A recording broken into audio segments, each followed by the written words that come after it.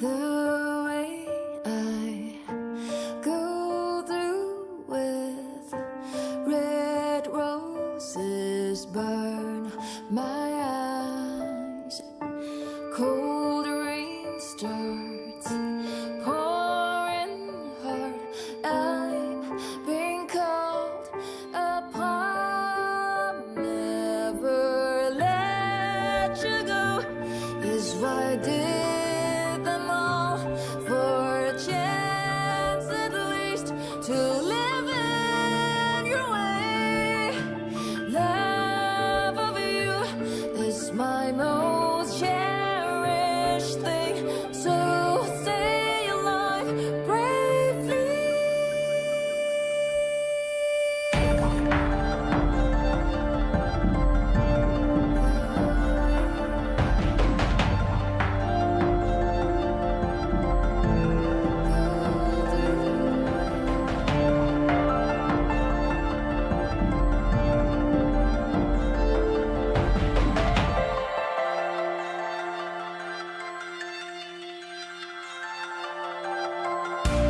I wish I could wake from the dream each time I dream. There's a long night coming soon. I shine as let's shine. Never let you go is what I did them all for a chance at least to live in your way. Love of you is my most cherished thing, so stay alive bravely.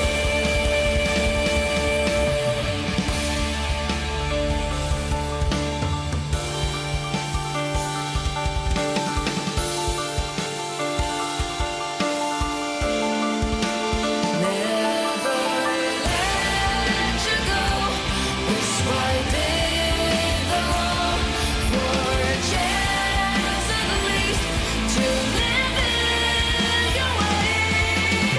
Love of you is my most cherished thing, so stay alive bravely.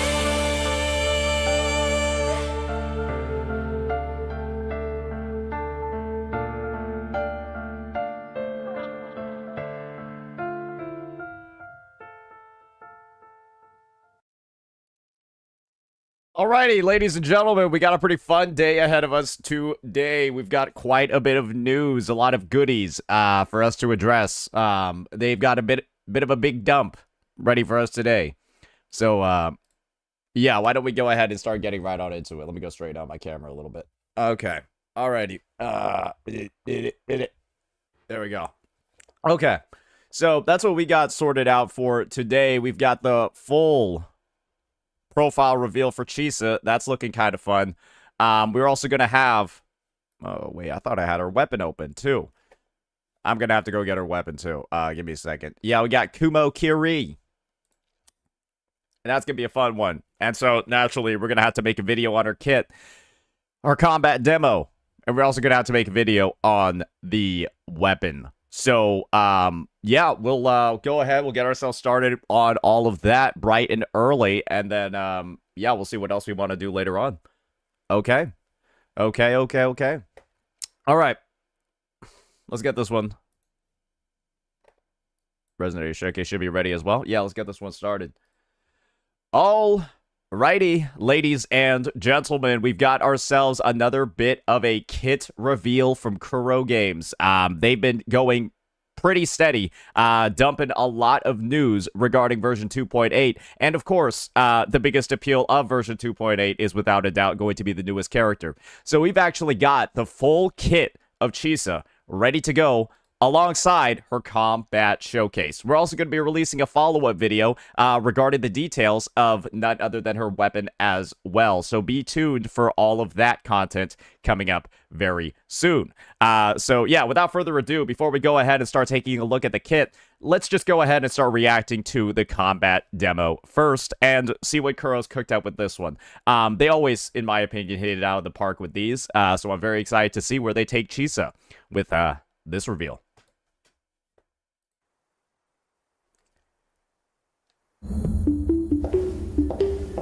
Okay, she's kind of in, like, one of those abandoned-looking schools. Oh, she got a flashback to the past. Oh, and they're all dead. Oh, they're all TDs. No matter where this leads, this battle, I'm all in. Okay, they're just going right on into it. Cooked. Down to the micron. Okay, we're getting to see a close-up of some of those crazy scissor moves. Dead center locked. Seems like a lock-on ability. Applies a debuff to them. Yeah, you can see that. You can see that triangle going. Oh, what the heck is that?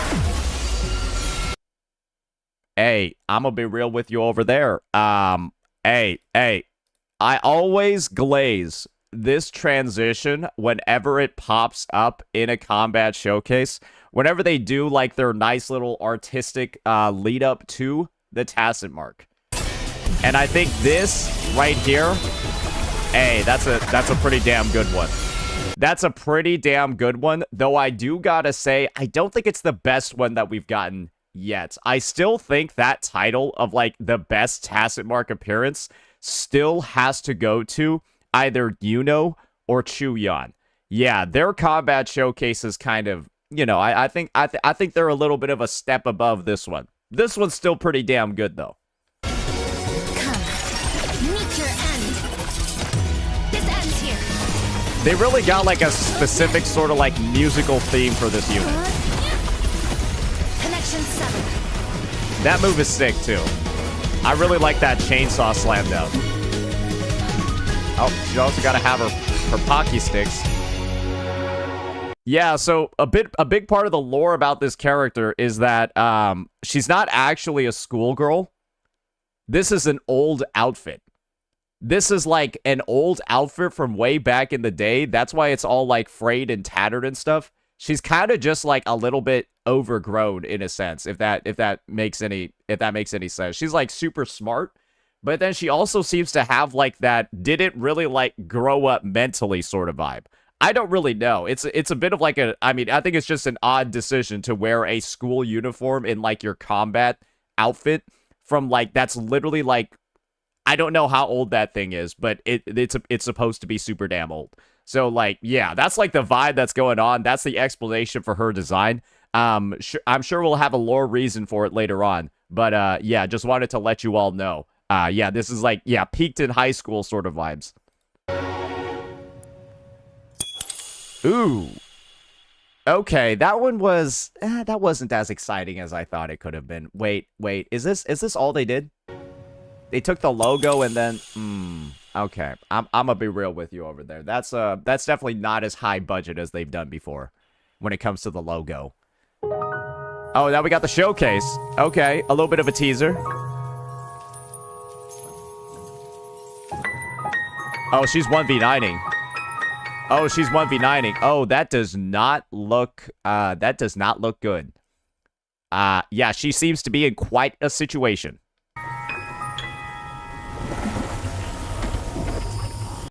Okay, yeah. I'm gonna give my honest take on this combat showcase. It kind of didn't seem like as good as some of the other ones. Maybe I'm like just being maybe I've been like spoiled by some of the past ones that we've seen.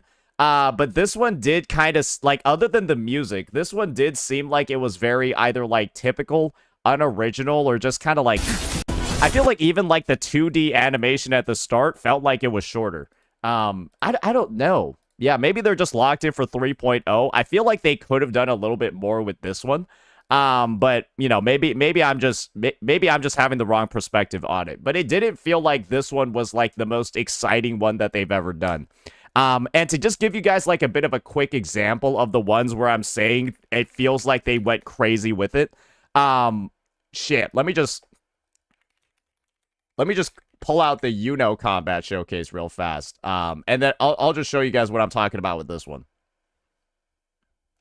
I'll just show you what I'm talking about with this one. Oh, shit.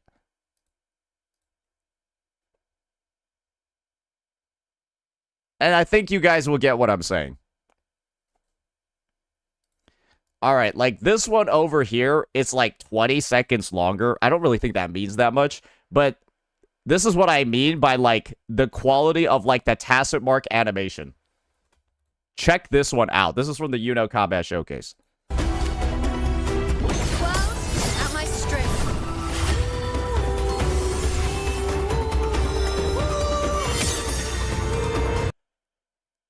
You know what I mean? Like, you guys kind of get what I mean. Like, I don't know. That one was just... that one was fucking sick. Right? And then let me show you the other one from, like, Chu Yan's Combat Showcase. This one is also, like... Okay, you know, obviously we can skip some of that shit over there. But, like, this is his... This was his transition. And this one's also, like, a shorter duration, but this one was insane.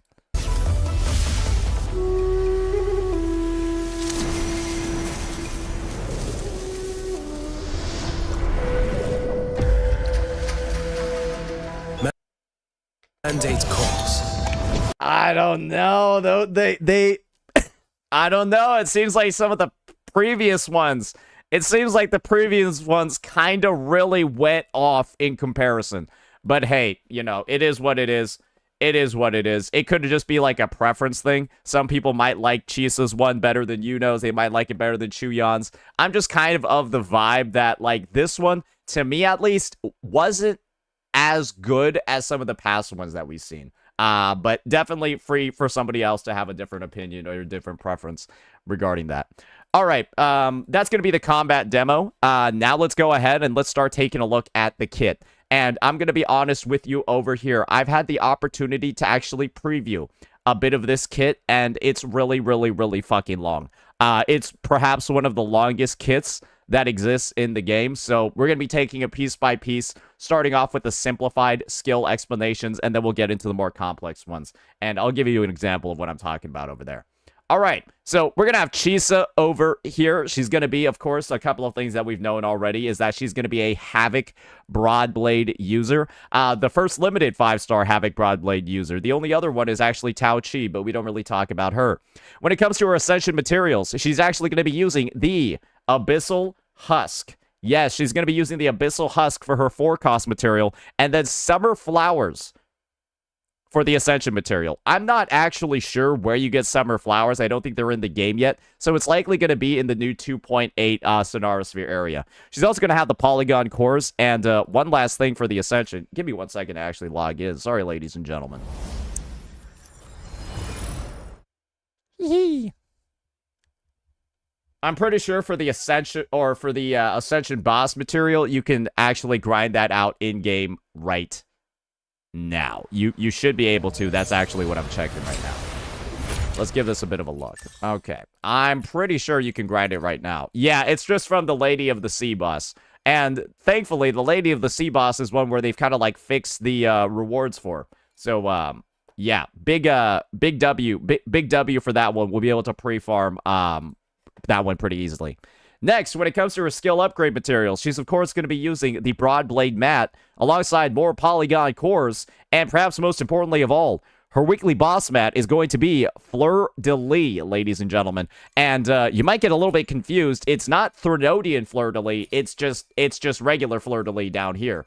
So make sure you don't mess up as you're going through your weekly claims, ladies and gentlemen. Thankfully, I still have 2 of my 3 claims left, and I'm going to be dedicating all of them to this challenge. So that's just something to keep in mind as you're heading closer to the weekly refresh. Hopefully, you guys have at least a couple of these left because, well, I actually have a lot, so I'm actually pretty good. But for those that might not be, something to keep in mind. All right, now let's take a look at her combat roles, and this is where stuff is going to get a little bit spicy. Yes, ladies and gentlemen, she's a support and a healer. She amplifies the damage of other people on her team, and she also deals Resonance Liberation damage. I think that's something that we were all able to figure out from her new Echo, which is the Threnodian Leviathan Echo. And she, of course, she's also going to have the capability to apply and restack Havoc Bane, which, if you're not familiar with Havoc Bane yet, you will be now. This is a debuff that essentially got reworked, and what it does now is that it actually reduces the defense of the inflicted target by 2% per stack, 3 stacks at a baseline, 6%.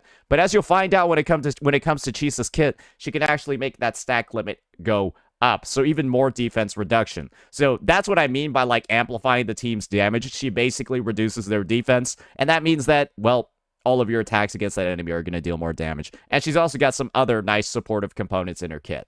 So that's just what she does as like a bit of like a baseline. Now let's start getting into those simplified skill explanations. And, well, that's what we got going up over here. So, when it comes to Chisa's basic attack, the first one is just going to simply deal damage, but then she's also going to have some combo attacks that can follow up, like that kick and then that scissor snip. So, the kick is going to be Rending Lunge, and that's going to happen after casting the second stage of your basic attack, and that's going to, well, dash towards the enemy. And then you'll normal attack after using that dash to then use the big scissor snip. So, you'll see it right here, or you'll see it in the next clip that shows up over here. She does the dash, and then the big old scissor snip, and that's Death Snip. So that's going to deal havoc damage and also recover HP for all nearby resonators in the team. And you can actually hold the normal button during this skill to kind of like charge the snip up for longer and then, you know, chop. So that's like a bit about what's going on over here. Just think about it this way. She has a normal attack chain, but then it can chain into this big old snip over here, and you can get some healing down across your team. Now, let's go ahead and take a look at the resonance skill. And this is something that's going to be really, really, really important to think about. Chisa's got multiple resonance skill casts, ladies and gentlemen. And that's going to be really important when we think about, well, her weapon options. But that'll be covered a bit later on. All right, so when it comes to her resonance skill, she's going to have a first cast that just simply deals havoc damage. And most importantly, marks the target. She's also going to have an enhanced resonance skill cast that basically is going to deal havoc damage and mark the targets, but then also send her into her special chainsaw mode. And so we'll see a little bit more about what chainsaw mode does when we take a look at her forte circuit. But just understand that her enhanced resonance skill or her resonance skill is what's going to be used to trigger that transformation. Next, when it comes to marking, well, you might be wondering what mark actually does. When marked targets take damage, Chisa inflicts Havoc Bane onto them. Oh, very, very, very interesting. It looks like she has constant reapplication and application of Havoc Bane. And so when it comes to that debuff that we're talking about, right, the one that's going to increase the amount of damage the enemies are taking, it basically is going to have full uptime at maximum stacks, just based off of how that interaction is going to work in her kit. So that's something to keep in mind, ladies and gentlemen. Permanent uptime, or basically close to permanent, depending on how you're playing. Permanent uptime on Havoc Bane in basically all content except Whimpering Waste. Now let's go ahead and take a look at the Resonance Liberation. Deal havoc damage and recover HP for all nearby resonators in the team. So we got two sources of team healing over here. Her snip attack, and then her liberation. Casting this skill is also going to send Chisa into her enhanced chainsaw mode. And so we'll naturally be seeing what that means a bit later on. So in enhanced chainsaw mode, the damage multipliers of her chainsaw basic attack and her chainsaw mode finisher attack are significantly increased. So you can probably see what's going on. You're going to want to build up your forte circuit, then enter chainsaw mode using your skill, and then probably just use your liberation afterwards to buff the damage of all of the attacks in that chainsaw state. A character that works very similar to this is Galbrena, where Galbrena enters like her demon mode. I know that's not the right word for it, but you know what I'm talking about. She enters like fucking demon mode using her skill, and then her liberation makes all of her demon mode attacks do more damage. It's low-key almost like the same exact mechanic, if I'm being real with you over here. It actually does seem like basically the same fucking thing. Because, like, yeah, you can see over here, attack the target and deal fusion damage. And then gain an 85% damage multiplier increase for every attack that you do in demon mode. Just replace demon mode with chainsaw mode, and you got whatever the hell is going on in Chisa's kit. I think that's a fair take to make. All right. Now, let's go ahead and get on into probably the key part of all of her interactions and easily the most complex part of her kit because of how goddamn long the abilities are. We're going to see the simplified version of this, but don't worry, when we get to the long version, you'll see what I'm talking about. And that's going to be the Forte circuit. So, first and foremost, the first component is going to be Sight of Unraveling Oblivion. Chisa obtains Forte Gauge when not in Chainsaw mode, and she consumes Forte Gauge to cast the Chainsaw mode basic attack. The more Forte consumed, the higher damage the next Chainsaw mode finisher attack deals. And you can probably imagine which one's the Chainsaw finisher attack. It's the one where she winds up in the fucking air and then... You get it. Threads of Bane.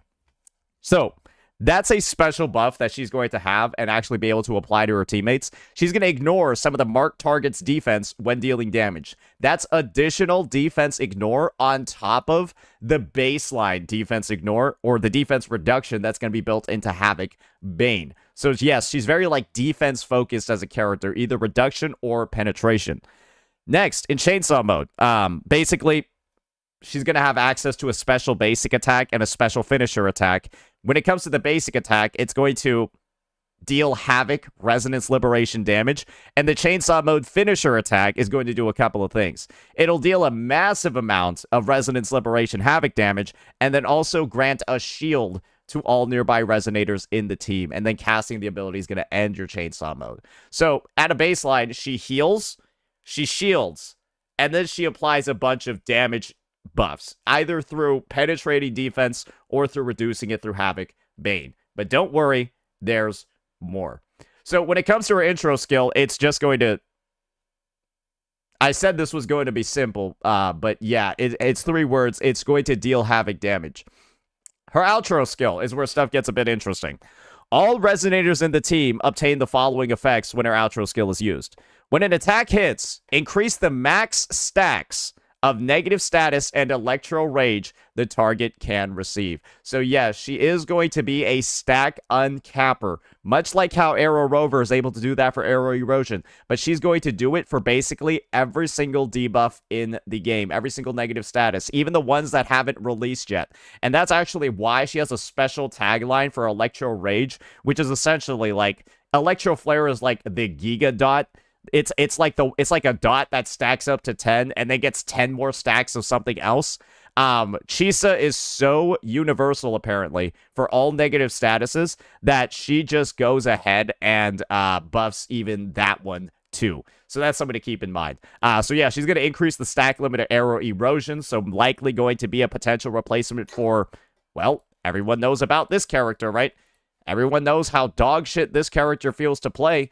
And they also know that playing this character in the Arrow Erosion team means that you can't play a Rover in any other teams. So, yeah, she might be a unit that just straight up replaces this guy in a lot of the teams.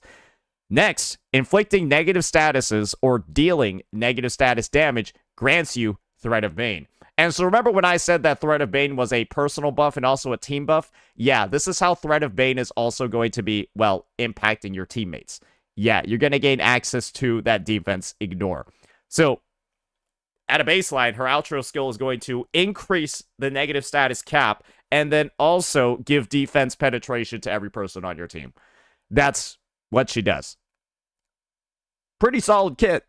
Now let's go ahead and take a look at the combat guide over here. Read the breakdown. The one for Chuyon was a little bit suspect, but hopefully this one's going to be better.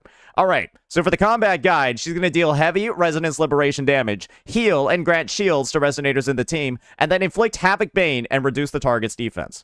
Her outro skill is going to increase the maximum number of stacks the targets can receive and allows Resonators in the team to ignore defense. And so yeah, her resonance skill is also going to mark the target, and some of Chisa's skills can pull in the marked targets. Notice that you didn't see any of these interesting sort of like alternative mechanics explained a lot in the simplified kit. Well, you'll see in a while what I'm talking about. So this combat guide does get like pretty goddamn complex. It starts talking about the mechanics, like things like Ring of Chainsaw and all of that. Basically, you build up this character's forte through her regular attacks. Then you activate Chainsaw Mode. Then you use her Liberation to buff every single attack in Chainsaw Mode. Then you consume your entire Chainsaw Mode Forte circuit by attacking. And then once it's consumed, you use the big heavy attack where you slam down, give shields, and then outro skill to another teammate.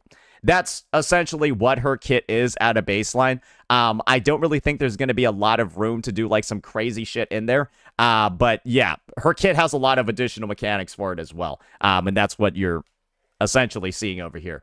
This isn't going to make that much sense until we start taking a look at the detailed kit overview. So let's just start going over there. All right, so this is where we get the full info regarding her kit. So when it comes to her basic attack, it's actually going to be only a 2-hit attack sequence.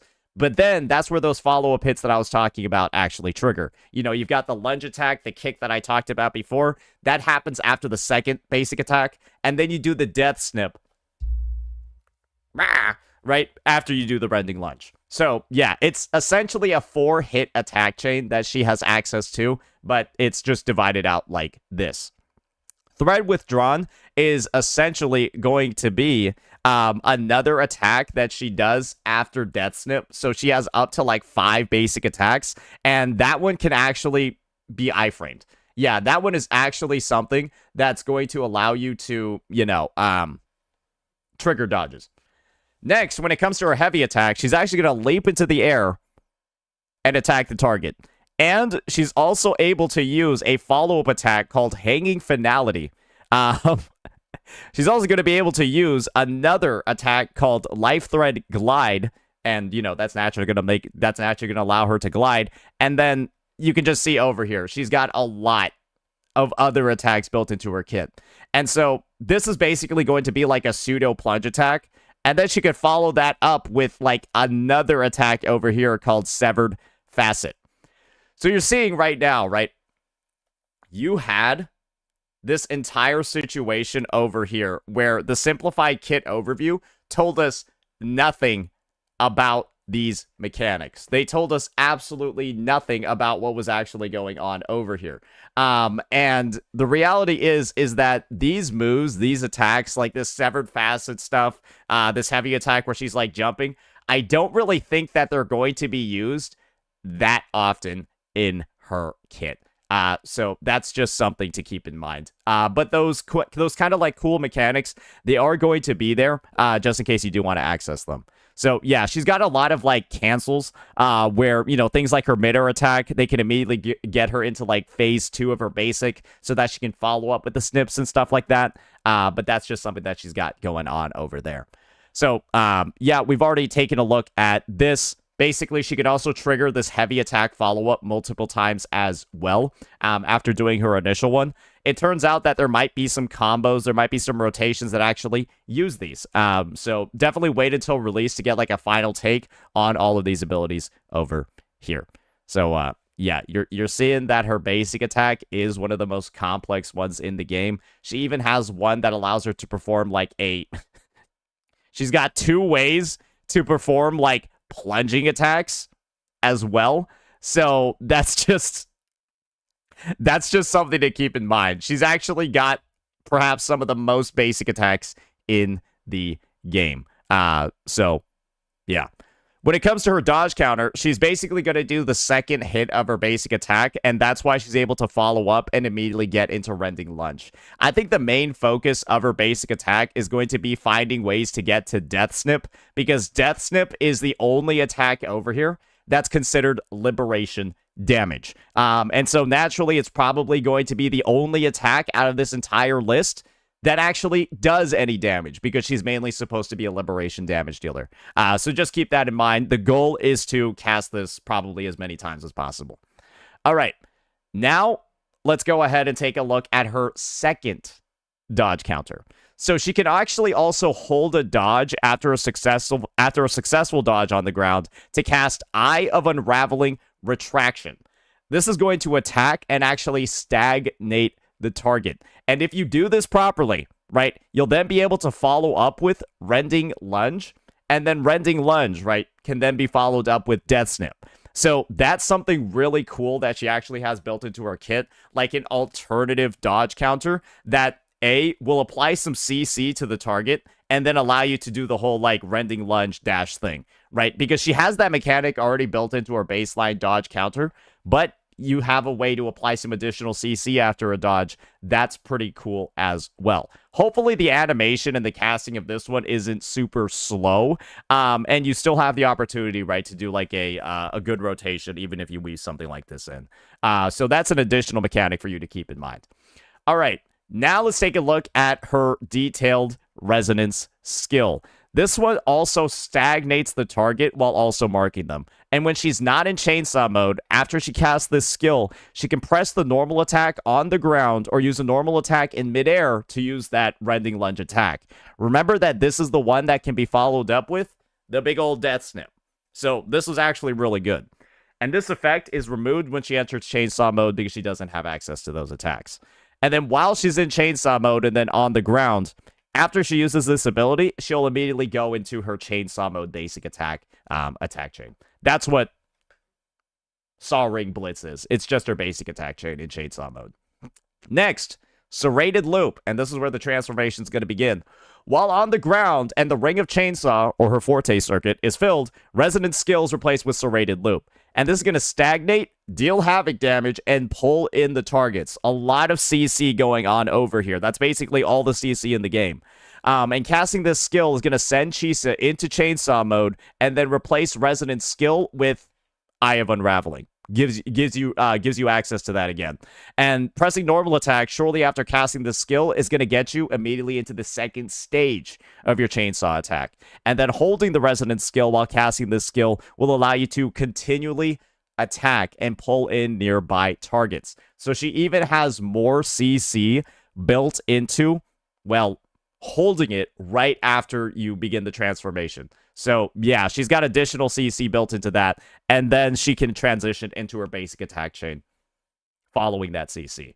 So, yeah, she's got, like, I guess, like, a whole, like, maybe she'll, like, transform and then, like, swing her chainsaw into an enemy and then just, like, hold it there. That sounds pretty brutal, but that actually is what it sounds like. And it seems like some suction, some traction is also going to be built into that interaction. So, yeah, probably a good Wee-Wah mechanic for people to take a look at.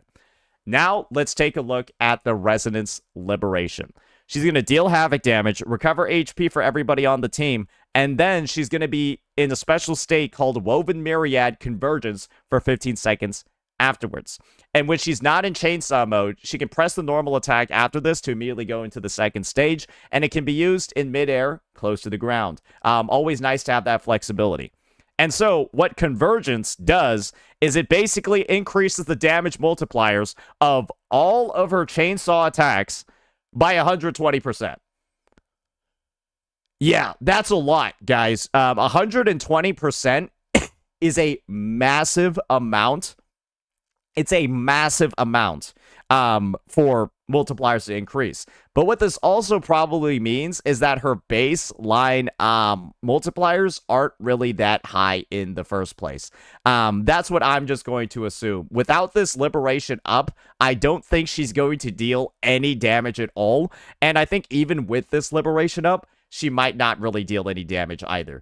Because this, to me, is basically saying her baseline motion values are complete dog shit. Otherwise, she would be overpowered. That's how much 120% is. So we'll wait and see what the actual motion values are, but that's just something to keep in mind. Because if I were to use Galbraina as a comparison, we saw that she had basically a completely similar mechanic, right? But then you look at the multiplier increase, and it's only 85% for Galbraina. So Galbraina already deals a fuck ton of damage at 85%. Chisa's getting 120% on every ability. So knowing that she's a support, she's probably not going to have that much damage outside of this state. That's just what I'm going to assume. Otherwise, this character is going to be insanely broken. So don't get your hopes up too high. Ring of Chainsaw consumed by Saw Ring Blitz and Chainsaw Mode Dodge. Wait, is there like a bug? Is there like a typo in here? Okay, well, let's just forget that this line is even in here. That just looks like a typo. The bonus damage multiplier for Saw Ring Eradication granted by Saw Ring Blitz and Chainsaw Mode dodge counter when the Ring of Chainsaw is consumed additionally increases by 120%. So, yeah, basically, that big slam attack that she does, which is like the finisher that grants the shield to the entire team, that one also gets the damage buff multiplier. That's essentially what it is, because these attacks consume the Forte, and then once the Forte is consumed, you do the big ending attack. The more Forte you consumed, the more damage that ending attack does. So, that's the explanation for that over there. Huge damage buff over here, 120% on everything. I feel like that's a lot. Who knows what her damage is going to be outside of this state. So maybe main DPS is not a possibility, ladies and gentlemen. All right, now let's look at easily the most wordy part of this character's kit. And I'm going to be honest with you over here. I see no reason for why this shit is so long. Let's just do a preview for how long this Forte circuit is. Brother! It's this long! This is like an entire separate video just on her fucking Forte. This is a disaster.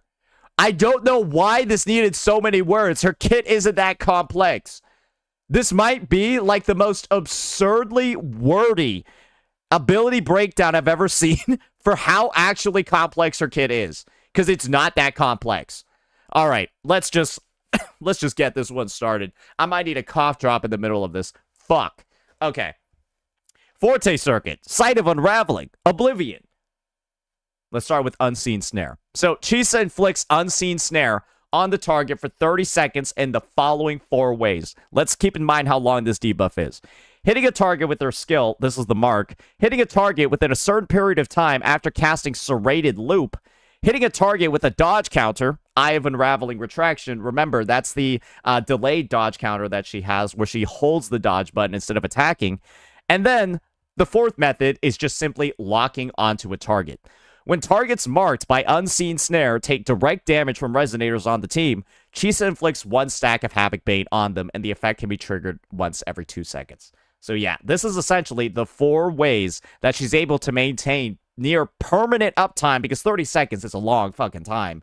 And, you know, 1 rotation takes less than 30 seconds, so it's constantly being reapplied.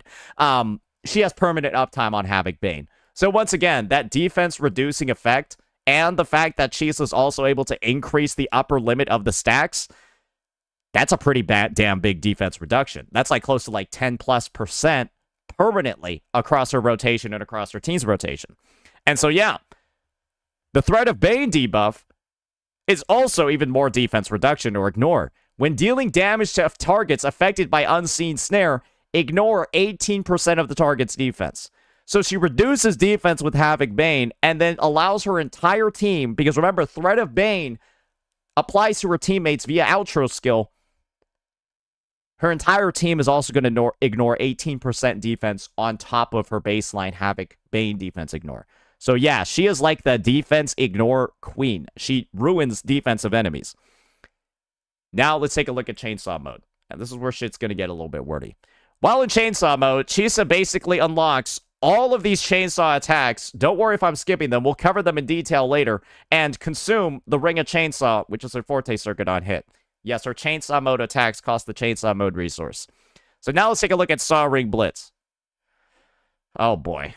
Saw Ring Blitz chains up to 3 consecutive attacks. Yes, ladies and gentlemen, this is a 3-hit attack chain. Press the normal attack button to start the combo from stage 1. Hold the normal attack to start it from stage 2. So yeah, she has 2 different ways, 2 different inputs to start the attack chain. One that's a basic press that starts her at stage 1. The hold press starts her at stage 2. You can hold the normal attack while casting Saw Ring Blitz stage 2 to continuously attack the target. So yeah, she has like a hold mode. Think actually a little bit like Corrin from ZZZ. She has like a hold mode where she could just like attack the character. And then stage 2 is automatically followed up with stage 3. And when casting Saw Ring Blitz stage 2, she can release the normal attack button or dodge without directional input to automatically cast Saw Ring Blitz stage 2 Discordance. Yes, it's got an alternative cast that's going to deal havoc damage. I assume that this one is like, you use it as like a bit of an iframe, I imagine, yeah, it's gonna allow you to basically deal damage and then also trigger dodges at the same time. So yeah, it's basically a built-in dodge into her kit as well. She can also press the normal attack shortly after casting Blitz 2 Discordance to cast Blitz Stage 3. So she basically has a follow-up to like that dodge attack that she has. And while casting Saw Ring Blitz Stage 3, she can hold the normal attack button to immediately continue attacking the target. And Saw Ring Blitz Stage 3 is automatically followed up with Saw Ring Eradication. She can also release the normal attack button during Saw Ring Blitz Stage 3 to automatically cast Fall Tone. You guys are probably understanding what's going on over here. Even in her chainsaw state, she has like a bunch of like varying attacks that she can do. She basically has a cancel that she can do in stage 2 to trigger like a dodge attack that attacks while at the same time potentially triggering perfect dodges. And then she has her third attack that essentially gets followed up with the big boom Saw Ring Eradication that grants the shield to everybody on the team. But she can also release that button to instead use Fall Tone instead, and I guess skip the big ol' slamming attack that she does. So yeah, there's a lot of shit even in this basic attack chain. But hopefully that wasn't too confusing. Next, she's got a dodge counter that basically takes up an entire fucking page. While in Chainsaw mode, press normal attack to following a successful dodge counter to cast Chainsaw mode dodge counter. Makes sense. She can also press the normal attack following the dodge counter to use Saw Ring Blitz Stage 3. She can also hold the normal attack while casting the dodge counter to sustain the attack. And then when the dodge counter ends, she's automatically going to use Phase 3. So I guess you might have to be a little bit careful. You might accidentally trigger Eradication if you're using dodge counters. And I guess you got to make sure to release the normal attack button. Make sure you don't hold it. Otherwise, you might accidentally end Chainsaw mode a little bit too early. So I guess that's something to keep in mind. That might be a little bit of a skill cap thing or a bit of a skill issue built into her kit. So yeah, she can also release the normal attack button or dodge backwards while casting the dodge counter to cast Discordance, which can also trigger more dodges. So I guess she even has a mechanic built into her kit to like repeatedly trigger dodge counters. So maybe she actually does have some on-fielding capability, because I don't really know why she has such a complex thing in here. Yeah, this might be one of the most complex basic attacks. Her regular basic attack is already crazy, and then she's got this Forte enhanced basic attack as well that also goes crazy. And just one thing to keep in mind is that all of her attacks in this chainsaw state, even the dodge counter, but as you can see over here, they're all going to be considered liberation damage. Now let's take a look at Saw Ring Eradication. So, while in chainsaw mode, she casts Eradication in the following two ways. Press normal attack after casting Saw Ring Blitz Stage 3 Fall Tone, or press the normal attack after consuming all Ring of Chainsaw with either Saw Ring Blitz or a dodge counter. I would imagine that you probably actually want to consume all of your Forte circuit before using your enhanced heavy attack, so make sure you are careful with accidentally triggering it with this part of the chain over here. It's entirely considered liberation damage. It also deals havoc damage, and it's also going to give people a shield. And every point of Ring of Chainsaw that got consumed by your basic attacks and dodge counters is going to increase the damage multiplier of the next eradication. She also gains a buff from using her liberation of 120% multiplier as well. So do keep in mind that this is supposed to be a huge attack. It sounds similar to me to like Brandt's Anchor. Hopefully it does a decent amount of damage, because you are like building up your entire rotation just for this one big move. So I hope it does at least a good bit of something. Now, let's take a look at Chainsaw Fever. While in Chainsaw mode, Life Thread Jetstream is replaced with Chainsaw Fever. So we probably want to figure out what Light Thread Jetstream actually is, because that's another fucking component in her kit. Most would say her kit actually looked a little bit complete beforehand, but don't worry, there's more. So when Chisa is not in Chainsaw mode and has more than 10 points of Life Thread Jetstream, she can consume 50 points of Life Thread Jetstream to cast Life Thread Glide in the following 5 ways. Press dodge in midair while casting a heavy attack before landing, and while in midair, press a dodge while casting Resonant Skill, Eye of Unraveling, or Rending Lunge before landing. Dodge forward shortly after casting Thread Withdrawn. Press dodge when launched into midair, and press dodge before landing after casting her glide. So she seems to have a special glide built into her kit that has like its own resource. But I'm going to be honest, like, what the hell is this? I don't even know if this, like, does any damage. I can see over here that it has, like, the ability to pull in enemies that are marked by her, but she only has, like, 4 ways to mark people, too. And then during the skill, hold the dodge to glide a short distance on her weapon, and she can trigger successful dodges after using this ability. I don't think you're going to use this at all in combat. Maybe you'll be able to use this as like a neat little goofy thing in exploration, but just keep in mind, I don't really know what this is supposed to be used for, because again, I don't think it deals any damage. It's basically just something that's triggered after you like cancel an attack before it lands. I don't know what the practical use cases of this are supposed to be, but from what I'm seeing is that she like jumps on her scissors and then starts gliding somewhere. So maybe they just wanted to have like sword flying in the game, and that's just like one way that they've decided to do it. Yeah, I guess they just, maybe they just wanted to add sword flying to the game. All right, so essentially, when she's in chainsaw mode, that goofy little glide thing gets removed and is replaced with Chainsaw Fever. So, Chainsaw Fever is at 100% by default. When Chisa goes on for a period of time without dealing damage, Chainsaw Fever will rapidly deplete. This is essentially, it sounds like to me, like an overworld exploration mechanic. In practical gameplay within the TOA or WeWa, I don't see any universe where your Chainsaw Fever would ever go down to 0, because I don't know how you're not damaging enemies at all in those game modes, so keep that in mind. So once it reaches 0, Chisa's going to enter the burnout state and exit Chainsaw mode, and then while in Chainsaw mode, she's going to reset Chainsaw Fever when dealing damage with like basically any ability. And while in the burnout state, Ring of Chainsaw will rapidly deplete, and once it reaches 0, she's going to exit the burnout state. I don't know why it's like necessary for this to be in here. Maybe they just didn't want her to be in Chainsaw mode all the time when she's in the overworld. It seems like an odd limitation to me. Or maybe it's due to the fact that you actually want Chainsaw mode to deplete in the overworld, because apparently I guess Zani has a bit of an issue where her liberation doesn't time out until it like times out. I don't know. It just these two things over here seem like unnecessary adds to her kit.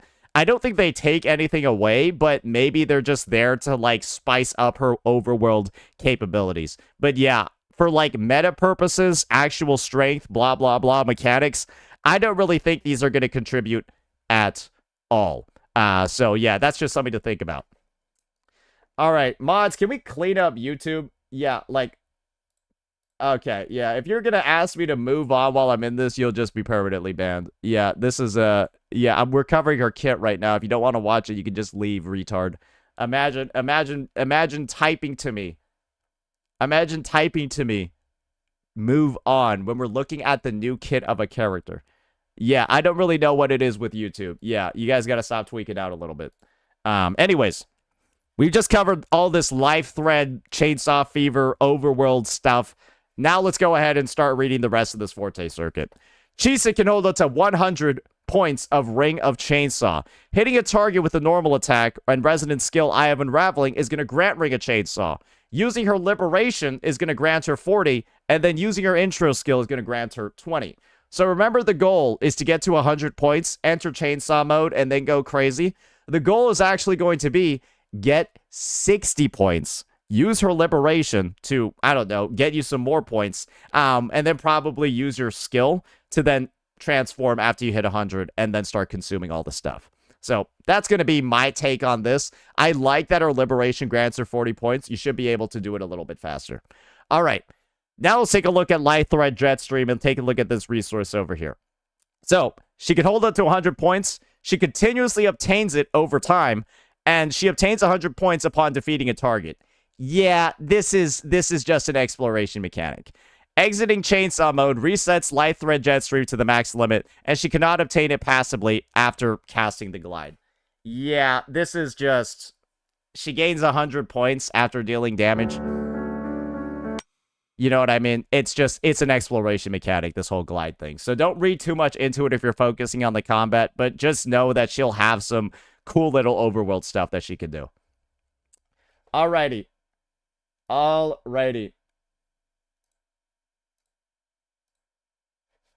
Let's go ahead. Let's now move on. So we've gotten the full explanation of her forte. Basically, the way that I'm going to break her kit down to you is this, before we get into the intro skills. The character's goal is to get onto the field, use a bunch of her abilities, mark the target, do all of that, apply the debuffs, and then build up maybe 60 to 100 points of her Ring of Chainsaw. Then she's going to enter Chainsaw mode, and then use her Liberation to buff all of Chainsaw mode's damage. Then she's going to consume all 100 points using her chainsaw attacks, and then use her finisher attack after all the points are consumed to deal massive damage to the target, apply a shield to everybody, and then she's going to outro skill to somebody else, and then her outro skill is going to provide a debuff cap limit increase, and then she's going to apply defense reduction to everybody on her team, or defense ignore to everybody on her team. And that's essentially just what her kit is. This is without a doubt one of the most needlessly wordy kits.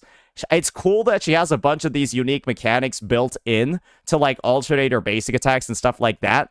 But it is incredibly long for what it actually does. Because she just marks targets, applies Havoc Bane to them, then she attacks them, builds up her forte, then goes into chainsaw mode, swings, deals some fucking damage, then does her big attack, shields, and then buffs the entire team with her outro. That's essentially it. It's not really that crazy, but they made it seem really fucking crazy. So, yeah, that's the breakdown of that. Now let's go ahead and start moving on. Intro skill, Reverberance Return.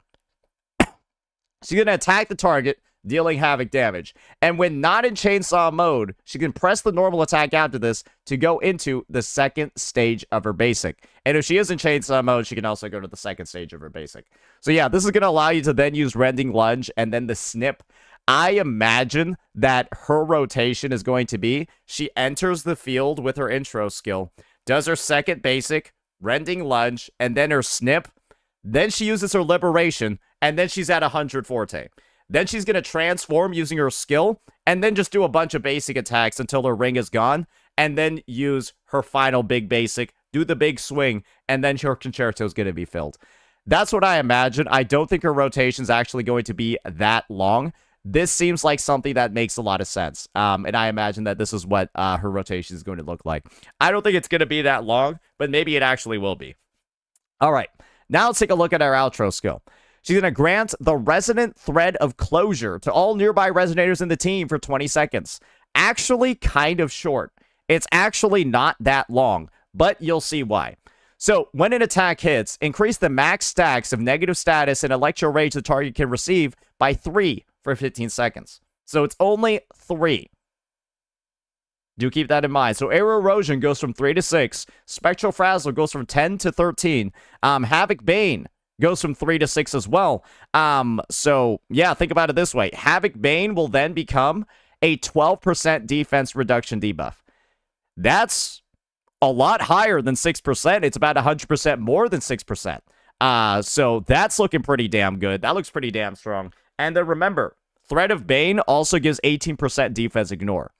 So 12% defense reduction on top of 18% defense ignore. It's not going to equal to 30% defense reduction. There's like diminishing, because you know what I'm talking about with math. I'm praying you do. If you don't, go back to school.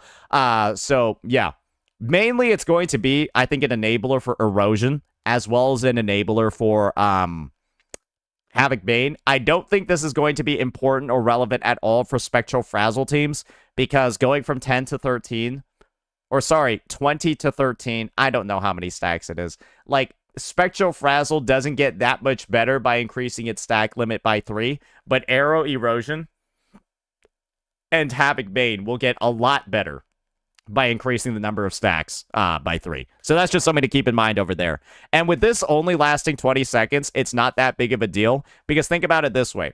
If you hit an enemy in the last 2 seconds, they'll still be debuffed for the full 15 seconds, or you'll still have the Threat of Bane buff for the full 15 seconds. That's something to keep in mind, ladies and gentlemen. So this can actually last upwards of up to 35 seconds.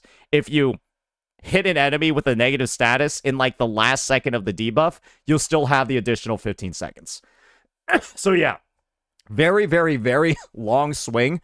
And while unfortunately, though, there is a bit of a limit, there is a bit of a setback when it comes to triggering the Threat of Bane debuff.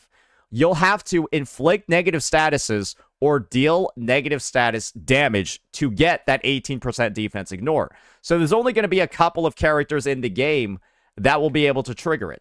For example, Yuno can't trigger it, Galbrina can't trigger it, Chuyan can't trigger it, Shorekeeper can't trigger it, Augusta can't trigger it, Frolova can't, Lupa can't, Cartithia can, because she applies arrow erosion on her attacks. Chikona can, because she applies arrow erosion. Zani can, because she deals Spectral Frazzle damage. Yeah, this is an important one. Zani deals entirely Spectral Frazzle damage when she's in her special state, right? It is considered both heavy attack and Spectral Frazzle damage. So she can trigger it too. So can Phoebe. And the only other unit that can trigger it is probably Spectral Rover. You might be able to do some shit where you convert Havoc Bane stacks to arrow erosion, and I guess that would allow you to trigger it as well. But Spectral Rover is going to be the other main character. And so, as you can see, that kind of heavily limits the teams that Chisa is going to have available on release that want to make use of this outro skill. But the reality is that she's basically meant to be the support, the healer for negative status teams. And it's kind of clear that she's a bit of a replacement, at least premium unit wise, for Arrow Rover. But the great news about how she's designed is the fact that she seems to be Arrow Rover, but for every negative status team.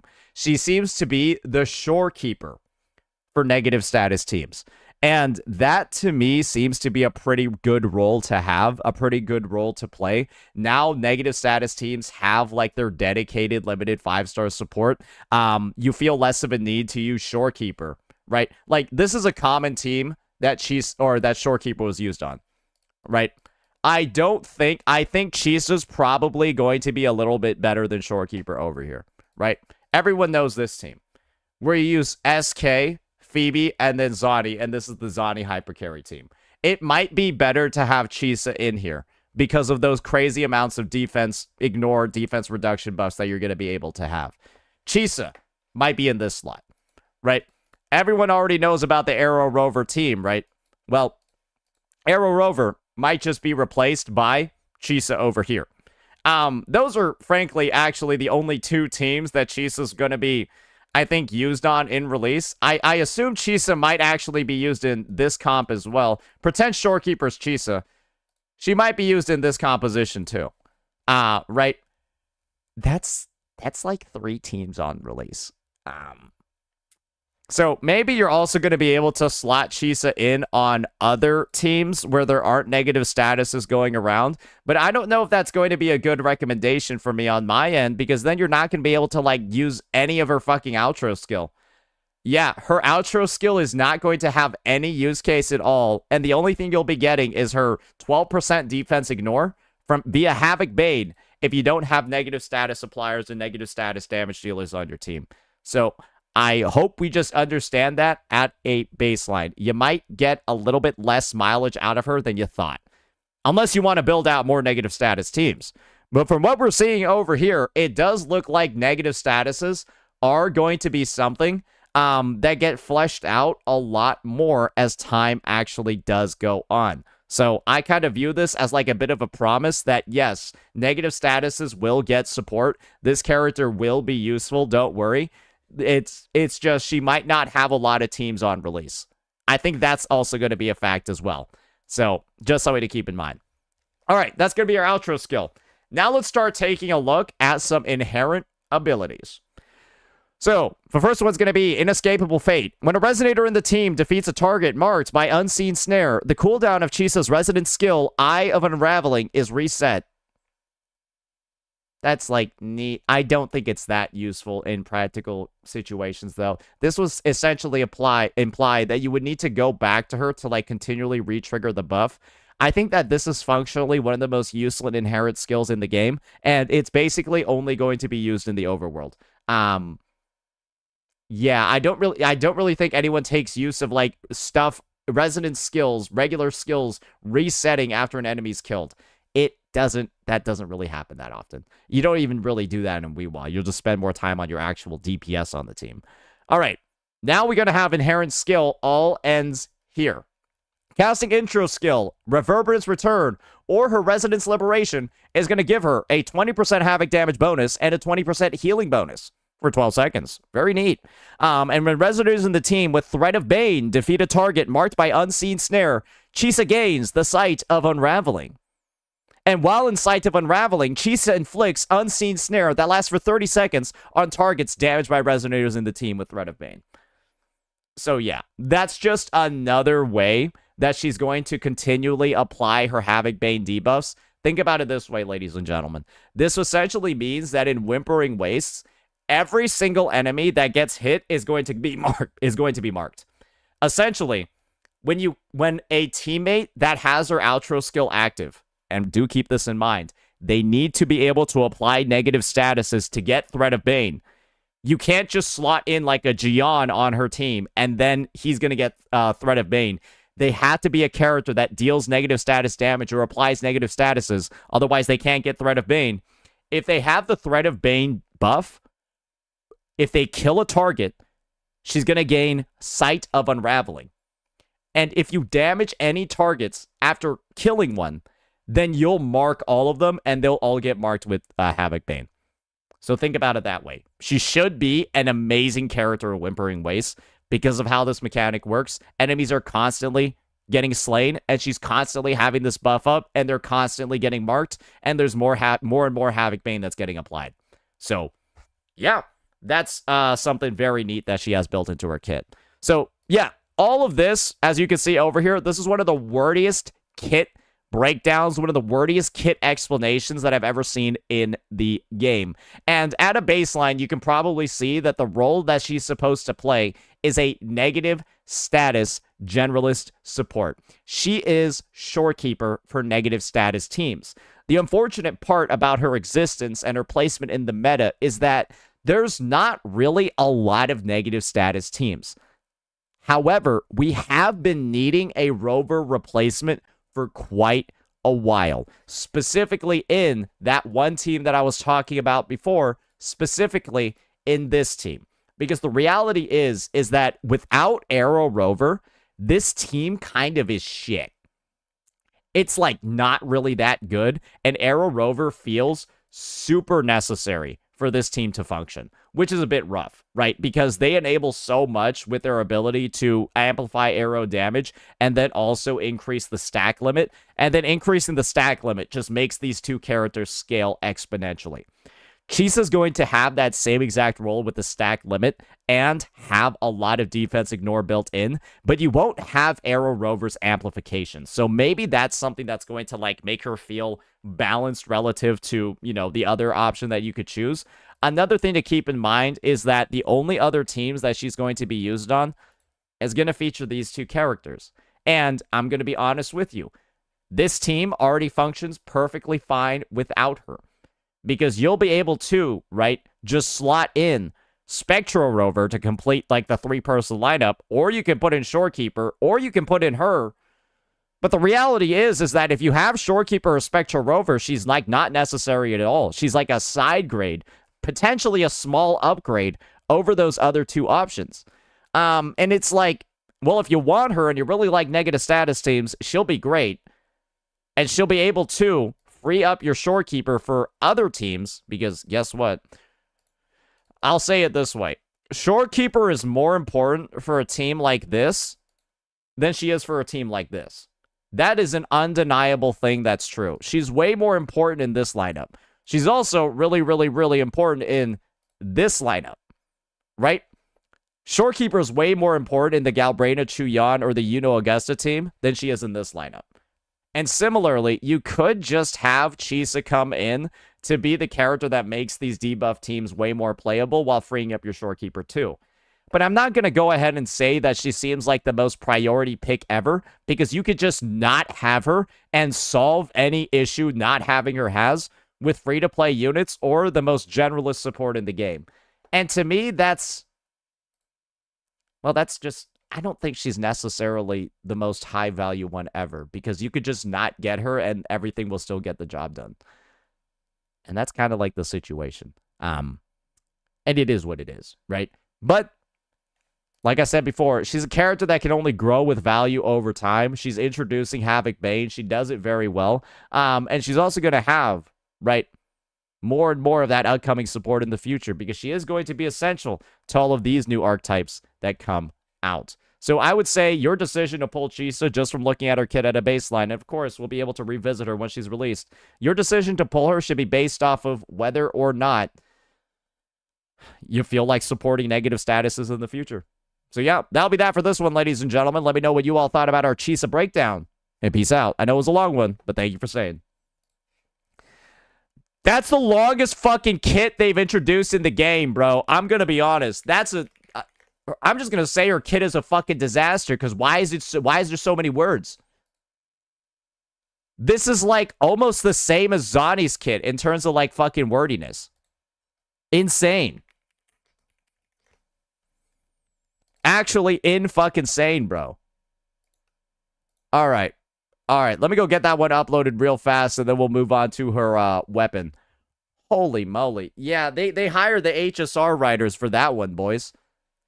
They hired the fucking HSR writers for that one, boys. And also, I can't believe it, but this one really shows you that she does have a shock collar. Like, you see it over here, and it literally looks like a shock collar. Look at it. It's like, it's got the light and shit, too. What the fuck?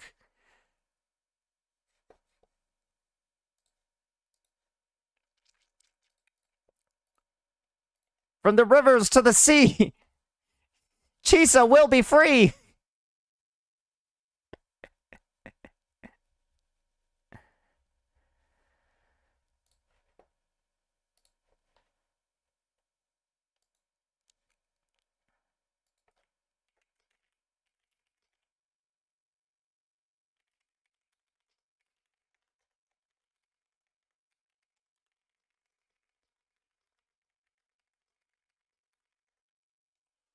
Okay, all right. So, we've got that all sorted out. Now, let me go ahead and get to one of the most important components over here, and this one's going to be, ladies and gentlemen, we're going to be taking a bit of a look at her weapon. And there's one important part that I want to take a look at when it comes to her weapon, and that's going to be her multiple resonance skill casts. Because, yeah, I do think that she might be a character that you can just use the standard weapon on. And I don't think you're going to be schizoing out too much if you don't have it. So let's go ahead. Let's get ourselves started over here and talk a little bit about Kumo Kiri. Alrighty, ladies and gentlemen, we're back at it again with more Wuthering Waves content for version 2.8, and this time it's going to be on not the new character, but the new weapon that's coming out. Yes, we've gotten the full reveal of Kumo Kiri, the Broadblade. That's, well, the best in slot for Chisa, and we'll be talking a bit with some information on her kit, because we've got the full kit reveal as well, about how actually useful this weapon is. Because, ladies and gentlemen, weapons in Wuthering Waves are one of the biggest investments that you can make. You're spending upwards of 60 to 65, maybe even 70 plus pulls to acquire one of these. So likely you want to pull a weapon that's going to be a big improvement to your account, because it's a big investment to make. And maybe it'll be a weapon that can be used on multiple characters, because that's something that this game allows too. So yeah, we'll be going into the value and whether or not it's worth your astrite. So without further ado, let's get right on into it. All right, and here's the spot for the sponsor, because we always have the sponsors for videos like these. It's going to be a good one, ladies and gentlemen. But yeah, let's just go ahead and get right on into it. All right, let me just open up these tabs over here, and we'll talk about what. Huh? Okay, and then we'll talk about what we're seeing. Alrighty, so first things first, we're going to take a look at the Broadblade, and as you can see, this is essentially just one half of the big-ass scissors that Chisa carries. It looks basically identical to what her actual weapon is. So this might be one of the most faithful representations because, well, let's just be entirely honest over here, right? I'll just give you an example of a character that doesn't fucking do that.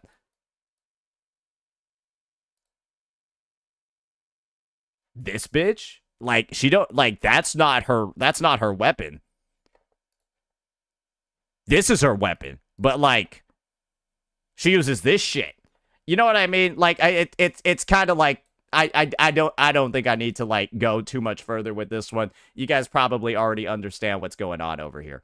Yeah, that's just one example. So, now, kind of, like, moving a little bit forward, let's take a look at Kumo Kiri. A crimson thread emerges. I don't care about this shit. All right, let's just talk a little bit about this weapon stats. Because, well, it's got a pretty unique blend of stats over here. It's going to be a Broadblade that actually has 500 base attack and a crit rate of 36%. Yes, it's got one of those breakdowns. And so the first thing that we have to talk about whenever it comes to judging a weapon is actually its base stats, because base stats are really important.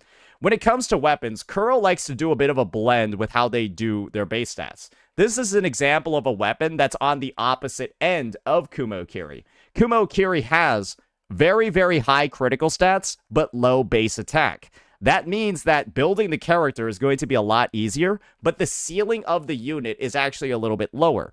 Because when you have a lower base attack weapon, any percentage attack buffs in the game simply apply less to your character. On the flip side, having a higher base attack weapon means that those same percentage attack buffs are actually more meaningful, are actually more impactful to your scaling. Because every single one of those percentage stat buffs in the game, ladies and gentlemen, they scale off of this attack over here. And unfortunately, when you take your weapon off and then replace it with something else, like I'm doing over here, well, you can see that that base attack goes down, and all those percentage attack buffs that you have across your character are doing a lot less for you. So that's something to keep in mind. So this weapon over here, lower base attack in general, but a much higher critical stat. And once again, like I said before, this makes the critical ratio a lot easier to blend, but you won't maybe deal as much damage as you potentially could be had it had a higher base attack. So that's what it's going to be looking like over there for the base stats. Next thing that we're going to be focusing on over here is going to be none other than the weapon skill. So let's start talking a little bit about that one. All right, so the weapon skill is going to be called Life Thread, and we're going to be looking at it from Synchronization rank 1 and not much further beyond that. So the baseline skill is going to be attack is increased by 12%. So first things first, the way that I judge skills in this game is that attack has traditionally been the baseline for every character, and when you have an attack effect over here, typically the weapon skill is a bit stronger. Because there are other weapons in the game, and I'll just use... let me see over here. I'll just use Jinxi's as an example. There are other... Oh, shit. She's not even wearing it. Oh, man. There are other weapons in the game that give a 12% attribute damage bonus instead of attack, and these typically have weaker weapon skills to offset the fact that a 12% attribute damage bonus is typically better than a 12% attack one. You'll see this type of blend on a lot of the earlier weapons that were released in the game, but a lot of the newer ones that have come out are instead going with attack. And as you can probably imagine, this means that the bonus that they have on this is likely going to be a bit stronger. So let's keep reading. When the wielder casts an intro skill or inflicts negative statuses, they gain an 8% liberation damage bonus, stacking up to 3 times for 15 seconds. So at a baseline, Chisa can max this out almost immediately, very easily. Because Chisa, of course, because she's a character, she has an intro skill, so that's 1 stack over there. and she regularly inflicts negative statuses with her kit, basically primarily through using her resonance skill marking targets, and whenever the marked targets take damage, she inflicts Havoc Bane on them. That's just something that she has. It works very well in her kit. She has constant application of it and can basically maintain full uptime on this effect. So that's going to be 24% liberation damage bonus over there. That's kind of dog shit for a weapon, but that's not the only effect that she has. At max stacks, when resonators in the team inflict negative statuses, they gain a 24% all attribute damage bonus for 15 seconds, and effects of the same name cannot be stacked. So, first things first, there's a couple of things that I have to say about this. A, this is a very specific buff. There are going to be a lot of teams in the game where this buff literally does not exist, and it does not do anything for any person other than Chisa.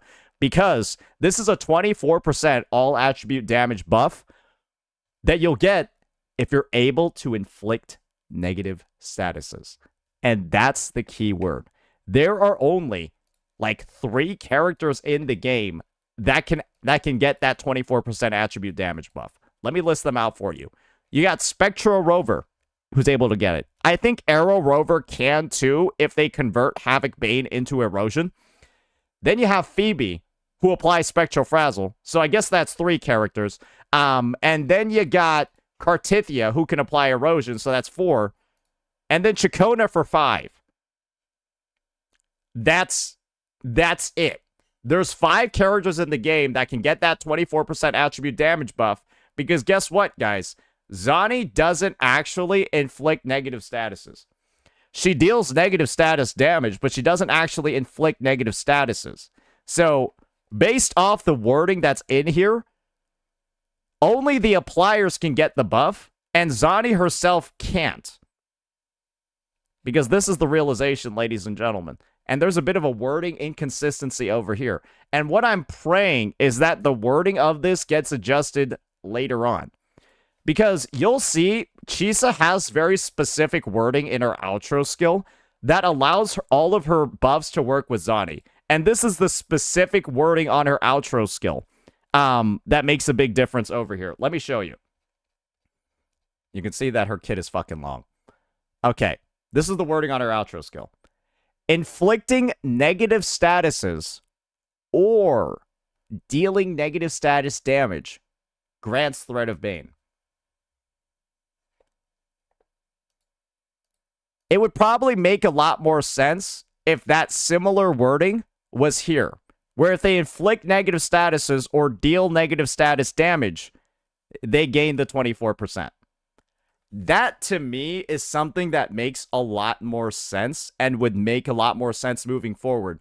Because one part about Zani's kit that we've been able to figure out as more and more TOA buffs, more and more specific negative status shilling has occurred, one thing that we've noticed is that Zani's Helical Embers don't actually count as a negative status. That's what we've noticed across all of the TOA resets that are focused on negative statuses. And so it actually converts Frazzle into like a technically non-negative status debuff. That's the Helical Embers. And the end result of that is that Zani oftentimes doesn't interact with the buffs or with like the anti-buffs that are focused around negative statuses. And so my take is that just for like wording consistency, right? Just for wording consistency, it changes into, instead of just inflicting negative statuses, it's also inflicting negative status damage or dealing negative status damage. Because that's what Zani does. She deals Spectral Frazzle damage with her attacks, but she doesn't inflict Spectral Frazzle. She inflicts Helical Embers. And Helical Embers don't count as a negative status for buff or buff calculation and stuff like that. Maybe they'll just make a change where Helical Embers do count as a negative status, but no. Currently in the game, and currently based off of testing, that is not actually the case. Zani deals negative status damage, but doesn't actually inflict any debuffs. So that's just something to keep in mind. Clearly, Chisa's outro skill is worded and designed in a way to intentionally work with Zani. because all you need to do is deal negative status damage rather than inflict them, and that's exactly what Zani does. Her outro skill is worded in a way to apply it. However, on the other hand, right? On the other hand, it's becoming a lot more clear that that same sort of wording isn't showing up over here. So that would be my concern. It seems like a bit of a typo on this end. And hopefully it's something that gets changed or at least gets addressed and clarified prior to release. Because I do think that Zani should be a team that actually gets this buff because, yes, I know it technically doesn't inflict frazzle, but it does mainly frazzle damage. So yeah, that's just something to keep in mind. If you're a potential Zani owner, a Zani team owner, right? That's trying to make the team better. You're looking for a replacement for Shorekeeper or Havoc Rover. Yeah. All right. Oh, thank you, Cap, for the raid. All right. Let me just also address just another piece of misinformation that people keep trying to spread in my chat. Yes, guys, I am aware that Zani's baseline form Forte applies a stack. It doesn't apply a stack of Spectral Frazzle, though. It applies a Helical Ember, which is the entire point that I've been fucking talking about for the last 10 minutes. She applies a stack of Helical Ember with her Forte attack, not Spectral Frazzle. And Helical Ember doesn't count as a negative status in this game. She deals, though, negative status damage via Spectral Frazzle. So that's the delineation with her character. She deals negative status damage, but doesn't inflict it. All right. Let's just get this guy banned real fast and move on. All right, you'll have one moment over here. Roy Schmelek.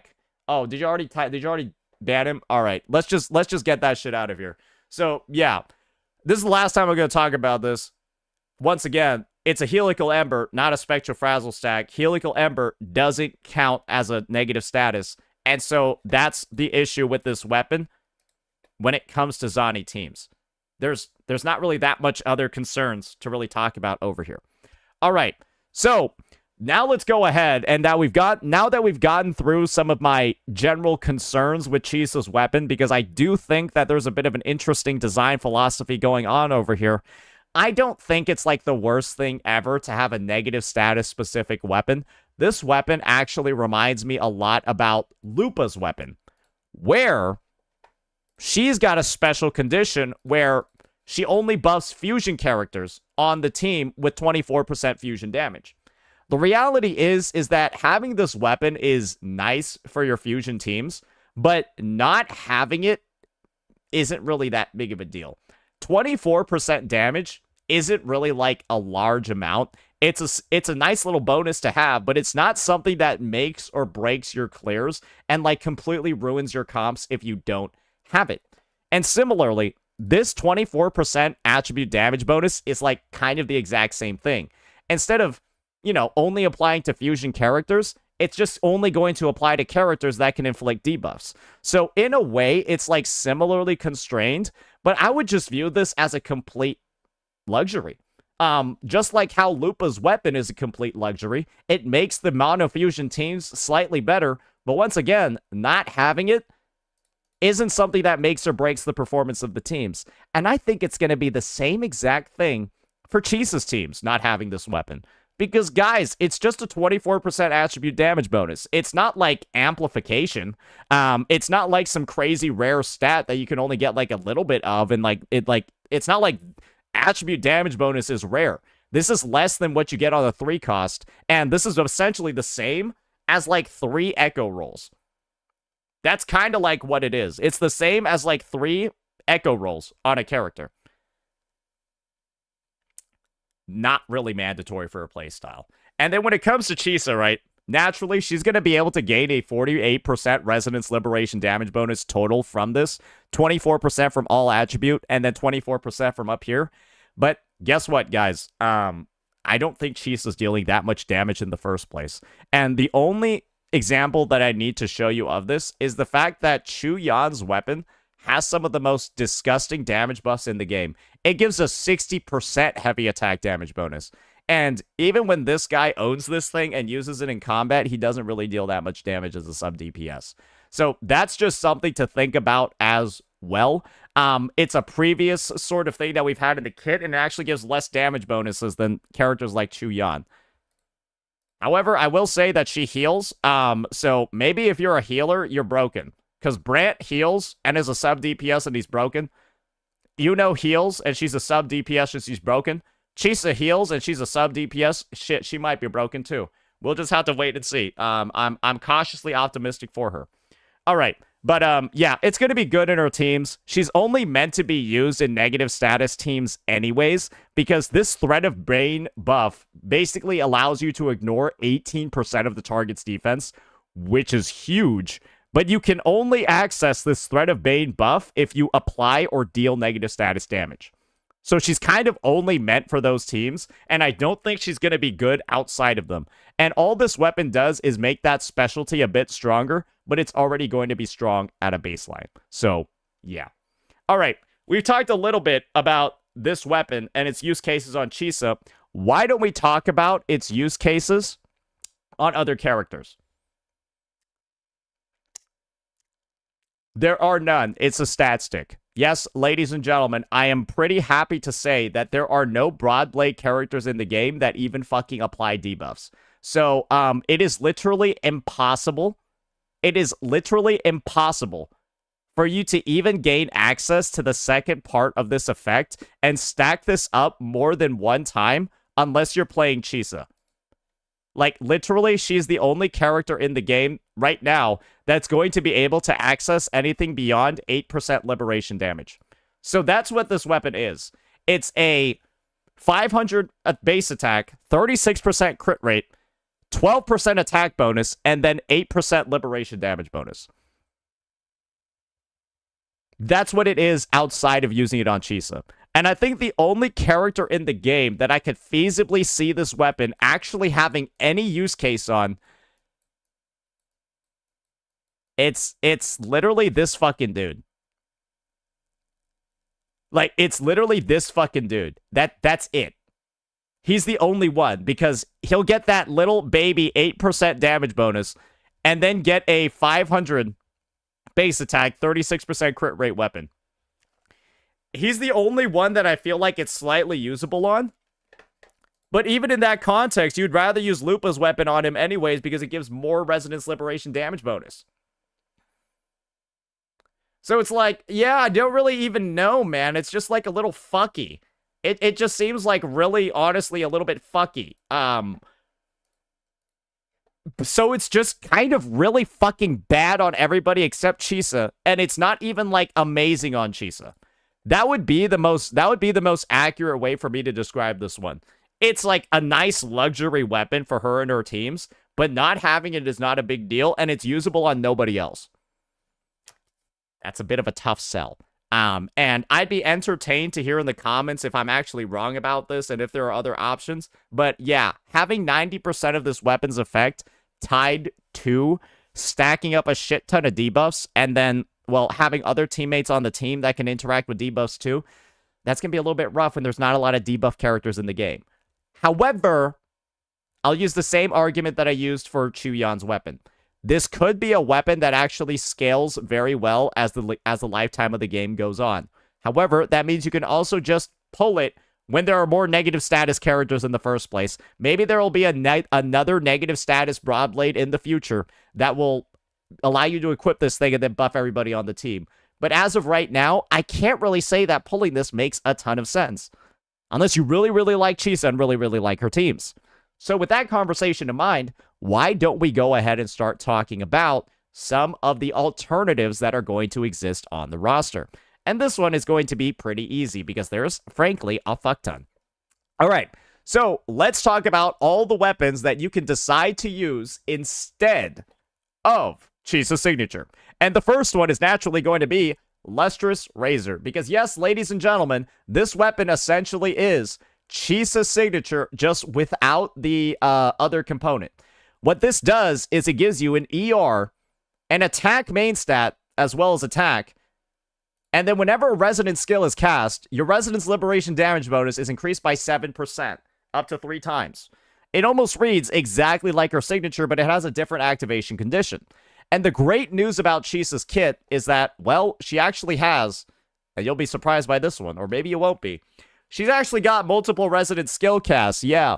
She actually has a regular one where she marks the targets and applies Havoc Bane to them. And then she has a second one, which is utilized to enter Chainsaw mode, where she deals the majority of her damage.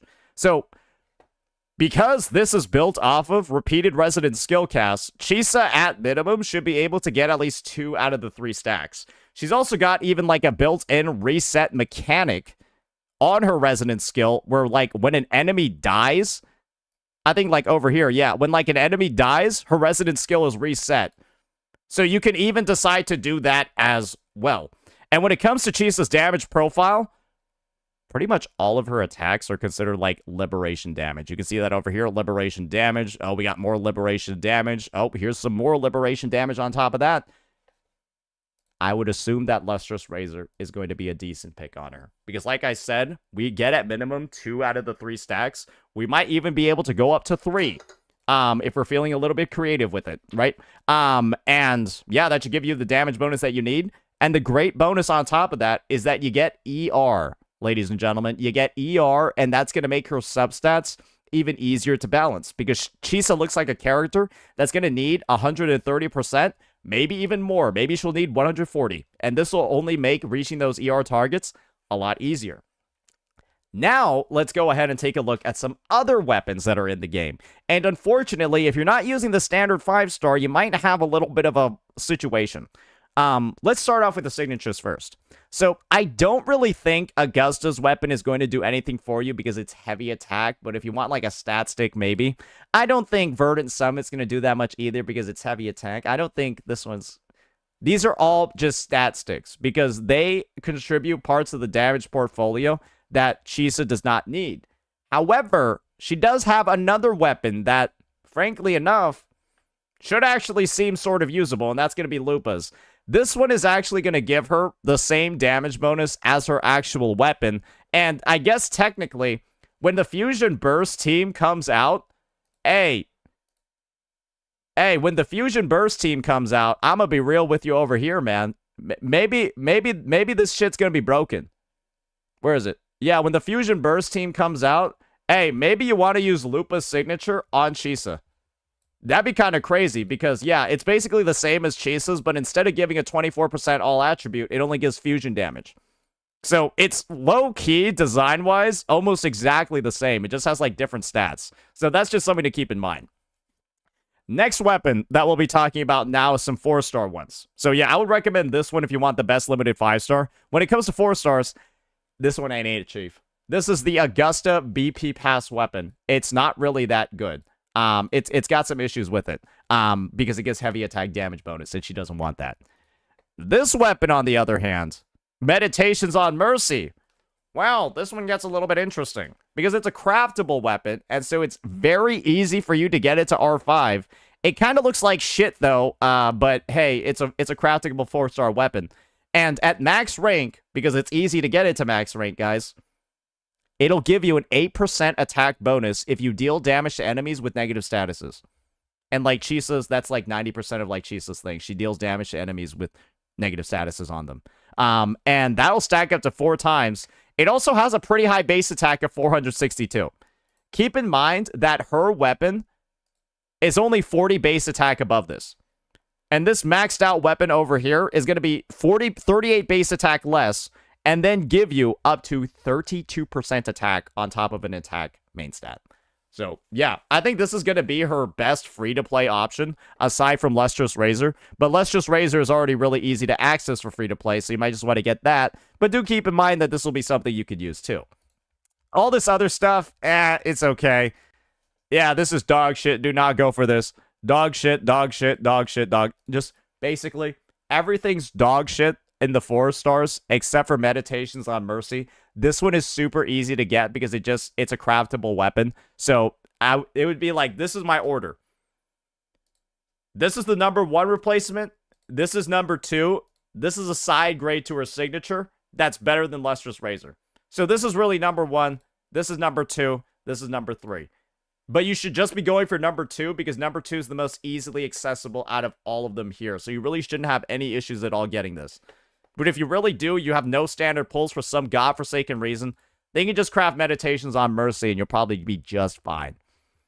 And that's just really what it is. Her weapon options are some of the most free-to-play friendly in the game. And do keep in mind that as long as you're comfortable with losing a 24% 3 substat rolls on your negative status teams, then you really lose nothing at all by using a more free-to-play weapon option on her. But if you really feel the need, like, oh man, my Chisa is going to be unfucking playable unless I get these 3 substat rolls for free, then go for it. Otherwise, I really think she might have one of the worst signatures in the game value-wise. Because once again, it only works on her. It only works on negative status teammates. And there are like 3 teams in the game you can build with Chisa. There are literally 3 teams in the game that she's going to work with. Imagine that Shorekeeper's Chisa. You have this team, which is Phoebe. Then you have this team, where she replaces Rover. And then you're going to have as the final team, and remember, Shorekeeper's going to be Chisa. You have this team. There's 3 teams in the game that she works with.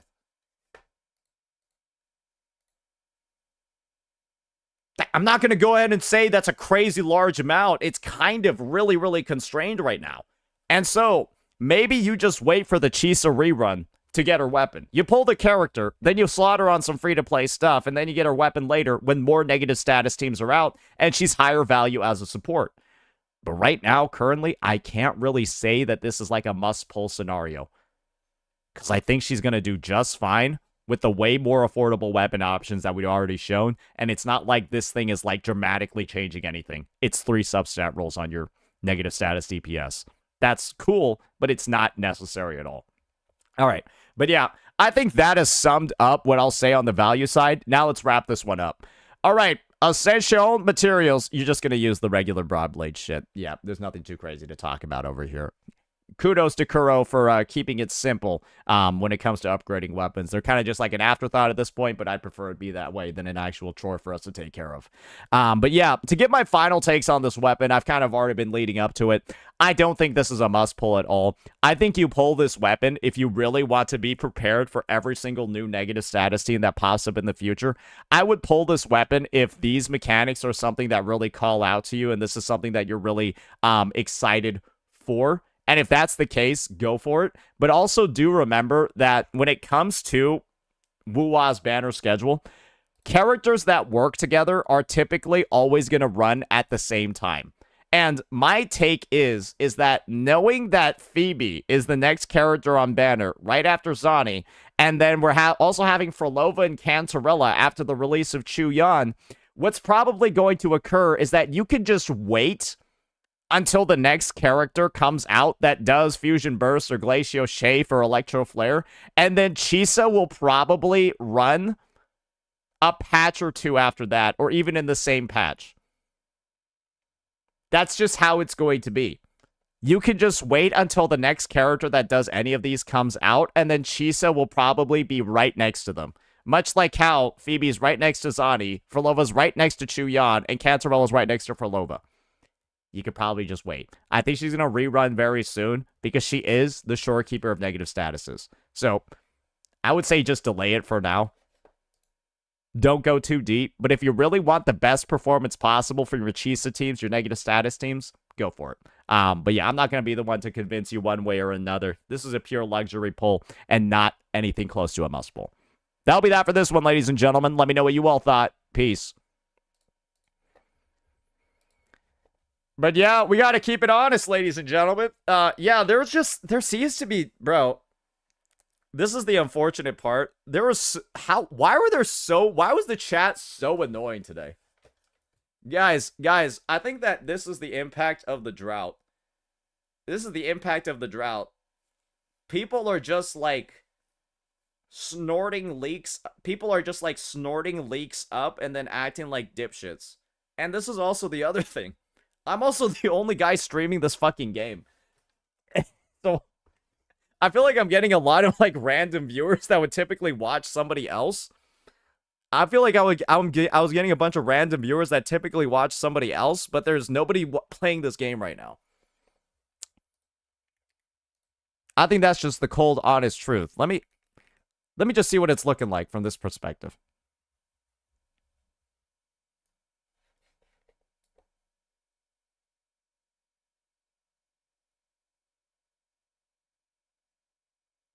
Nah, we are cooked, bro.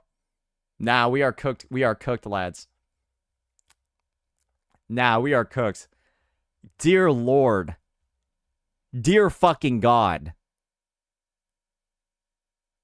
Brother, why? What happened to this category, bro? Like, this is what I mean. It's like, I would be on right now, and we would be at like 2.5K easy. Like, even across patches like 2.5 and like 2.6, we would be at like 2.5K easy. There's just nobody watching or playing the game right now.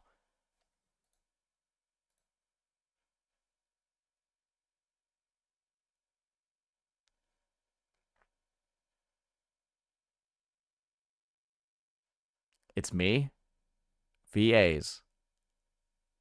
And then, again, no offense to these guys, but it's like, that's 600 viewers, and then we have basically 900 viewers scattered across 7 million channels.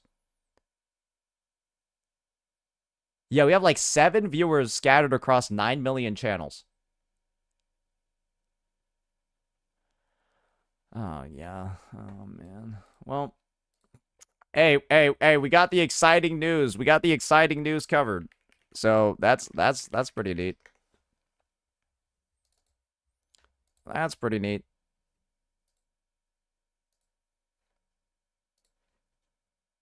All right, let me get that Chisa weapon video ready.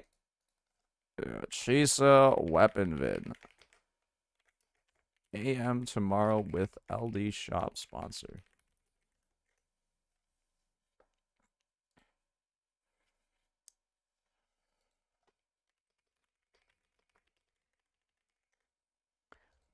Okay. Cool. What another LD Shop sponsor can't get ready for that one? Yeah, guys, no. LD Shop loves our partnership. Like I said, LD Shop loves our partnership so much, they've decided to just like sponsor a $100 giveaway for my community.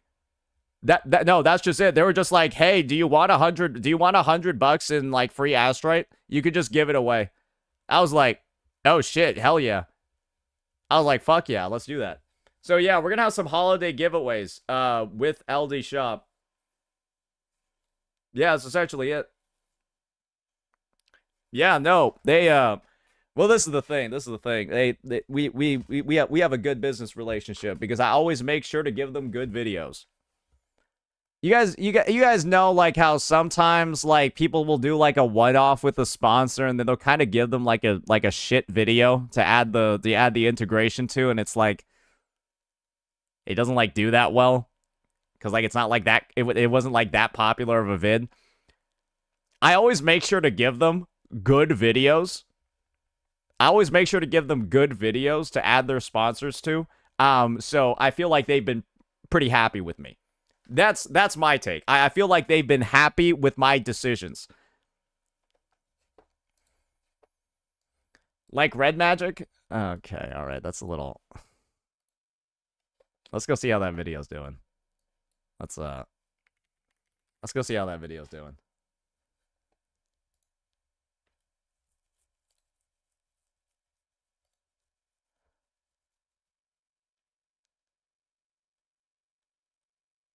Console, you can bind the triggers to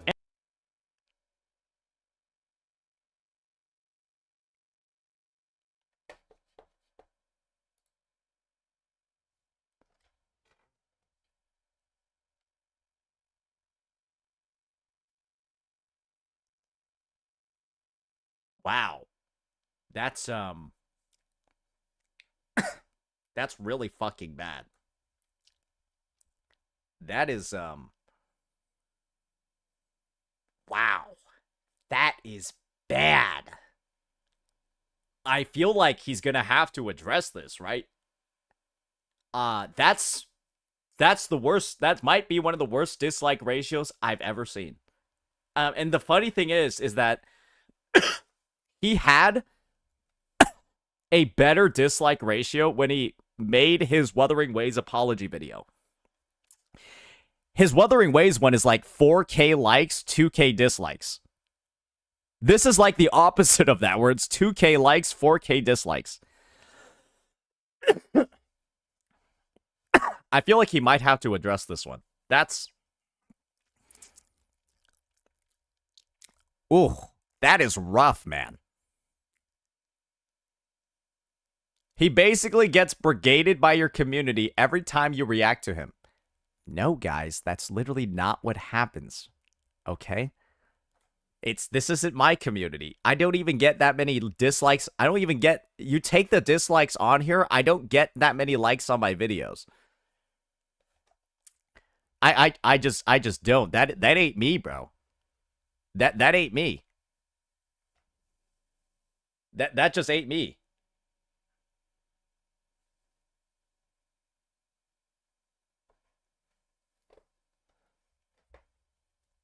Thank you to Red Magic.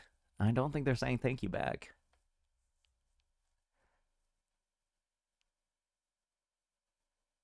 It is. After I watched your react, I went and disliked the video.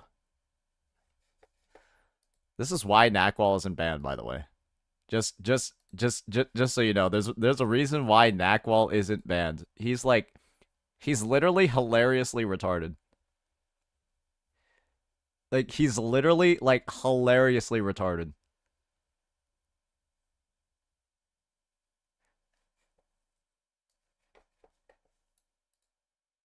Nice emoji placement too, buddy.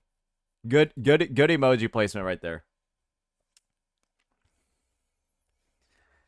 Is this the guy who said gambling is fun? Yeah, I'm just gonna be honest. This was a trip. It was fun reacting to this for like an hour, but I'm honestly just surprised that he decided to keep this video and like everything going on with it. I'm just surprised he decided to keep this shit up. I'm just surprised that he decided to keep this shit up. I'm gonna be real with you, but I guess he had to keep it up because of the sponsor, but it's like a double-edged sword. Yeah, it is like a double-edged sword over here. Okay. Yeah, that's a little bit of a rough one. All right, guys. So I think we got some Where Winds Meet on the docket for today. That's something that we're definitely going to be doing. But before we do that, I did see a Glaive Keo video. So we want to watch that one real fast. It's been a while since we reacted to the boy. Why Genshin Impact is the... Oh, this is 22 fucking minutes? Oh my lord, it's a 22-minute fucking Glaive video? What the fuck?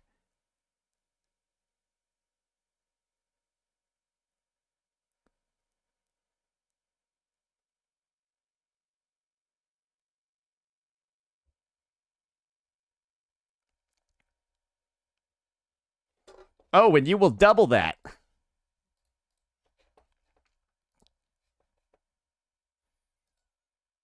You just recorded a 1 hour one?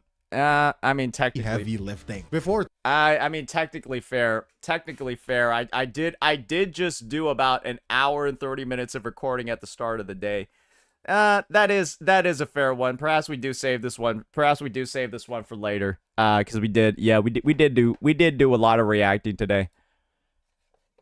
Well, not really reacting. It was really just that was just an hour of kit breakdowns and explanations. Yeah.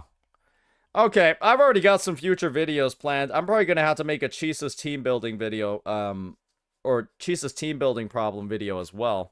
Now that I think about it, let me go add that to my agenda. Let me go add that to my agenda.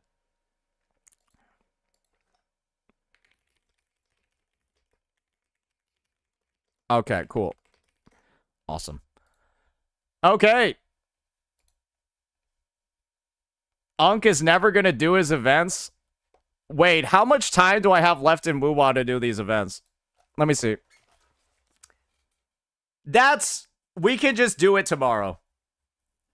Surely we can just do it tomorrow. Yeah, we can just do it tomorrow. Yeah, we could just do them tomorrow, right?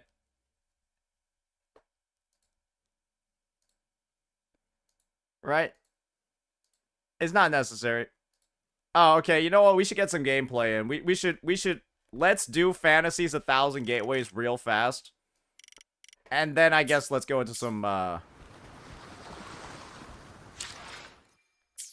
meaty wins from there. Okay, I've also got to do my... Son of a bitch, I also got to do my fucking dailies.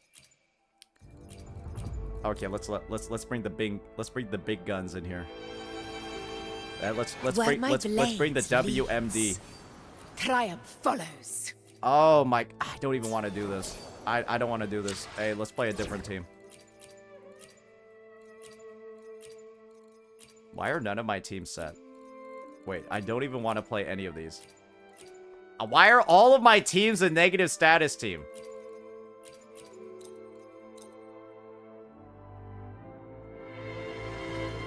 Make it fast. This is the fucking anti-fusion one. Oh my god, this is so terrible. That's the fucking anti-fusion one. Oh my god. I don't even know what I'm farming. Wait, I know what to farm.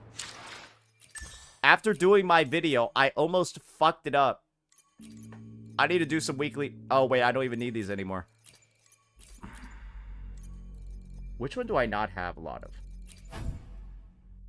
Because I already have 35 of these. There's going to be no need to grab any more of those. I got 0 of Dream. I got 0 of everything. Wait, I should probably just... I should probably do a Hikari one or something. Can't say no to the double tacit field? Yeah, I shouldn't say no to the double tacit field. I am farming Havoc plus Moonlit field right now. That just sounds... That sounds terrible. Why wouldn't you just... I mean, I guess Moonlit is always good to have. But the 1.0 Havoc set...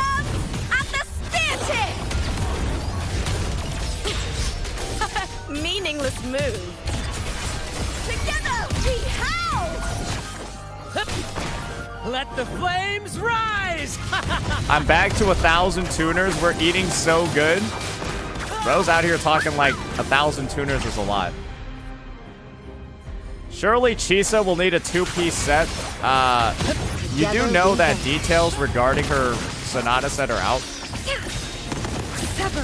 You are aware of that, right? The caged bird now. You do know that, right?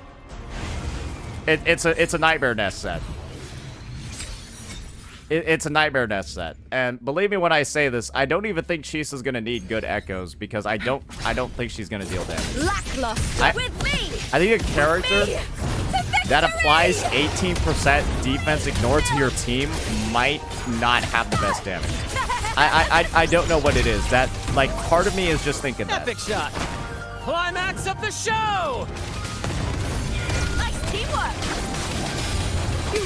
However, though, I think it is also fair to say that a 2-piece Moonlit is a lot more useful than a lot of people might think.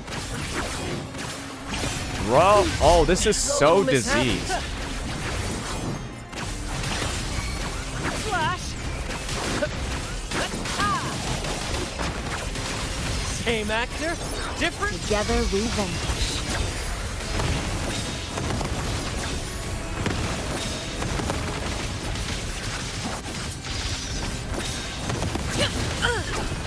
Now that triumph through sacrifice. Be reduced to cinders. Sever. Take full. Give them me.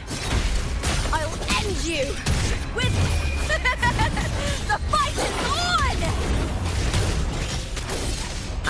I'm just doing random weekly bosses right now because I have 35 of the mat for Chisa. I have 35 of the fleur-de-lis mats.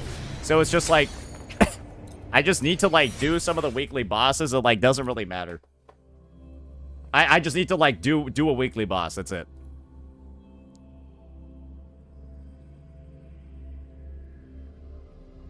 You need the normal fleur-de-lis, and that's where it could get a little bit confusing. Yeah, you want the normal fleur-de-lis boss mats. Okay, so the one you guys are doing is this shit? Ah, I see. You know what? I will be real with you. You can use Empyrine Anthem or Moonlit Clouds, but I've been noticing that Moonlit Clouds does seem to be, like... I still need good Moonlit Clouds 1 cost. Like, they're fucking dog shit. They're legitimately bad. Face me, coward! Climax of the show! Moonlit is bigger buffs. I like that they done a good job of not power creeping Moonlit Clouds. I like that it's still a very high priority set that a lot of characters use. But that also means, damn, it feels bad not having a good set of it. Together we vanish. So let's fix that today, boys. Crosscut. Sever.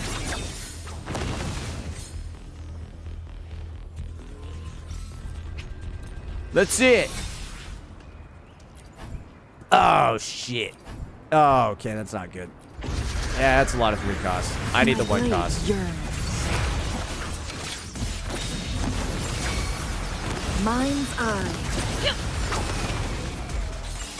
Be reduced to cinders. Sever. Applaud for me. With me. The fight is on. I never saw Empire Anthem on other players. Well, I mean, because Empire Anthem doesn't really make sense to have like a bunch of different pieces of, because there's only a couple of coordinated attackers in the game. Like, for example, there's no reason to have an arrow damage Empire Anthem 3 cost. Like, what the fuck? Who the fuck are you? Who the fuck has arrow coordinated attacks? Right? While Moonlit Clouds, there's a user of Moonlit Clouds of like every attribute. So you're way more likely to have like Moonlit Clouds 3 costs. Big breath salutes you.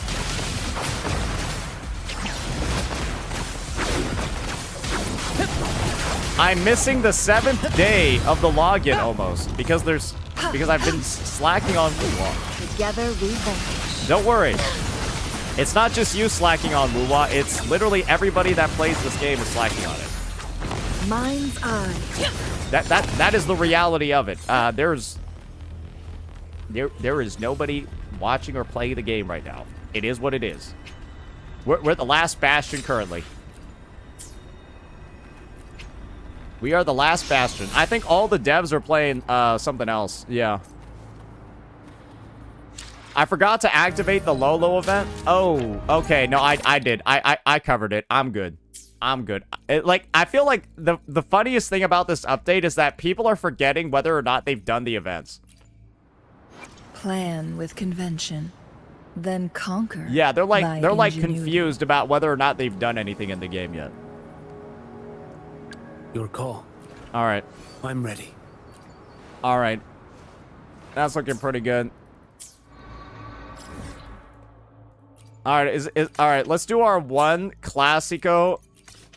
Let's experiment with Chuyan main DPS real fast to get ourselves into the wuxia spirit. Make it fast. To get ourselves into the wuxia state of mind.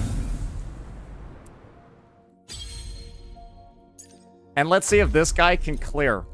Let's see if this guy can clear with a more Tefi into fusion resistance in the TOA. I think he's fucked, but maybe he's gonna be able to do it. Underway.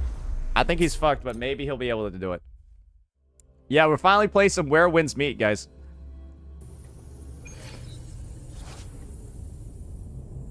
This is Where Winds Meet.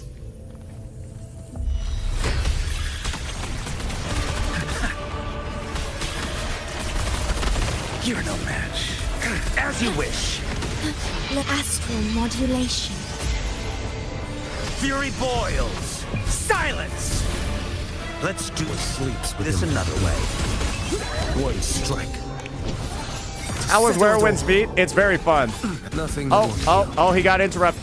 Oh, he got interrupted. That's unfortunate.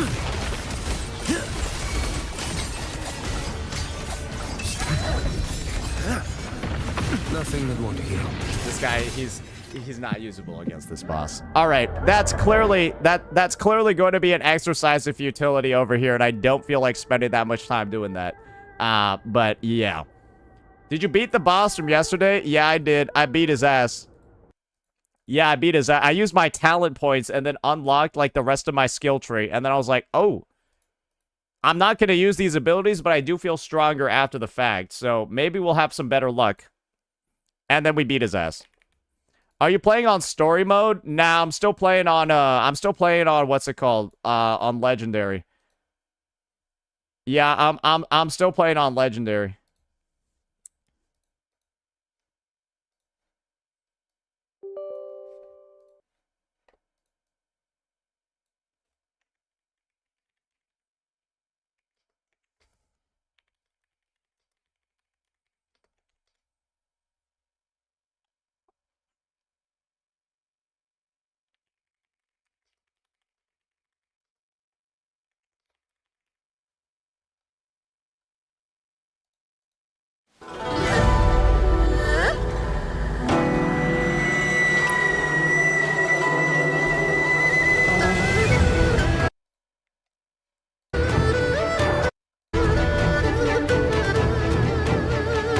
The music, one thing I enjoy about this game is definitely the music.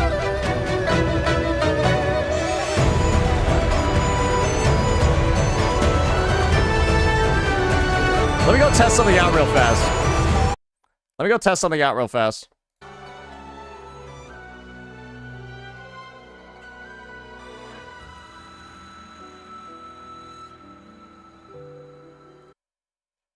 There we go. Okay, we're back in it, boys. Let's see the adventures of Chu Yan.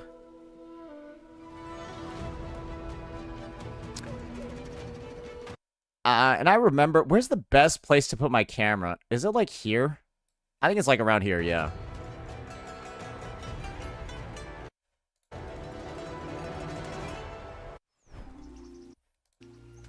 All new battle pass appearance. I don't need that shit. All right. So I also progressed the story as well a good bit too. We're kind of like evacuating from this area. But yeah, I think right now I'm currently level 24. I do believe the level cap got unlocked to 40 today. I think that's what happened. The level cap got unlocked to 40. I've got a good bit of energy as well. So yeah, I think we're just gonna play some story right now. See how far that takes us level-wise, and then probably we're gonna have to do a bit of grinding after that. That's what I would think, but we'll see.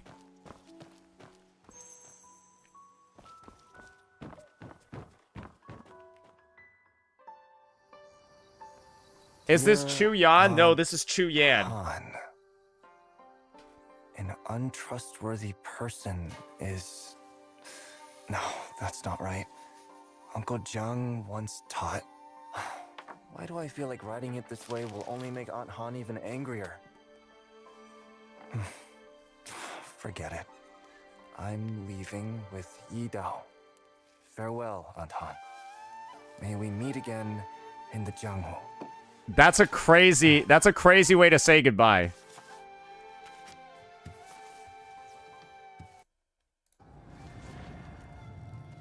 Huh? The hell was that? Did I zone out just now?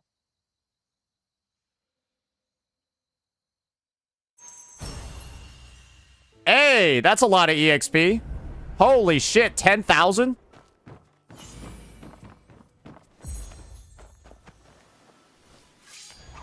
That just leveled me up for sure. Oh, okay. That's a huge... 10,000 is huge. All right, we got another talent ability. Let's see over here. What does this one do? Channel Chi to clear blockages. Ooh, yeah, okay. That should give you a C... That should allow you to break CC. That seems pretty good, actually. I might just get that one. That seems pretty damn good. What does this one do? Survive fatal damage once. I'll take that.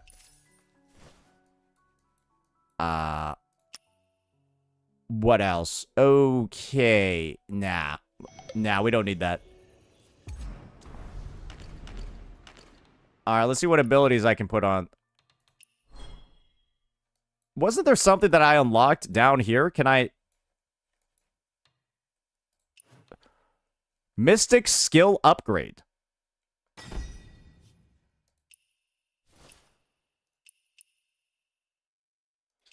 Wait, what? I individually upgrade each one? Oh, brother. Oh, brother, that's going to take a while. Oh!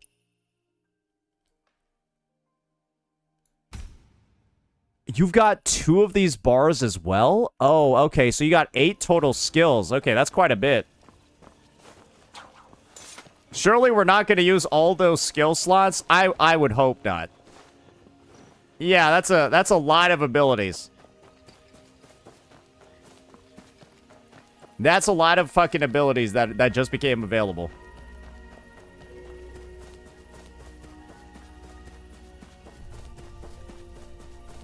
Surely this game has got like a borderless window setting, right? Because one thing that I don't like about it is like needing to alt-tab. And so the only way I've been able to do it is by like having the windowed mode. But it's some dog ass. Like, is really the only option to go... There's no borderless windowed. CN gamers can't afford dual screen? That's what it seems like. Why is the game so bad in dual screen? Like, why they got it designed like that where it feels like shit in dual screen?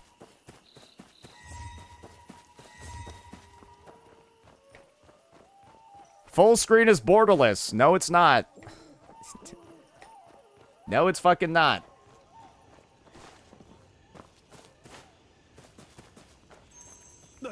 This is good stuff. No wonder Chu Ching Tuen always wanted to come. That's nothing. I brought a jar of Aunt Han's 10-year wine. When we reach Kaifeng, I'll open it for you. Okay. Not just that jar. I've been stashing parting tears under Sweet Wine Tower for years. A whole pile of it. I'll come back for them someday. So this guy's like an alcoholic. I wonder who'll win tonight's first jar banquet. Just drink and chat. Yeah, we don't care about the yap. Where he's buried? Don't know. Maybe in the sea, maybe back at Well of Heaven. Could be anywhere. You mean... You guys were in great danger then, weren't you? I went after getting his message. Weren't many people left in the city. He could barely speak. Just told me to find Hang Xiangshun and ask for the secret. Correct me if I'm wrong. I think choosing DX12 as the launch option will make it borderless instead of full screen. Running under the sun, under the moon. Is that true, chat? And without sleep. Hey, somebody test it out. Where was I running when he died? I forget. He just died on my back without a word. How are people finding the story of this game? There was plenty of moonlight when I found out. I saw his face clearly. I don't know if he said anything else. I just kept doing what he told me before. Kept running. Later, crossing the Yellow River, the straps holding him broke. He fell into the river. I didn't fish him out. Felt like he wanted to go in. He was the kind of person who'd do that. Always making things difficult for me. Let's just get going, buddy.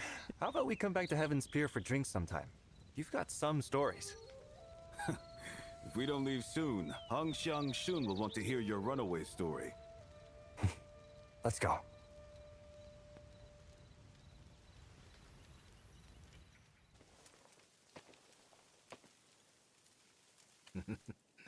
Hard to let go, huh? Still time to turn back. It is hard, but I won't regret it. All these years, I've wanted to see what the Jianghu is like. I also want to find Uncle John. The story is a little slow, I will say that, but it feels like it's gonna pick up soon because we're gonna get into the city. Quit staring. Let's go. I'm taking you to Kaifeng. Yeah, we just met Killer Blade. Went on an adventure with him, and now we're going on another one. It won't reach the city yet? What do you mean? Oh. Well, now I know why. Hey, I won't consider that one a spoiler. So many of them. What are they here for? Are they looking for something too? They're just here to find something. What if they can't find it? Will they leave? It's time. Leave no one alive. Oh, well, that explains what they're doing.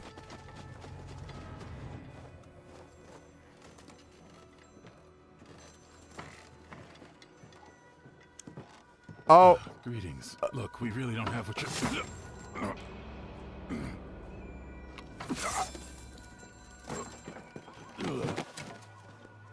Bye-bye, Grandpa. Hold up. You're stopping me.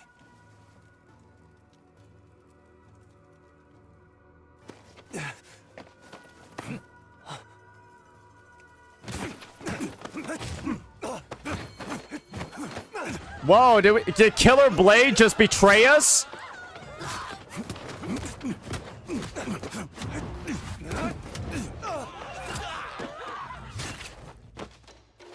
We're busy fighting him?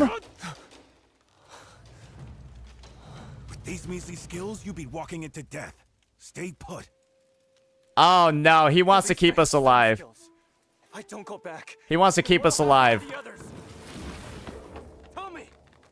We're the level 1 noob. These guys are level 30 mobs.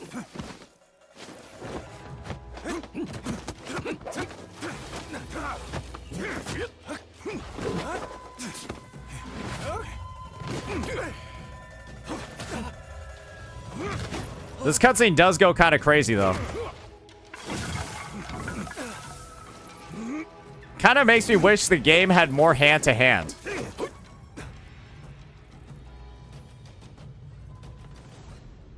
Keep it down. If you can't hack it, stay out of the way. Want to survive in the Zhonghu? Then you better learn. Learn what? Stand by while people suffer? Use your head. All these years, who do you think Han Xiangsheng did all this for? And the ones who died 16 years ago, who for? Wait until later. Later? This world doesn't work like that. If I don't go, there will be no later. You expect me to wait? Hand-to-hand is coming. It's in the CN version. Done waiting. You want me to bend? Sweet. I was born to defy. You stubborn mule. Seriously? I'll break your damn legs. Go ahead. Break them. I'll crawl if I have to. Oh, he's getting a little toasty. Oh, he's actively getting burned right now. Well, you sure have guts. Let's go. Keep up.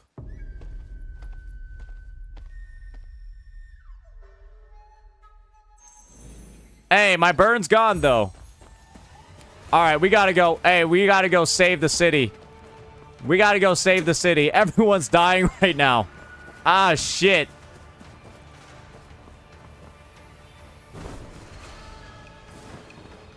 They set a fire. Oh, that was kind of fast. Mongrels. When we get there, head for the river first. Hey, yo. Yo, they're shooting fucking flame balls at us? Wait, this is too much. This is too much chrome for such a low-level encounter. What the fuck? Like, we aren't built like that. This is like the fucking backwater. We're in like the billies, bro. Fire's getting worse. It's like, parry this. Parry this meteor. Where are you?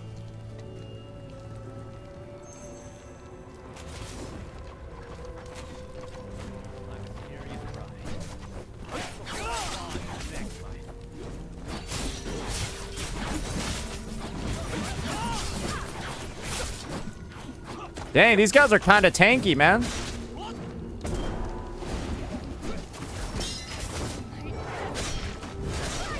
And we gotta save all the homies.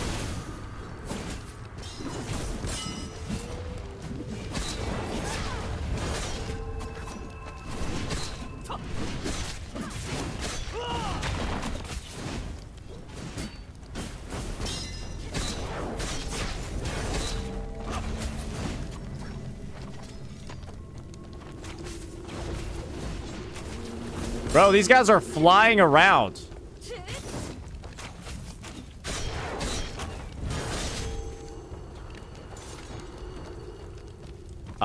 You might be burning, ma'am. Are you alright? I'm fine. Almost met my husband.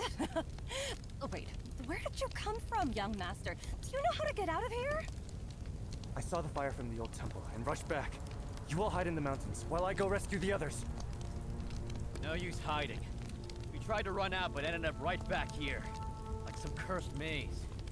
Must be some immortal's doing. Huh. Immortal? What's this cursed maze about? Okay. Oh, that's a lot of enemies. Oh, that's a lot of enemies.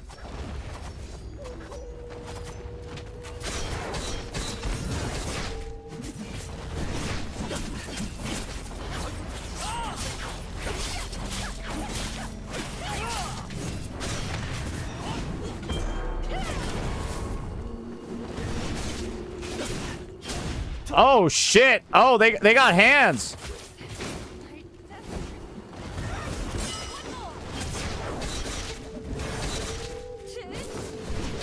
Yo, there's kind of a lot of them.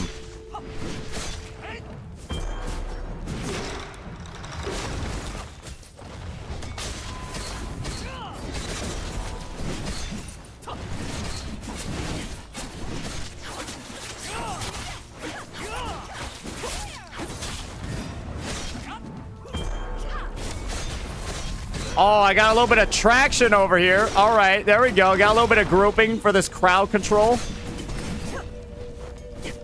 Oh, wait, no, this guy's kind of stabbing my ass. Bro, they got hands.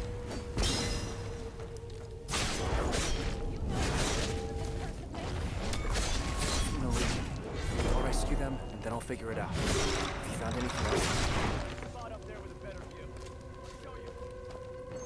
All right. Oh, there's even more of them? Brother, I might run out of healing. Okay, never mind. Oh, never mind. They got free stuff. They got free heals.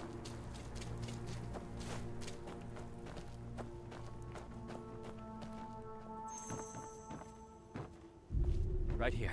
Best view around. Many villagers have been captured. I've tried several times, but I couldn't save them. Xiao Xin and I tried to find help elsewhere. But no matter which way we went, we ended up back here. This place got fucking destroyed, bro.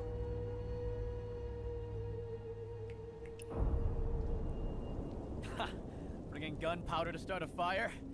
My arrow will blow it all up. Okay, we're doing a little bit of spying over here to look at some stuff. What's this? From this angle, you can shoot farther. Okay. One in the middle looked like their leader. Okay, so young John Jin is not the protagonist. But hasn't caught fire yet.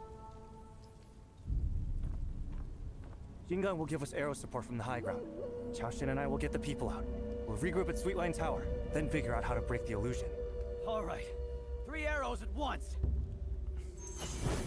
Okay, shit. Hey, they did that fast. They got it started real fast.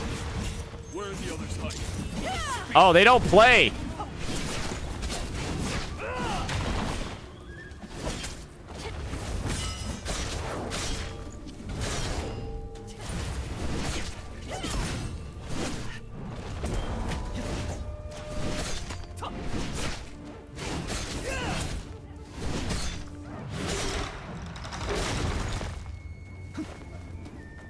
Oh, hey, let's get him out. Get to Sweetline Tower. Run! Got it. I'm pretty sure my NPC companions are unkillable. Looks like a rich one. Oh, that's a little bit rough. That's a lot of enemies. Oh, poor Beard Guang. He's broke now.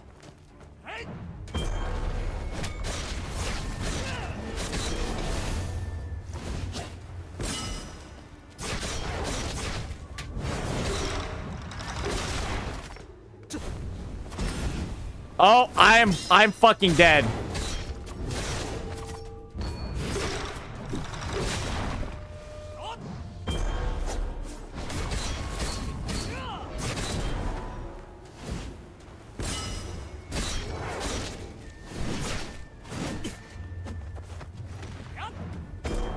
This is a little bit close, boys. Yeah, we're in a bit of a tussle at the moment.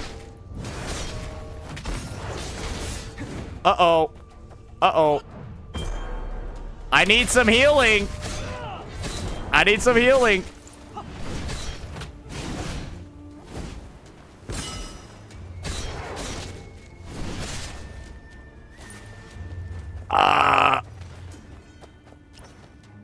Hello? Hello? There we go. There we go. Okay, okay. I was waiting for that. I was waiting for that. Yeah, I know the mechanics of this game. Get to Sweet Wayne Tower. Run. Yeah, I know all the mechanics of this game. That was fucking close. Holy shit. That was fucking close. Alright, we only gotta save one more guy now. Surely I'll get more healing potions after this, right? He's getting fucked! Oh my... He's getting fucking wrecked!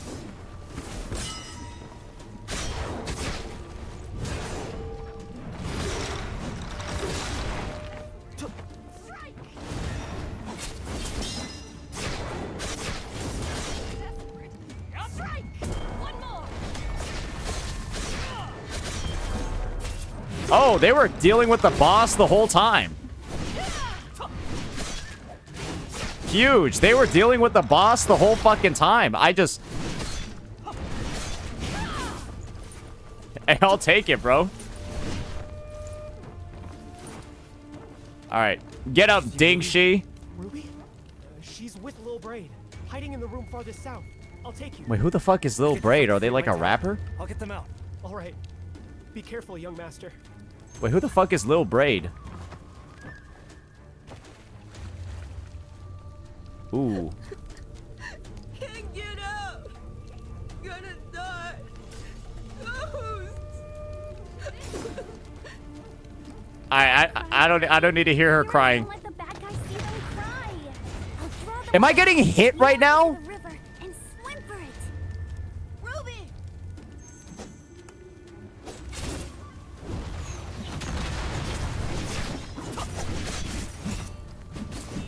Oh, I gotta eliminate the enemies?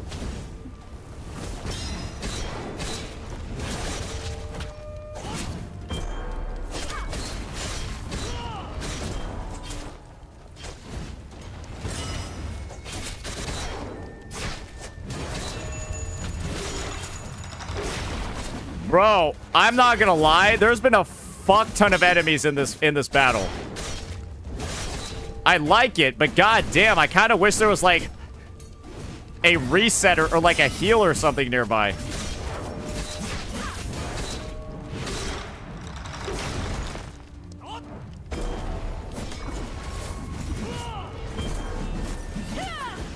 Dude, whoever that was throwing their little knives, they fucked me up. I'm gonna be real with you here.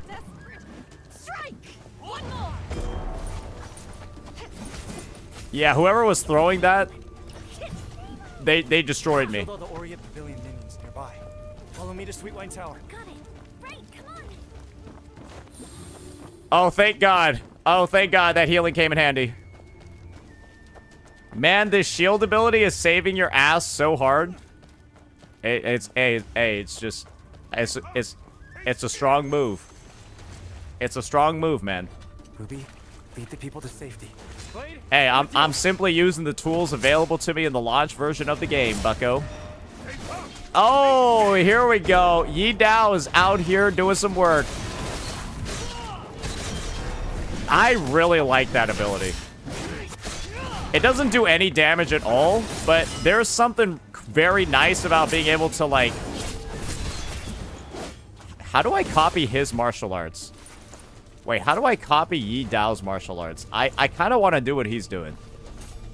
It feels like what he's doing is really effective, and his weapon looks pretty sick, too. Can I just do what he does?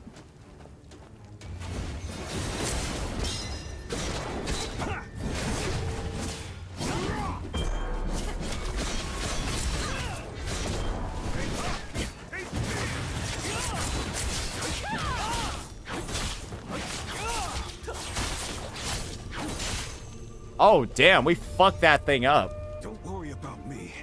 Did you see anything that might be the array's focal point? If you did, we must destroy it first. If we can't find that witch, it won't matter how many of her men we kill. Oh, we gotta find the witch, huh? A woman. She appeared through the smoke and gave me a good beating. Really packed a wallop. Bro got beat up by a girl? That 3 years ago, Aria Pavilion surrounded a southern city to catch an assassin. And she was the one that set up the rape. She likes to take the guise of someone. Ah, I see. Even at night, you wouldn't notice. A true witch. What a ray. What happened to his head? Wait, do y'all see that? Breaking arrays was Chu Ching Tren's job.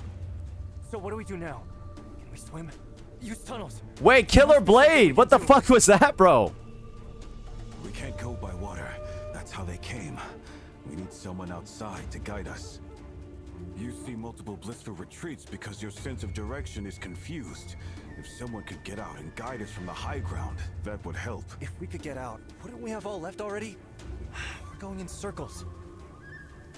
Head back to the Sweet Wine Tower. Let's do it. People should hide inside Sweet Wine Tower. All right, is this everyone in the village? Let's go to Sweet Wine Tower. There's a tunnel under it. Dude, that kid is fucking ugly. Dude, Lil Braid is hella ugly. Sealed off when they dug the wine cellar.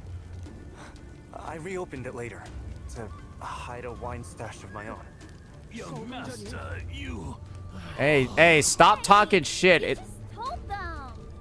Wait, we've been hiding the parting tears there for years. The city, the village is burning. Ruby, shut up. Ruby, both of you. You really are a pair of. The village is burning. Let's hurry. Dude, look at Lil Braid. Dude, that is... That is... Somebody fucked up. Wait, young master. The young master. There's only one entrance to that tunnel. If the bandits follow us and block the way, we'll be trapped. True.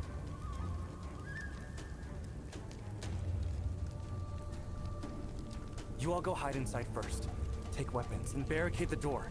Blade and I will destroy the erase focal point, then come back for you. Okay. Guys, I have an idea. There's a crack in the tunnel wall by the corner. I can squeeze through it and get to Moonville Mountain, but only I'm small enough for it. The middle section even crushed my braid. Okay. Get out. Wait, how do you know? You crawled through that crack? Just a few days ago. Anyway, I can get out. I can guide you. My horse is still outside. If I ride... No way. It's too dangerous. Stop trying to be brave. Pull your cloak tighter. Don't catch fire. Oh, is she gonna risk it all? She gonna do it. He's gonna say, yeah, let the kid do it. Hey! I really can do this. I know a big rock I can hide behind. I've thought it all through. Wait for me. I'm just going to... Hey! Everyone into the tower! Ruby, hand over your riding crop. Oh, I'm Behave. wrong. I'll keep it safe for you. You're a child. I like how it's just a continuation of the past dialogue. That's how you handle her. The Zhonghu isn't your storybook. Your friend is doing what's best for you. Good Guang, watch her closely. She's full of tricks. Did she really just get hand-tied? Stick that jar of wine on it. I'll keep her right here. Now go. She's gonna end up outside, bro. She gonna end up outside somehow. I already know. Pause?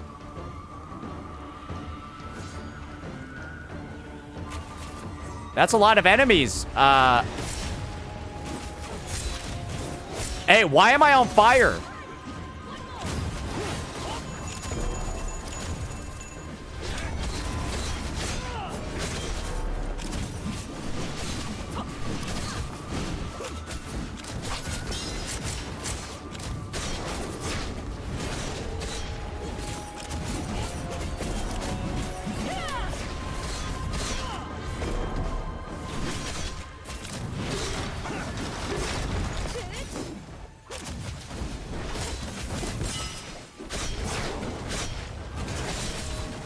Like, the kid is fucking annoying for sure, but, like, at least you know they're, like, literally, like, 8 years old.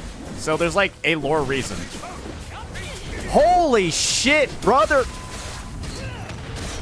These guys are huge, man. Oh, they're getting juggled, though.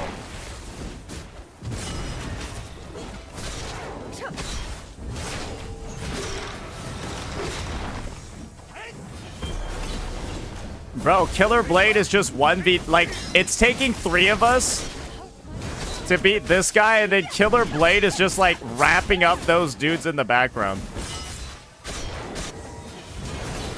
Wait, did the guy just Oh, lordy me. I'm going to die, bro.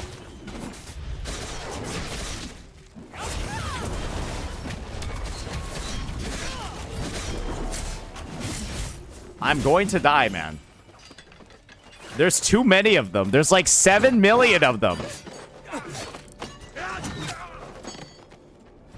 Look over there. What is that? Yeah, what is that? Is that her? Where's Ruby? Here.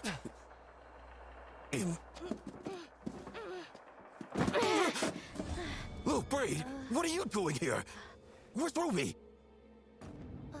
Ruby slipped through the hole below. You piece of shit, little Going to lead Braid. us out. Oh, you dipshit. Could you possibly be? That child. Ah, I totally didn't see this one coming.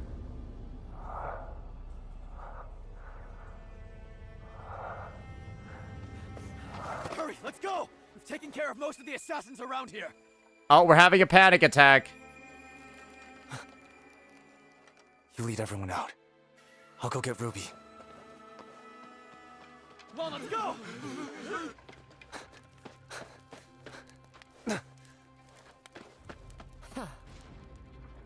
Mere ants. Such an unseemly struggle. Oh, it was her? What's the point? It was her the whole time. Shoot it down? Oh, no. Oh, she's hella dead, bro. Oh, she's hella dead, bro. Oh, she's going again. Oh, she's going again. A stubborn one.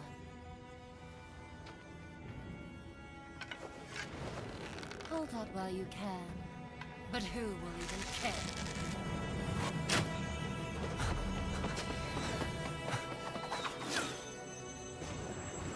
Am I about to watch a kid get murked? The horse? The horse just did that? Tying it up now.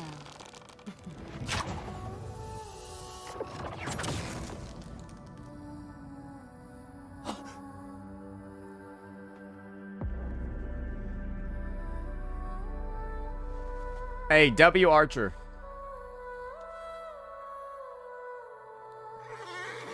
Hey, I'm cool with seeing horses die after that boss fight. Wait, bro's still alive?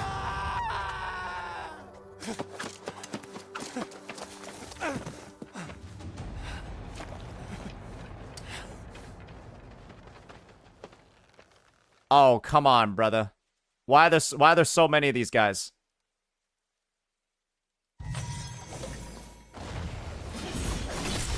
Holy moly, I got no healing.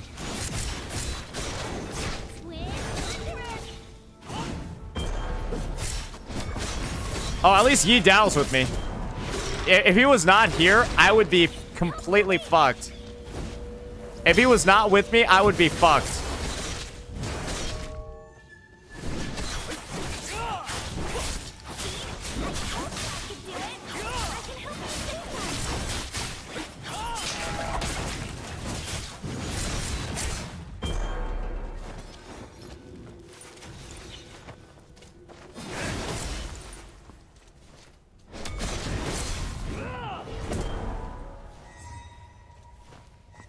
Oh, dearie me. This might be the end, boys.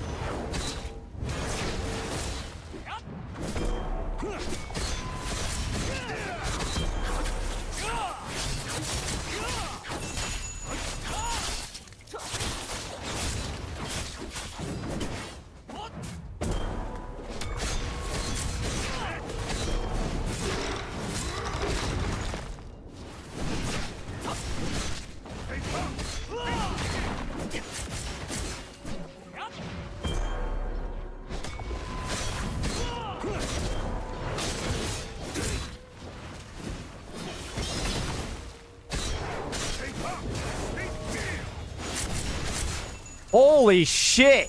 What was that?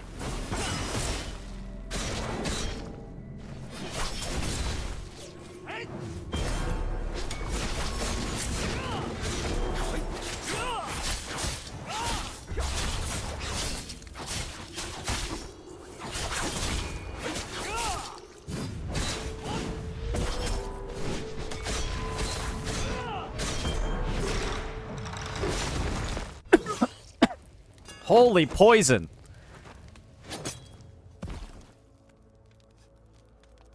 I can't believe we didn't actually get KO'd a single time. Was a complete mistake. I remember this lispy ass bitch.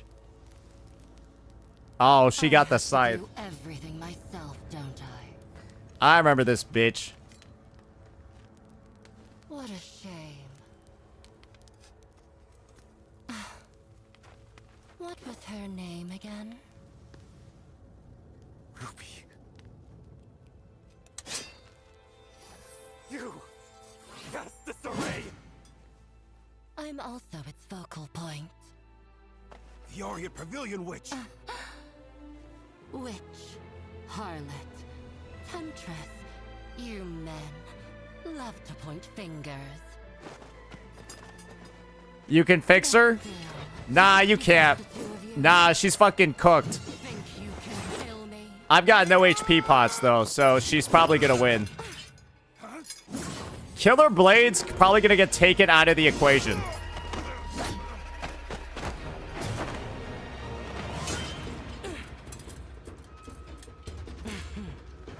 I already know we're fucked. I already know we're gonna die. Okay, well, that's gonna take him out of the equation. If I'd known earlier, I would have bought her that pine nut candy. If I'd known earlier. I don't feel like Ruby's even dead, right? Is Ruby even dead? We didn't see the body, so I guess it can't be confirmed, right? Wait, he's down here? How did bro get down here?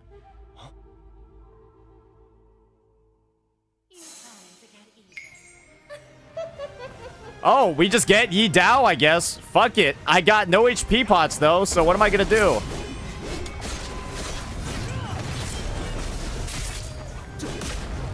Huh?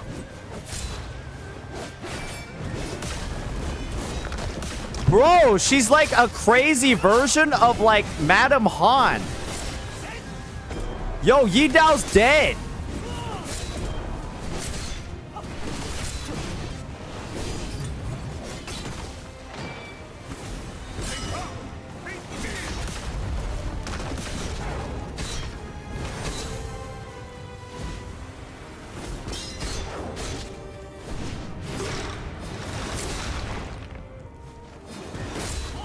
Can I do this without any healing? Oh! What is she doing? Ah!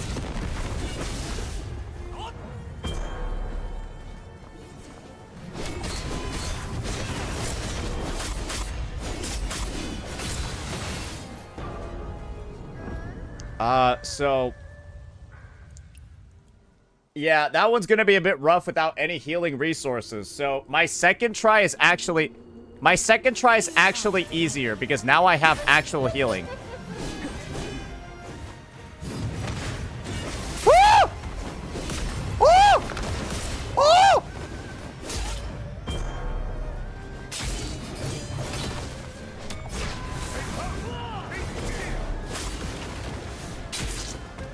Bro, even Yi Dao is struggling right now.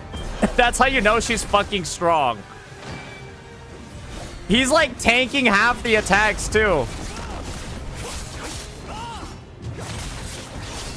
Oh, Jesus Christ. You're like stuck in that one too if you miss anything. Bro, she is a unit for sure. Uh-oh. Okay, that's not good. I think I can, like, cancel one of her attacks. I think I canceled one of her attacks. That one's actually an easy cancel. You just turn on the Tao Chi. Oh. Oh, okay. Well, she's kind of getting cooked now. Yi Dao surely's got some healing, right? I guess we're all just missing each other right now.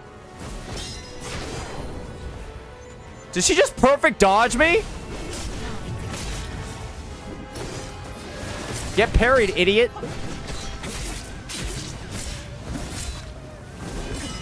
Wait, I should probably, like, heal and or shield.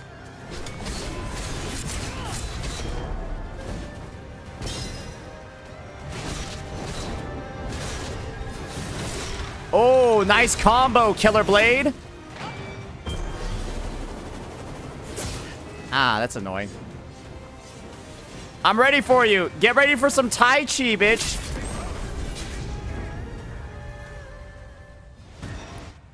The window for that one was shorter. I swear the window for that one was way shorter than the first one. That was really fast. Like you all can agree with me. That one was really fast, right?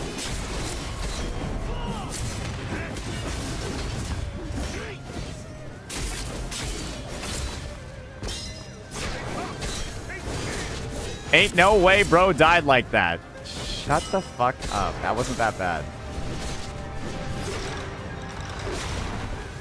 Y'all are just hating.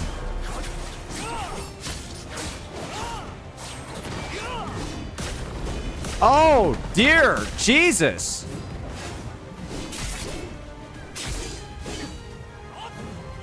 Hey, just get up in the air again. Do that weird shit. Do that weird shit where you fly around.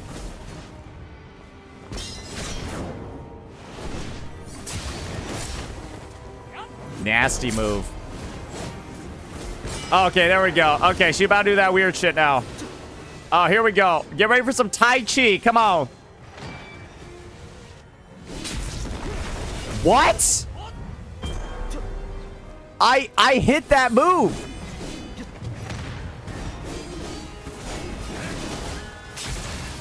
I hit the move.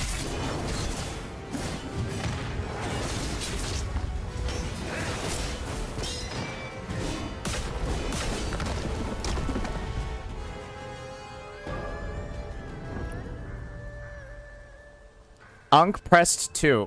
I think I pressed 0 or 2. No, it literally shows me the button. I did it properly the first time, but like, is there like a timing window for it? And I just missed the timing window?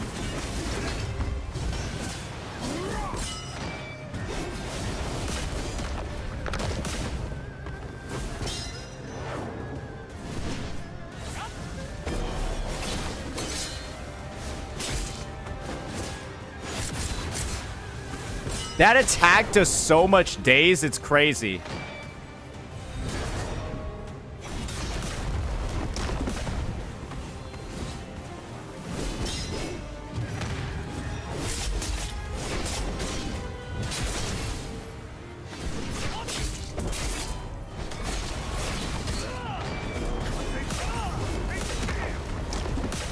Oh!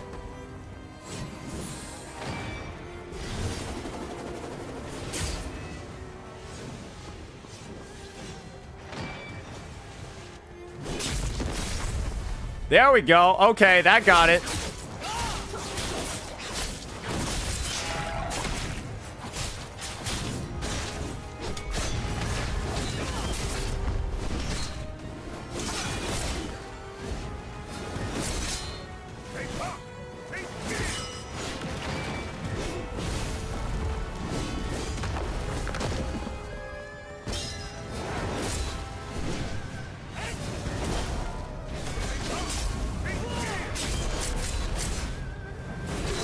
Ah, damn it. I should have gotten some more attacks in.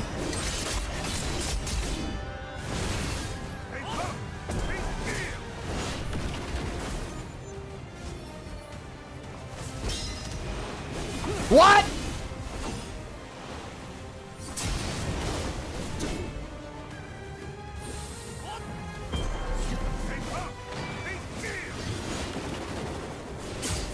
Why did she get 2 versions of herself? There we go. All right, got the counter off. Oh, I apparently didn't block that one, even though I really did. All right, Killer Blade, come on. Just hit her with something with big knockback.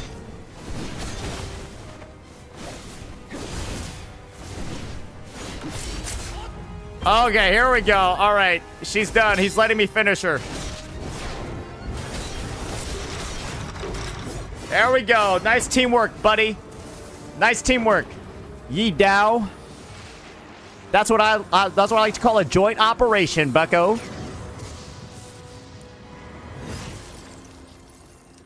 She has a face too. You've got a sword, right? So why can't you save her?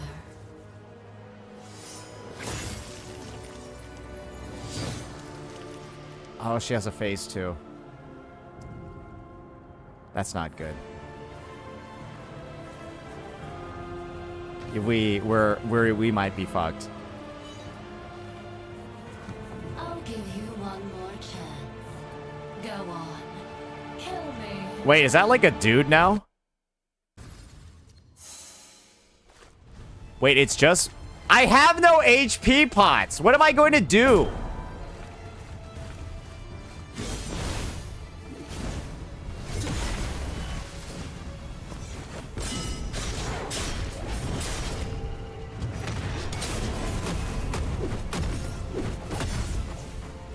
Bro, she's just beating the shit out of me.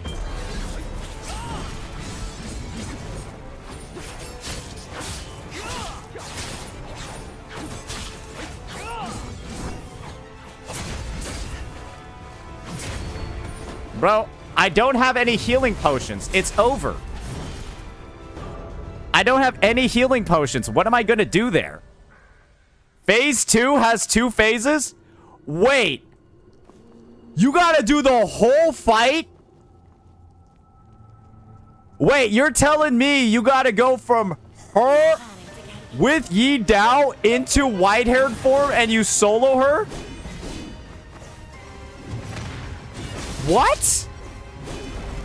Wait, this shit's gonna take like 10 hours.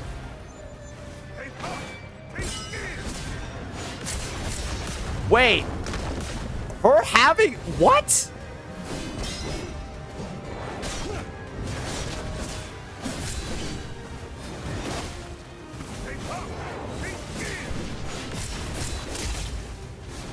I'm not gonna lie, that seems a little bit nuts. I think I just might need more healing items then.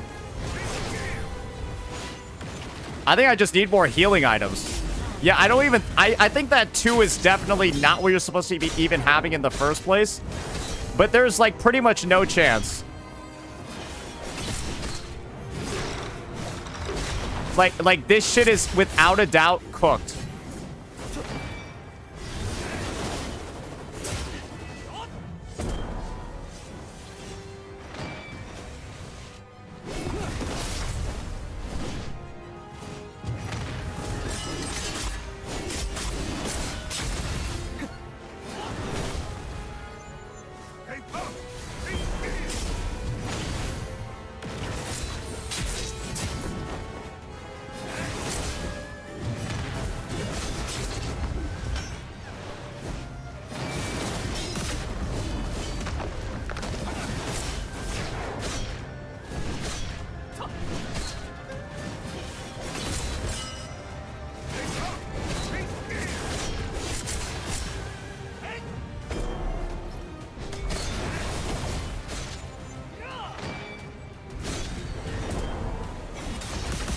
Oh, fuck.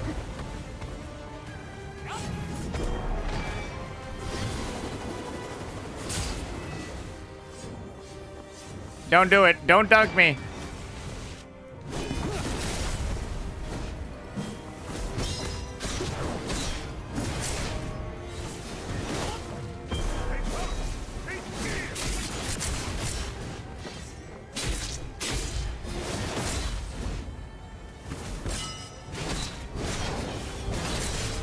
All right, so I've got one healing potion right here.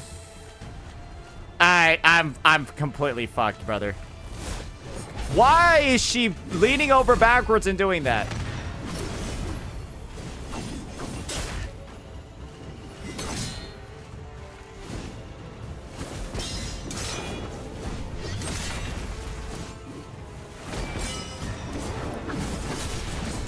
What?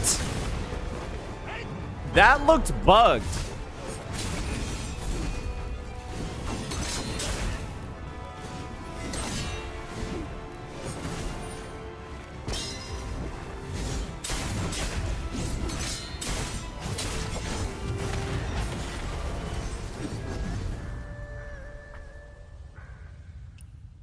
Training and upgrade.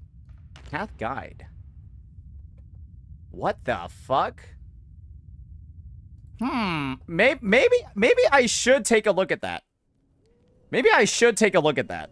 Because let's just take a look at what I have leveled up on my account. It feels like there's not actually a lot. People are saying, oh, you gotta upgrade your gear and shit. What do you mean upgrade my gear? I thought I just put that shit on. You're telling me I needed to upgrade it too? You're telling me I need to upgrade my gear as well? How do you even upgrade your fucking gear?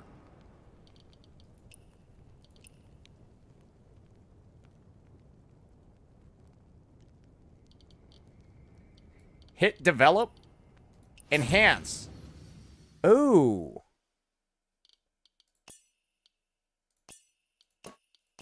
There's a left and a right. Oh. So it just auto applies. Oh, so I should have been upgrading these. Oh, I've just been playing the game without any of these upgrades the whole time. Oh, I've just been playing without these. Wait, does this mean I'm just like a freak or what?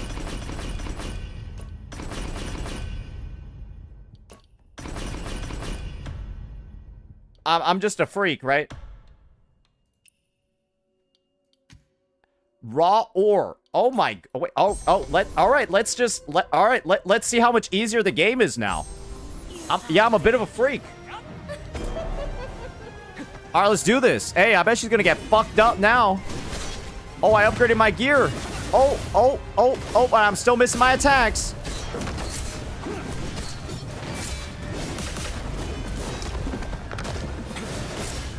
Bro is playing with level 1 shit.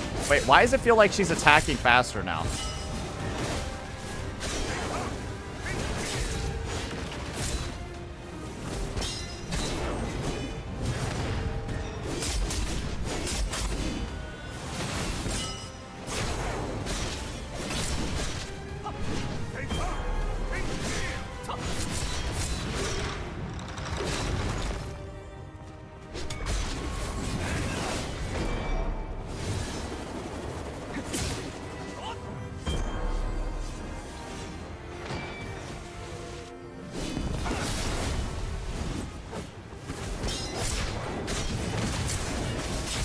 Bro, I literally couldn't even see that.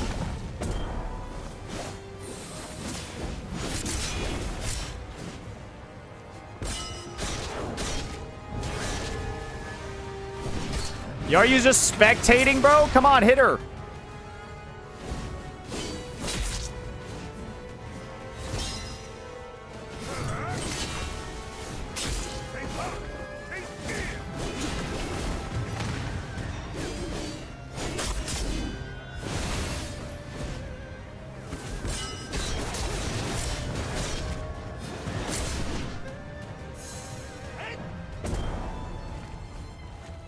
All right, let's have a tussle, lady. Let's do this.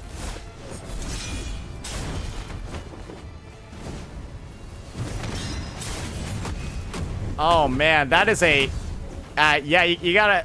I wish I could just, like... I kind of just want to, like, learn all of her parry timings.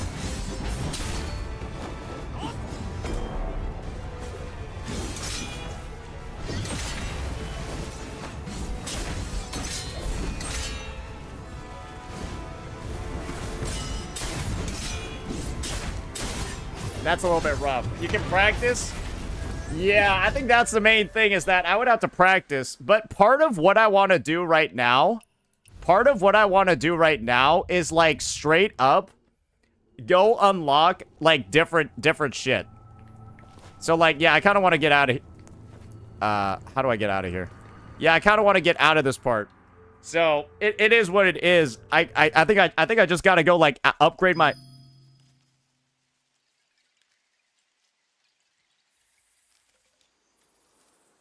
Oh, okay. All right. That was interesting, but okay. You didn't even avenge Ruby. Shame on you. I didn't think she was going to die, to be honest. I thought she was fine. Okay. I'm gonna need some ore. So, the Qinghe General Goods Vendor. Oh. Well, that's pretty easy. All right, let's go Xiao Yao.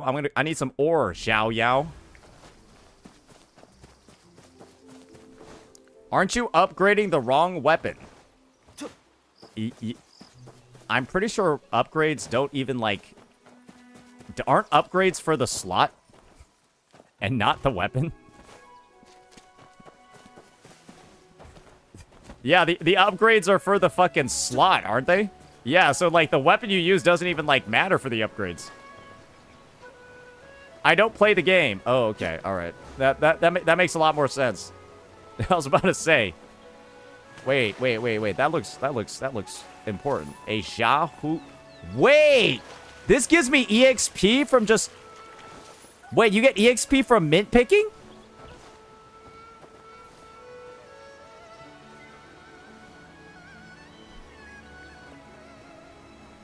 I mean, I'm not gonna lie, that's kind of crazy. Yeah, you just get EXP from mint picking.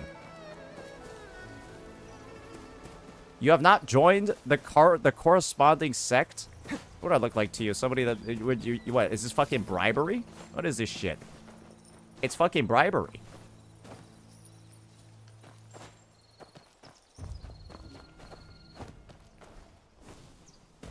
Kill the mastermind.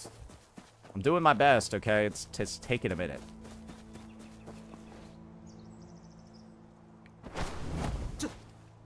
I'm trying my hardest over here. If I keep working the fields, maybe Meow Meow will finally... All right, let's see what goods you got, bucko. You got some raw ore? All right, I'll buy a little bit of that. That is dirt cheap anyways. Can't I craft stuff to, like, make hemostatic powder too? I think I can. I'm not trying to steal from him. Okay, where's the crafting menu? Sometimes Why is there no craft button? Can anyone explain that to me? Why is there no craft button in this game? Like, why is there no menu to make stuff? Is it, like, here?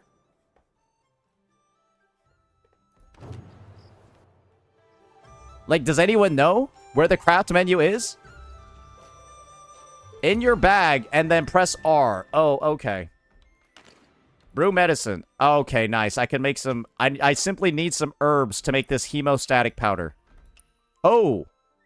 Oh, I can make wound balm as well. That's going to be slightly better.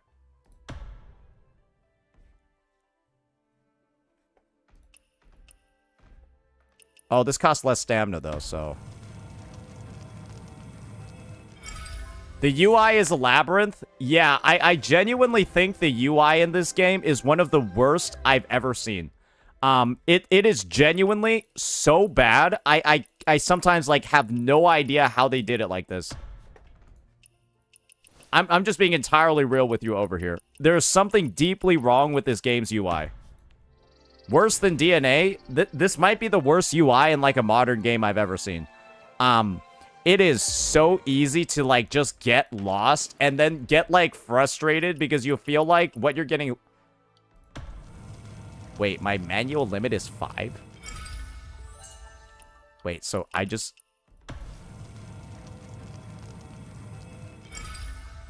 I just...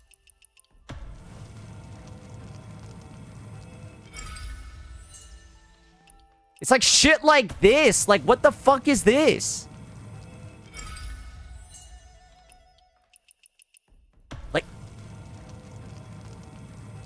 Like, why can't I just craft 30 of them?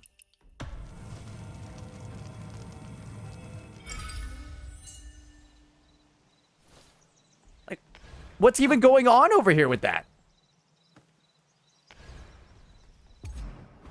Playtime added? Actually true. Okay, alright. Now I need some... Ugh. I need to go get some uncut jade? What? I gotta go all the way to Kaifeng? No. Gather lethal crystal. Oh, okay. Alright. What the fuck is that? Okay.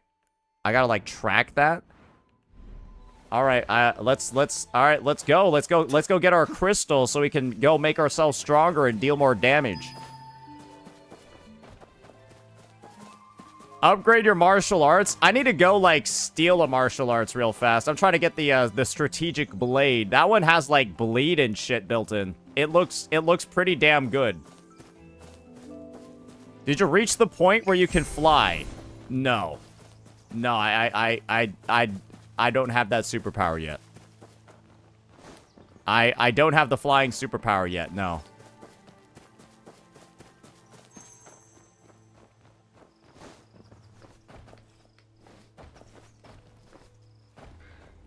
What's funny is that you can't even like fly when you're using the Mo Blade. You gotta like turn off the Mo Blade and then like equip something else, and then you can fly again. Or not really fly, but like at least do like your leaps and shit. Village chief? The fuck, bro? This is not a village. This shit is dead. Alright, so it's directly below me. How do I get directly below me? Where is this mine entrance?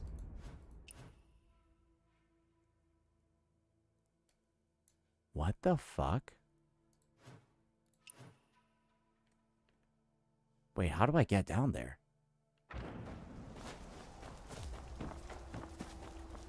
Hey, does anyone know how you even get there, bro? Does anyone know how you get down here?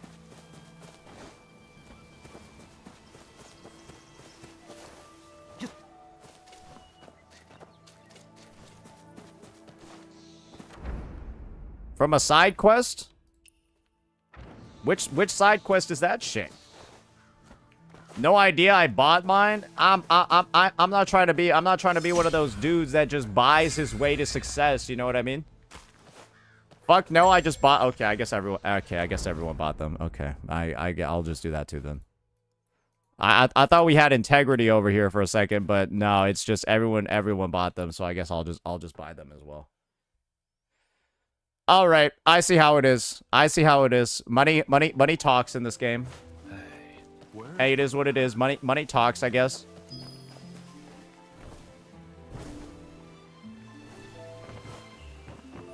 Gotta support the village? True.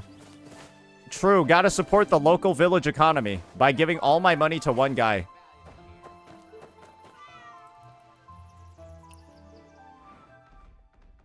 Oh.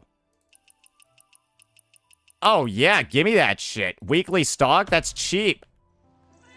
What on... oh, I did not mean to do that, sir. I hope you aren't offended. Okay, I didn't really need a craft over here. I needed to develop, and then from there, I shall develop my weapons so that they can deal more damage. Reach equip gear level 31. Okay, that was probably unnecessary then.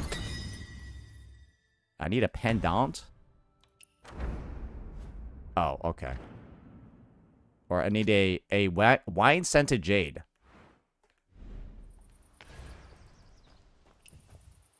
Oh, I didn't want to chat. Oh, no. Oh, no, I didn't want to do that. Okay, wine-scented jade. Got one of those. Now, let's enhance. Get that shit upgraded. Okay, what else we need over here? We need some fur. We need some fur and then bear pelts.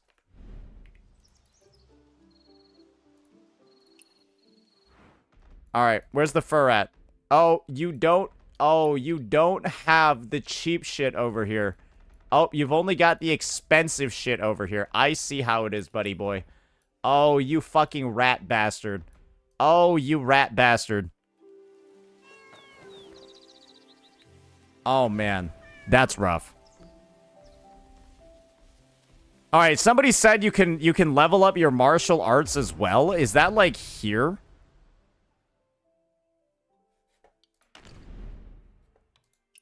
Oh, I see. Yeah, you can just level up your martial arts straight up completely.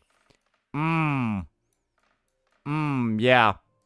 I see what you're talking about over here. Alright, let's go get the strategic sword real fast. Yeah, let's go unlock that shit. Yeah, let's go steal this. Let's go steal this martial art from somebody. Where's my horse at?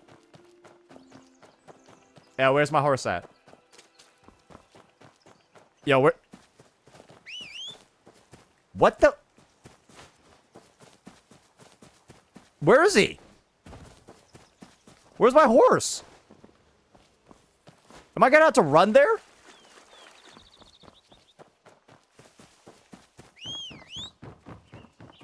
Did you feed him? No. Wait, did I just lose a horse?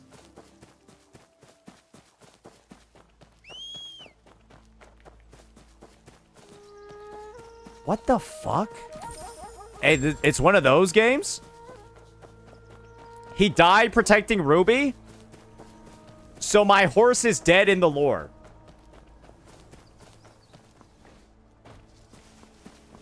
Bro. So my horse died. What the fuck? Where the fuck am I now? Up ahead is Chuncho Estate. I heard it was once home to many Jianghu heroes. What? Up ahead is the Palace of Anal? Are they new guards? Damn, from the that's estate? crazy. They don't look like... Wait, no. Are there really clues about the assassin here? This place was known as the Shinra Overlord. What she said is entirely crazy.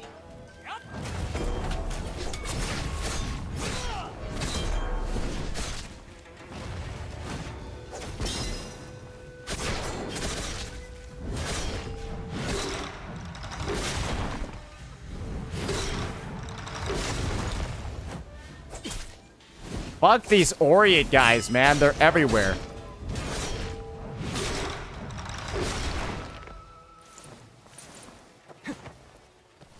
Assist? Assist?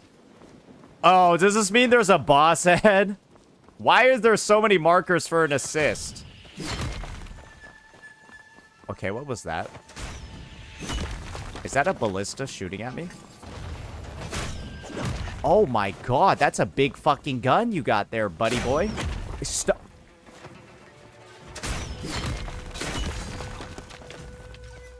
This place is a fucking danger. I can already feel it. Oh wait, does he not see me? Oh no, he does see me.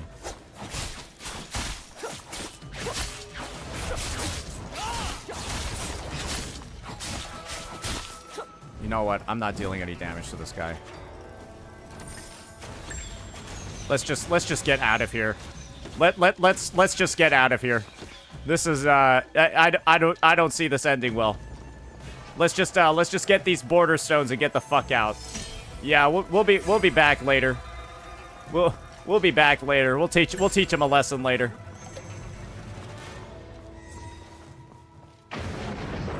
There's a hall of monuments in here. Better search everywhere. Oh, dearie me.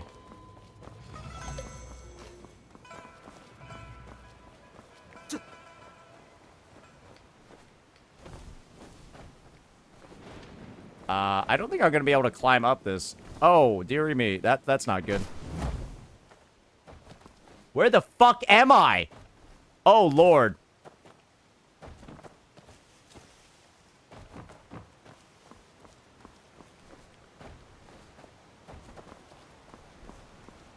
I feel like I ended up in another zip code. Okay, I actually did. What the fuck? Where the fuck did I just go?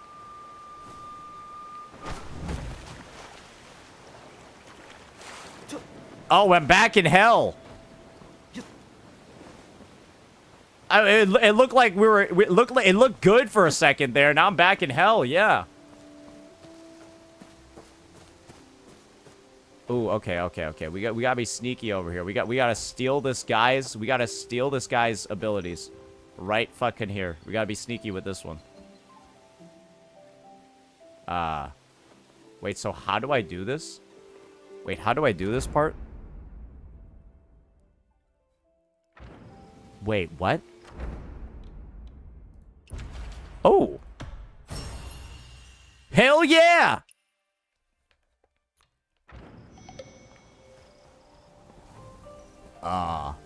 You need to click the rock thing to open the cave. Oh.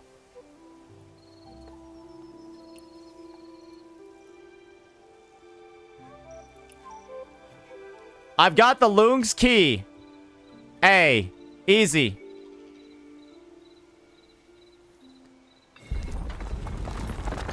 Inserted that shit.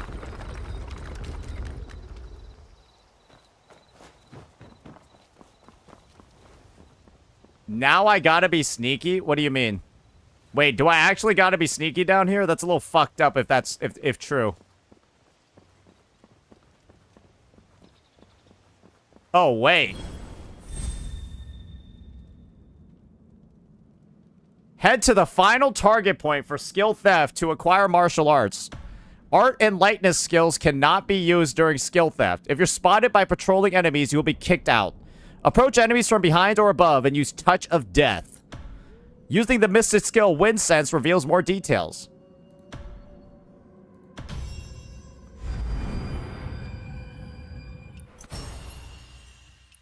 Oh, okay. Alright, well. Hey, I'm invisible right now, though. Use Wind Sense to... which of these is Wind Sense? I should probably figure out which of my abilities is Wind Sense. Tai Chi, Meridian Touch, Celestial Seas. I don't even have Wind Sense. Wait, what the fuck? Oh, press V. Oh, I see. Alrighty. Oh, this is easy, bro. This is easy, bro. I'm just gonna kill her real fast. Wait a second.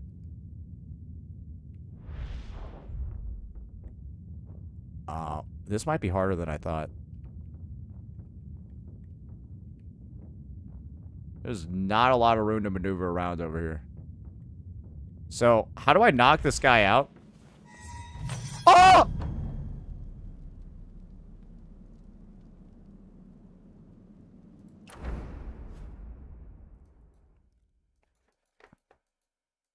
Let me go unlock this stone real fast. And then we'll go to that other stone. Yeah.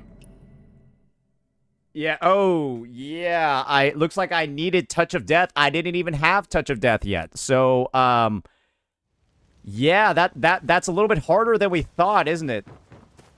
Yeah, it might be hard to do the stealth mission if we can't kill any of the enemies.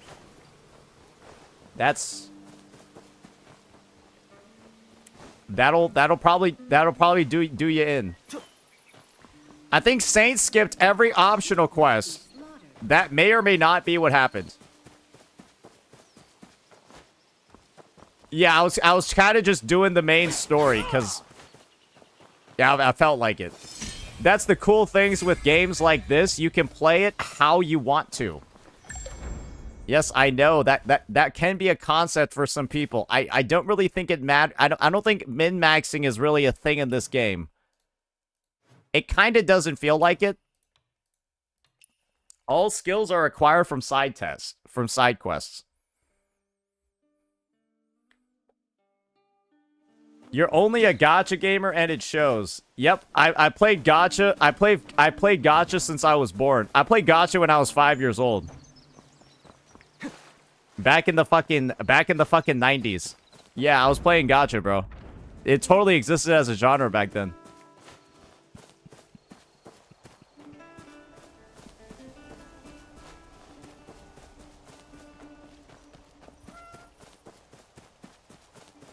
It's possible to steal the martial arts without touch of death. It's just 200 times harder. Yeah, I'm already going through the struggle of stealing this shit. I'm gonna learn touch of death, bro. Press to quickly find a co-op team? Sure. Sure. What? Yeah, let's do it. Let's do matchmaking for this, bro. Hey, let's do this. Hey, let's do... Okay, can I just start? Surely there's gonna be nobody else trying to do this one, right? It's like an intro beginner quest. There ain't nobody that's gonna be doing this. Okay, I was right. Yeah, nobody's doing this shit. Yep, nobody's doing this shit. Are you after the treasures of the Northern Vow as well? Keep it down. Don't alert anyone inside. Northern Vow? You don't know? Would you believe it? Where's Tiger Fork Boat? Alright, well. Open the gate. Let's do it.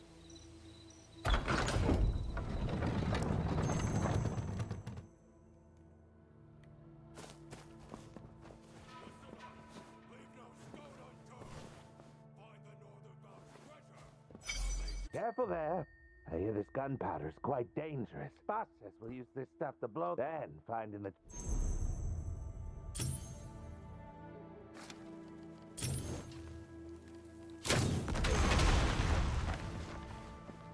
Get destroyed, idiots.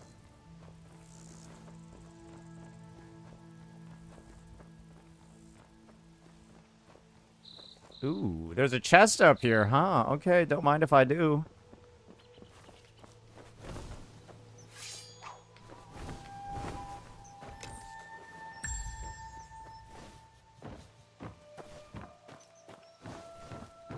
Okay, so I gotta go over there.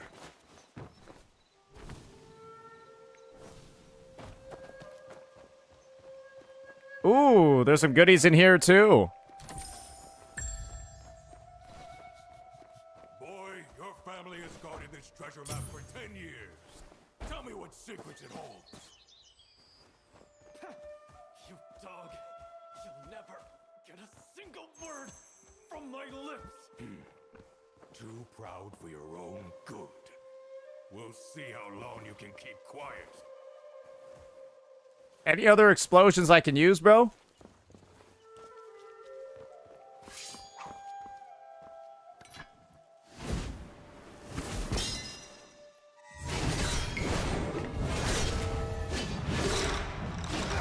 That's quite an intro.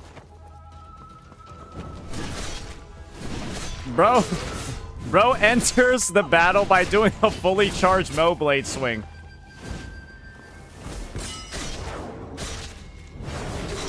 And this guy's just spectating now.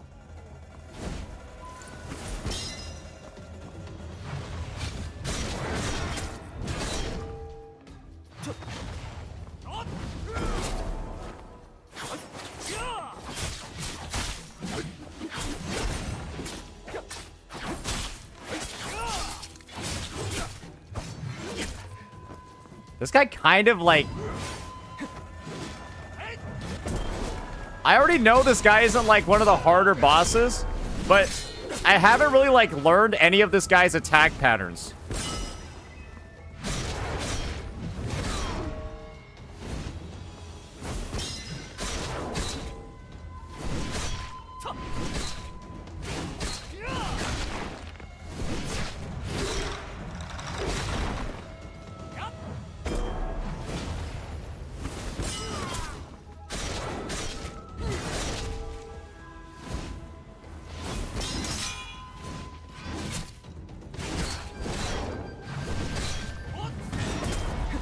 Uh-oh, that was a little bit cringe.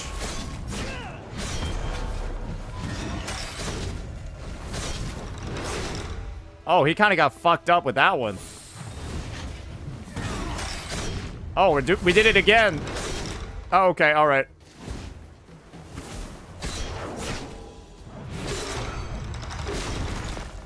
Well, that one was, yeah, that's a pretty easy attack to parry after you get used to it.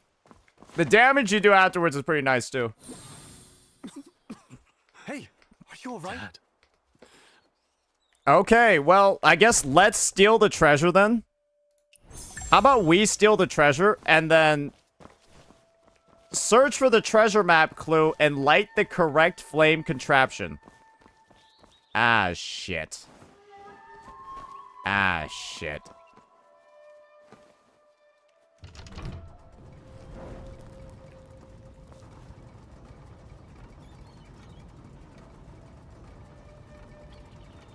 This shit is in Chinese. Like this one and the one on top of the red gate. Okay, okay. You light this one? Oh. Wait, does the game just... The game just tells me which ones to light. Alright, I'm too busy for you nerds. Get... I've got a mission to complete. Sorry, boys. Yeah! Wait, this is all to get Touch of Death?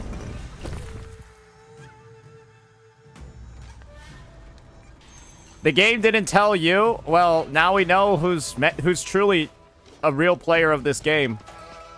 And it's not you, buddy. Sorry, you're not him.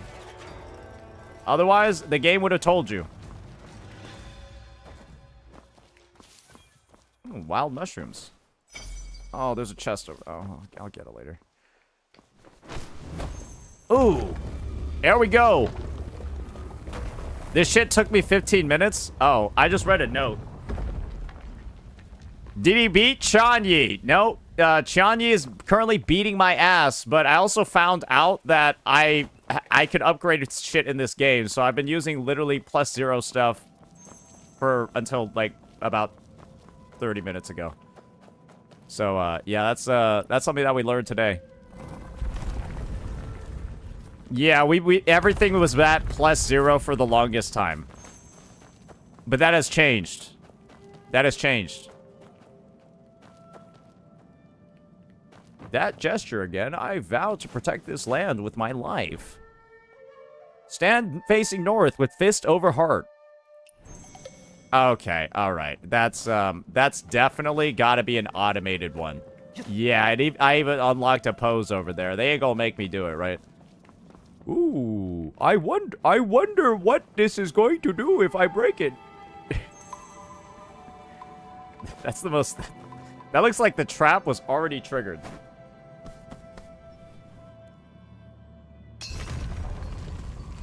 You should get the healing fan, bro. Hey, there's other ways to say that you're a gigantic pussy. Oh, now there's a puzzle here? Oh, brother. Oh, what the fuck is this? Oh, what the hell is this shit? Oh, come the fuck on. Surely there's a signpost here, right? It's gonna be highly rated. Left side block is the thing. Okay, where's the left and the right side, though? I assume that this is the left side, right? Okay, so I gotta hit the bang. Okay, I gotta hit this. Yeah, push that shit back. Get that shit out of here. And then on the right side, I've got to undo that thing and then the other thing. All right, so that's one of the things, and I need to remember what the other thing looked like. Push everything you can in, and then pull out these. Oh! Oh! So you mean push everything except those ones in? What the fuck? Why would you... You're, like, literally doubling up the work, you fuckboy. Wait, I can't even push that one in.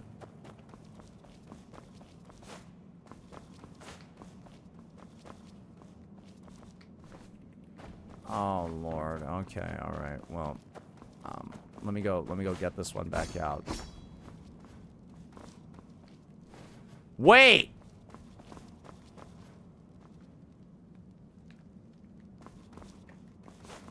Wait, did I solve the puzzle?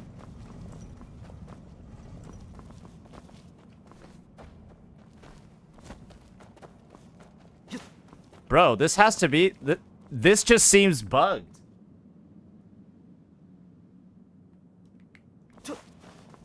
Wait, what? Have I even done it correctly? I pushed all the ones that I can in. Now you need to push in 3 specific ones? What? How do I reset this fucking thing?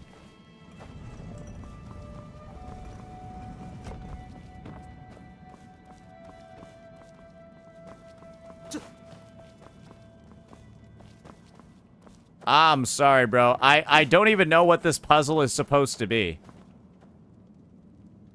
I don't even know, like, what... There should be 4 words on it. I don't even know what these are because I don't fucking understand Chinese. What the fuck?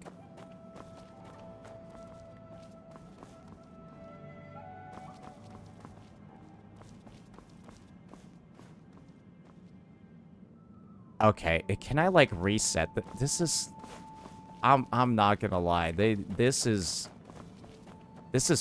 kind of fucking shit.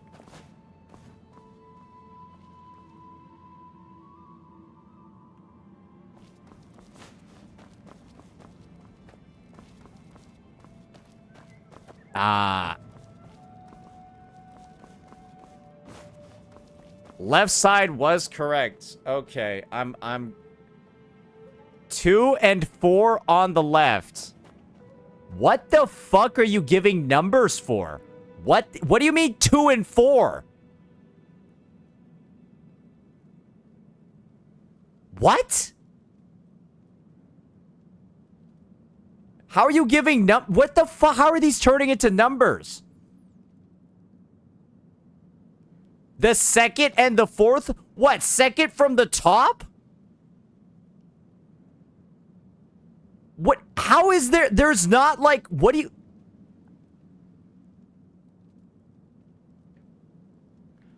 Dude, I'm not gonna lie. This has to be the most this has to be literally the worst puzzle I've ever seen in a game before. This actually has to be the worst puzzle I've ever seen in a game. What the fuck? I don't even, like, know what to do.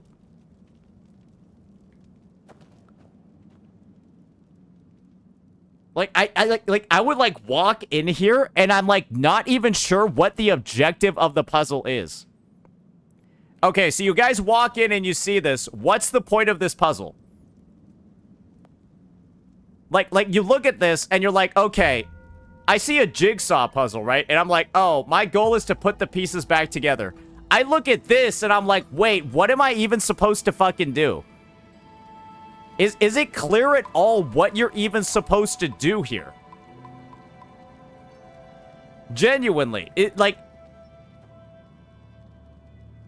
It's just shiny shit on the wall. It's like, I don't get this one, bro. It's this has to be the most unintuitive puzzle I've ever fucking seen. It literally has to be the most unintuitive puzzle I've ever seen in my fucking life. I've never seen one this hard to grasp at first look before. So, like, what? I have to choose that one to pull out. Okay, I did it. Great. And then on the right side, I have to pull out this one. Oh, nope, that wasn't the right one.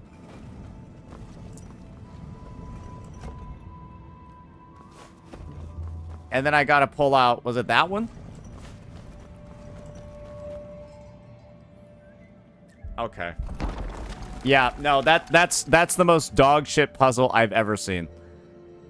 2 2 and 4, that's it? Go. Okay, I'm gonna go ban this guy. How are you using numbers for this? Who the fuck looks at this and says, yeah, it was 2 and 4? What? You're telling me yeah, it's just 2 and 4. What the fuck is wrong with you? You can push 4 stones? Your mother had fucking 4 fucking... You know, never mind. I'm not gonna say it. I'm not gonna say it. I'll be nice.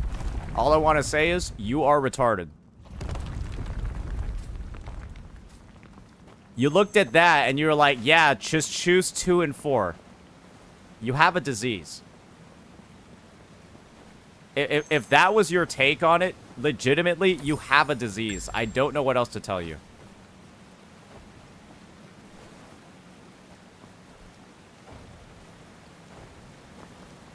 Two and 4. What? 2 and 4? Are you fucking real?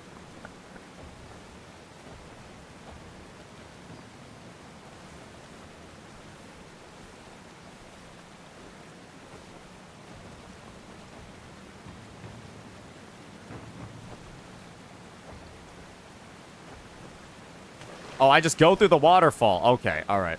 That makes sense. Jesus Christ.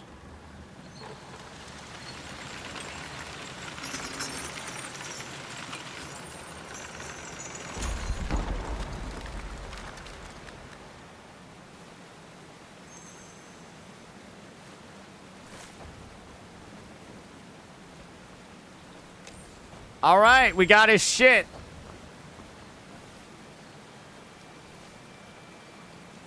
Use the rocks on the left side to get the treasure? I just literally jumped up his body. The fuck were these guys doing?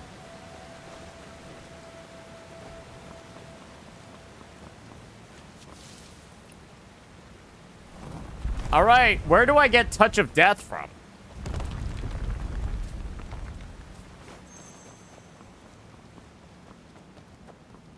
Oh, this is like a fucking Dark Souls movie down here, brother. What the hell?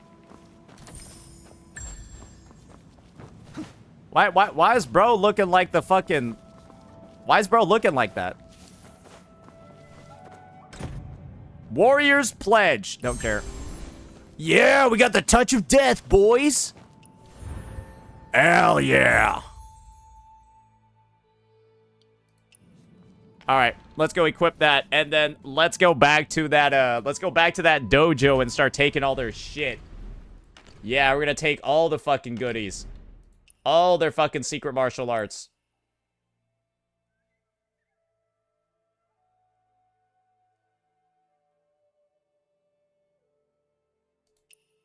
The hell is this? Wait, I can just...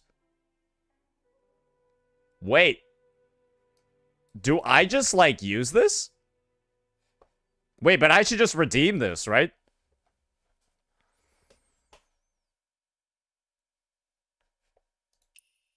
Because, like, I got these books. Yeah, might as well, right? Oh, okay. Great. Oh, okay, great.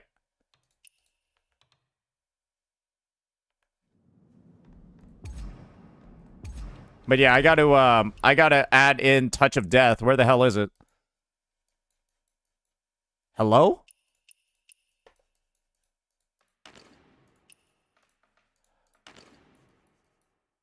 Bro, where is it? It's passive? You don't have to equip it? Oh, okay. Well, I guess that's good. That's pretty good.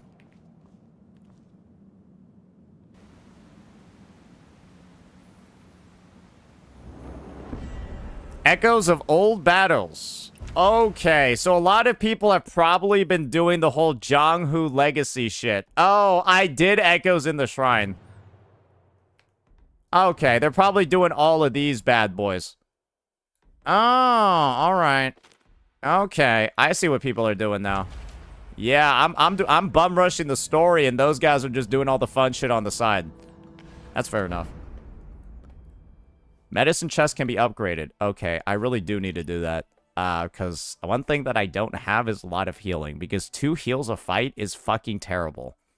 I'm just gonna be real with you. 2 heals a fight, like, changes the way that you play this game. Because you feel like you suck. Because you get hit once and, like, that shit is cooked. The young master is here. Alright. Well. I need more medicinal tails.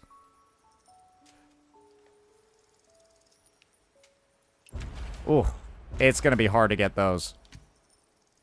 Campaign first clear reward.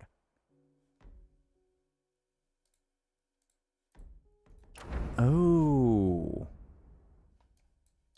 Ooh, this is where you get some of the additional gear and stuff like that. Okay, all right. Oh, and that gives you some tomes as well.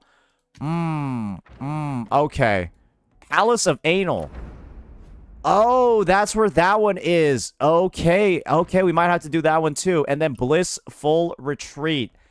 Gotcha. Okay.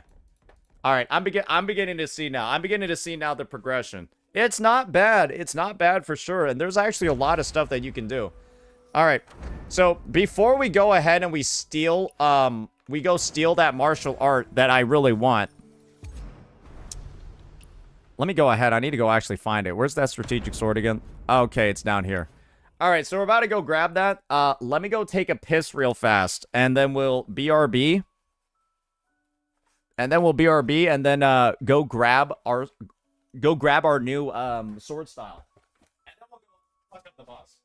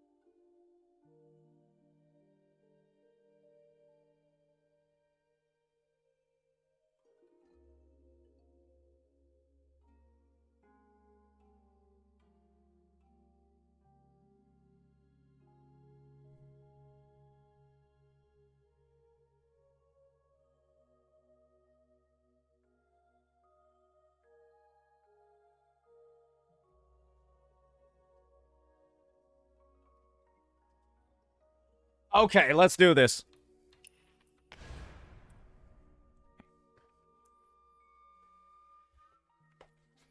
Did you beat the Donkey World boss yet? No, I haven't. All right, we're just doing it, doing a little bit of thievery. Okay, I kind of want that chest though.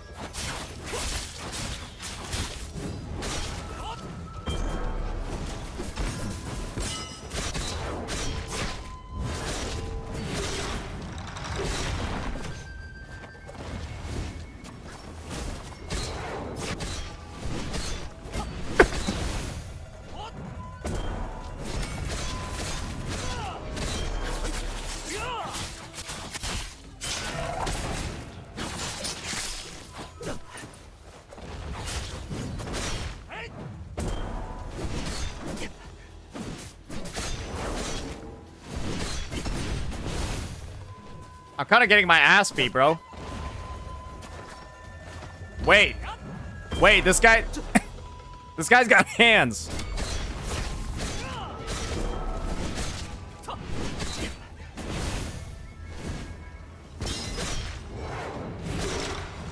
Well, at least I won't need HP for where I'm going.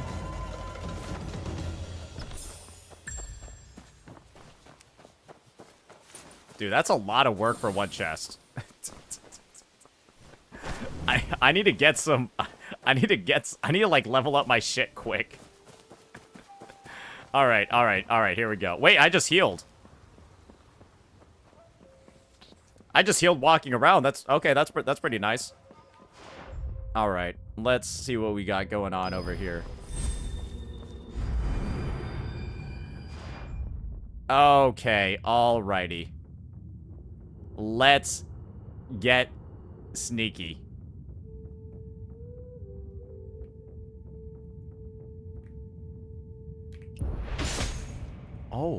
Oh, he's dead. Oh, he just fucking died.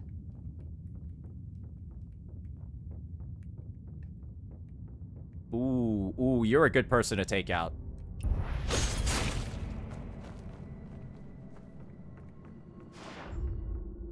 Ooh, okay. Would I be able to dash over there, or would I just get fucked? Because I kind of do want the chests that are here. But damn, that one looks a little bit rough to get to. Shit. I mean, I'll test it out. I'll test it out.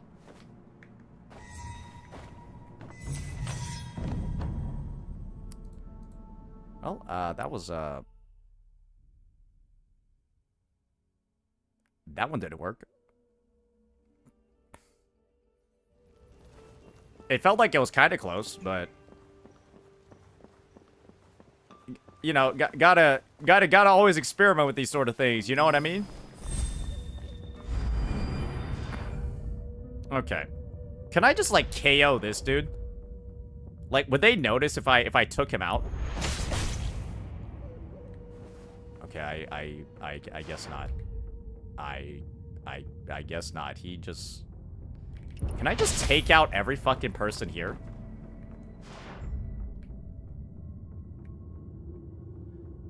Like, this is surely... They can't see me through this, right? Yeah. That makes sense. That makes sense that they can. Okay, and now we got the chest over here. Oh, yeah.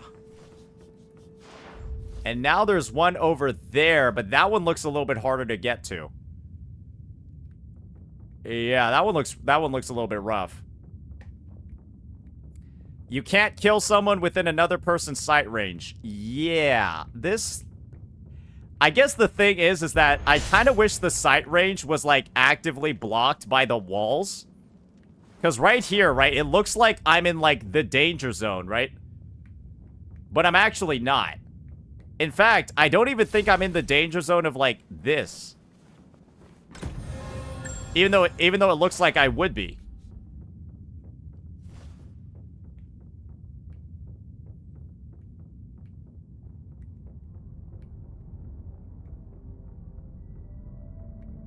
Okay, I'm gonna get caught if I go over there, but, wait, surely I can jump up here. Okay, good. Alright, I'm not in that guy's vision, even though it does kind of look like I am. Alrighty. Alrighty. So we knocked out that dude over here. And all I gotta do is get up there for the skill book? Oh, that does not seem hard at all. Yeah, the chests seem like they were a lot harder to get than the... Wait, this is actually easy as hell to just get the skill book. You gotta knock out one guy. Ah! Holy shit.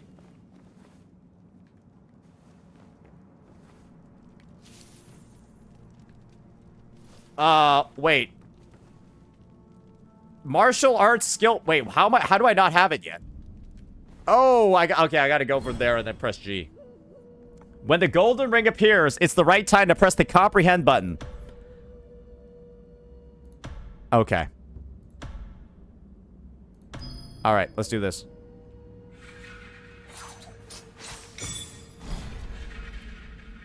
Okay, nice.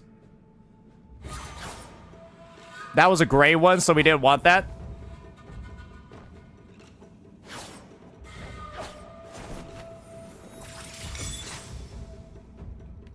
Okay, there was a gray one followed by a yellow one over there.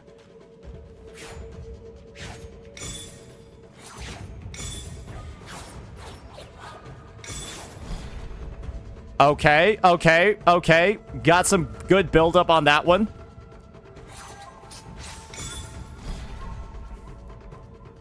Now we just need one more. I missed it. Hey, we got it, boys. We got it. Skill comprehended. Strategic sword. Let's do it. Boom. Easy. Alright, how do I get out of here now? Maybe I should have taken the exit out of here. See you later. Yeah, I'm glad they just let me walk out of there after doing that. I appreciate it, boys. Hey, I'll see y'all next time. I think that's I personally find it crazy that they just let me leave after doing that. All right, let's make sure we upgrade this bad boy now.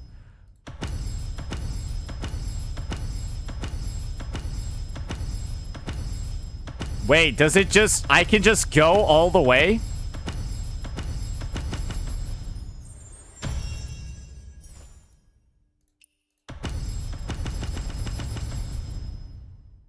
Shit.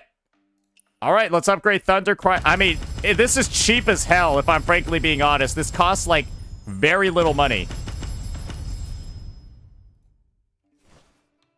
Increases max HP based on body.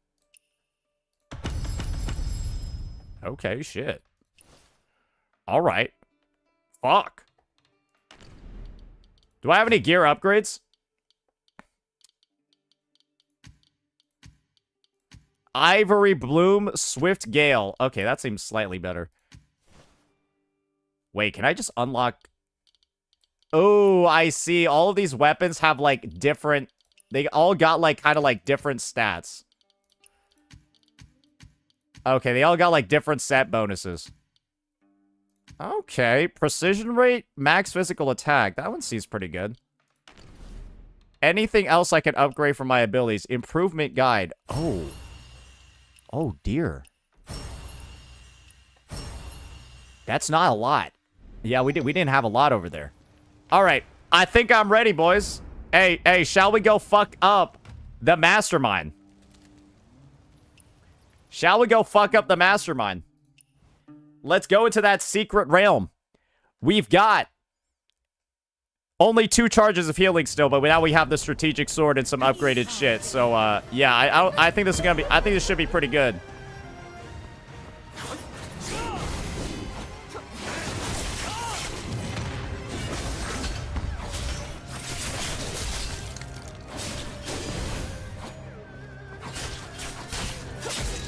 So yeah, this thing actually does, like, damage on a sword.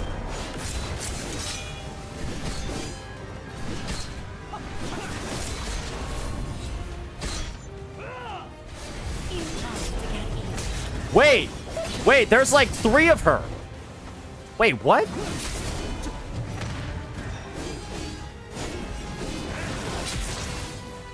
Wait, what the fuck was that?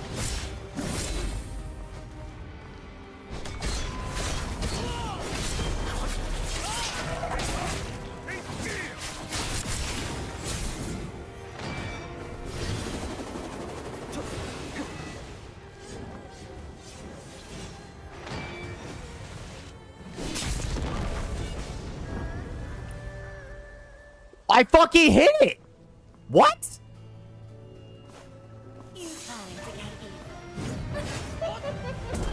Bro!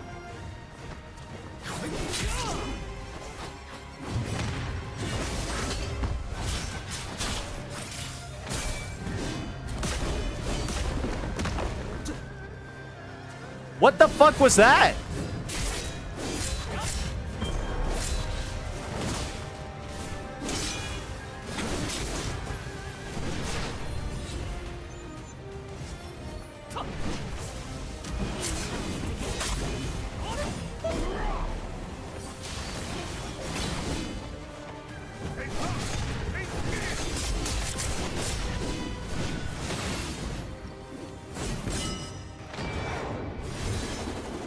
Oh, bro, great. She's about to do her dumb shit again. Did he block her though? What? What the fuck was that?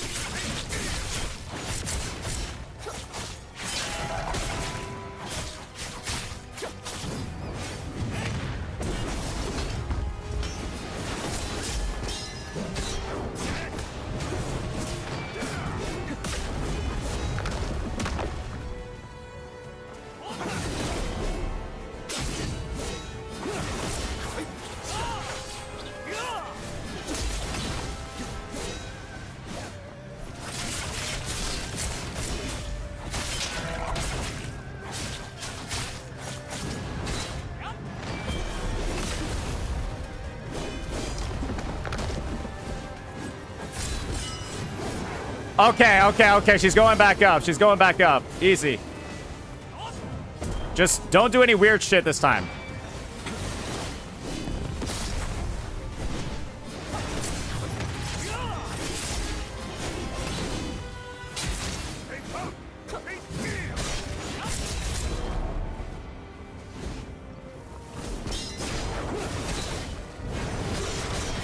All right. We got one bit of healing now. All right, let's do this. One healing potion, and we got the boss.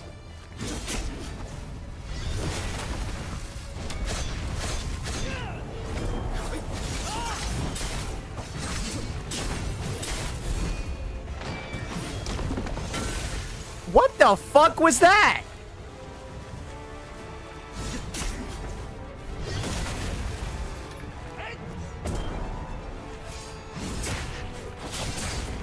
Oh, brother. Oh, brother, she's a bit of an issue.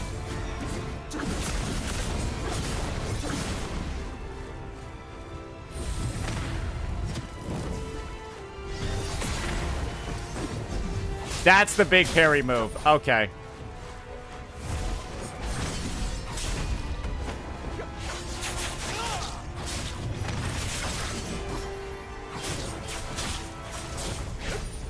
Yo, she's kind of a situation, man. She's kind of a situation, bro. It feels like she went easier last time. She saw that I upgraded my gear and now she's beating my ass. Yeah, I'm not gonna lie. We saw some new moves this time.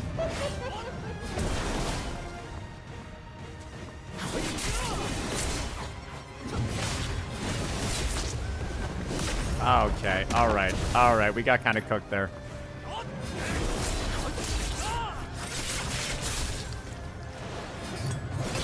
Like that move over there, it feels like it...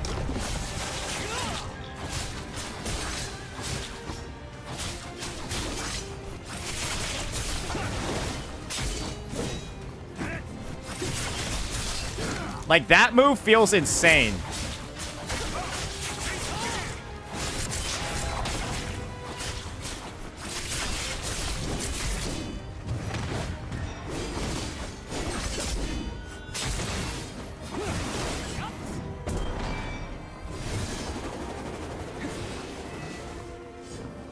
All right, here we go. Let's block the parry. I'm sorry. What was that? I hit the wrong hotkey.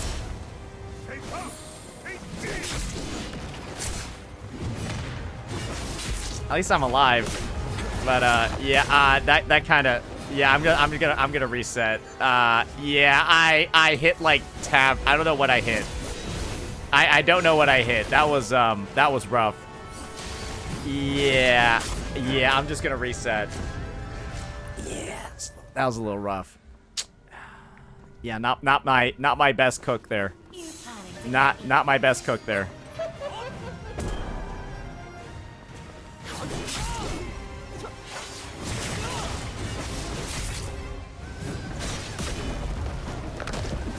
Not my proudest moment.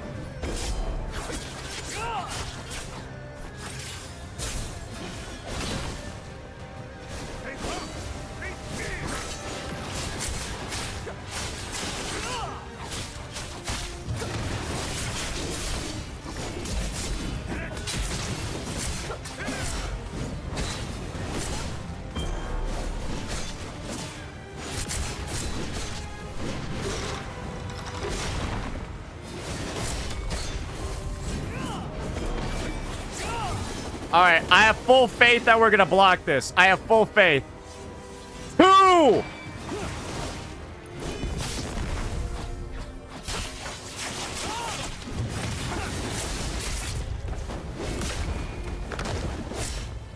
Well, we did block that, but, Oh, nice team up, Killer Blade. I got you, brother. Check this out. Oh, we got some big old damage up in here.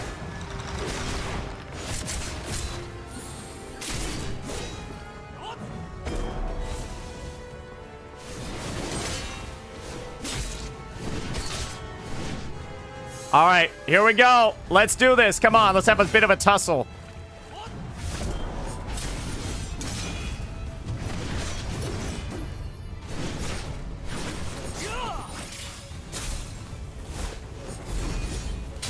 Okay, she kind of like fucking missed that.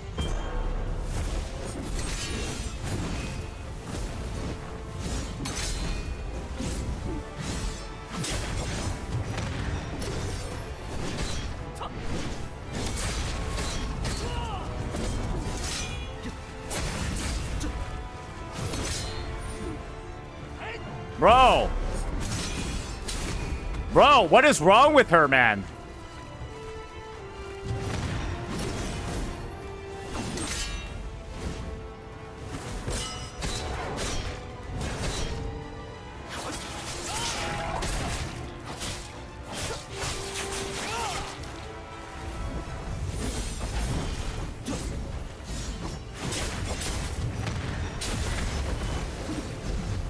Bro, she's literally ending the world on me right now.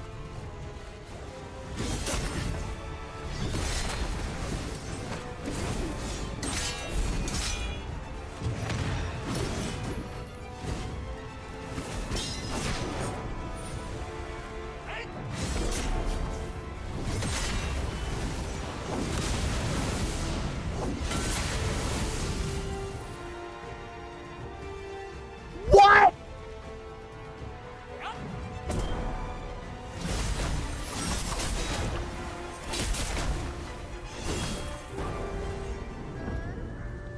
Bro, what kind of insane fucking fight is this? I like this better than the horse, but that's a lot of phases.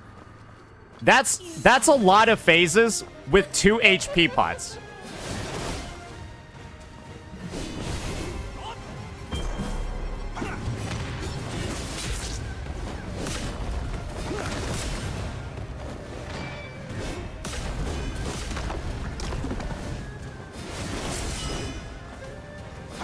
She's got like a built-in HP drain phase as well.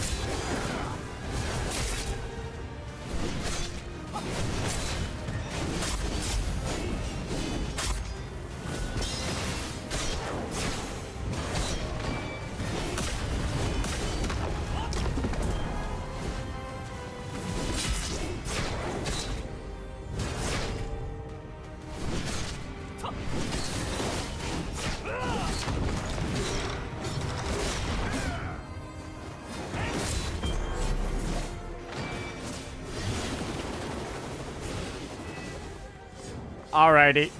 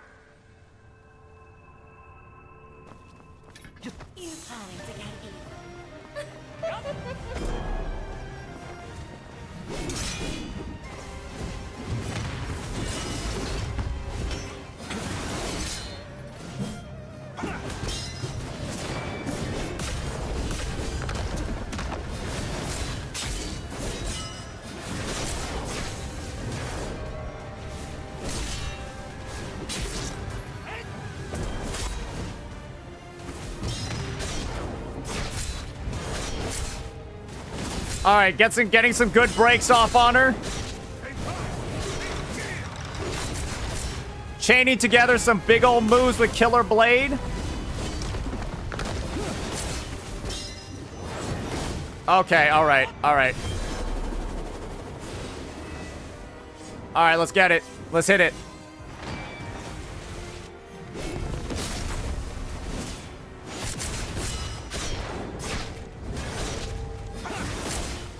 Oh, easy phase 1 right here with the boy.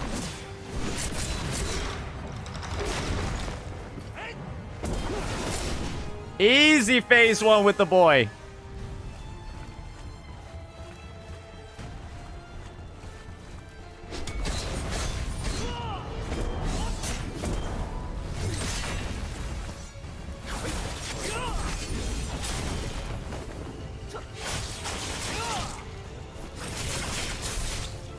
That did a lot of damage.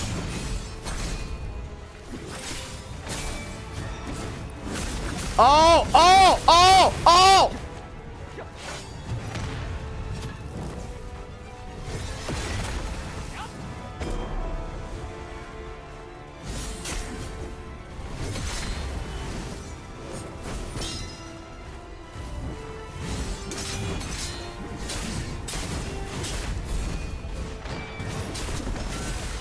I am in Blood Flame?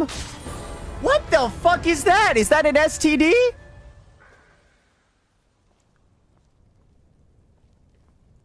Is that an STD? What is that?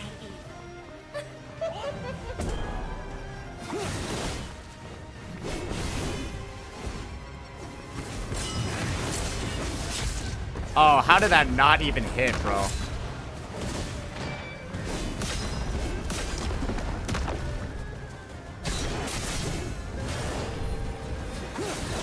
After the best phase 1 ever.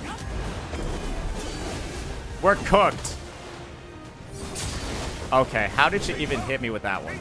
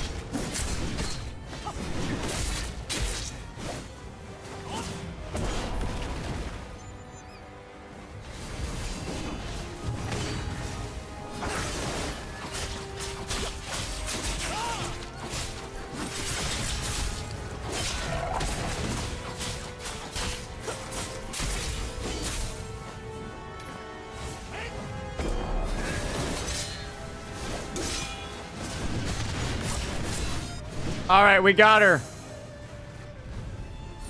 Hey, okay. Okay, here we go.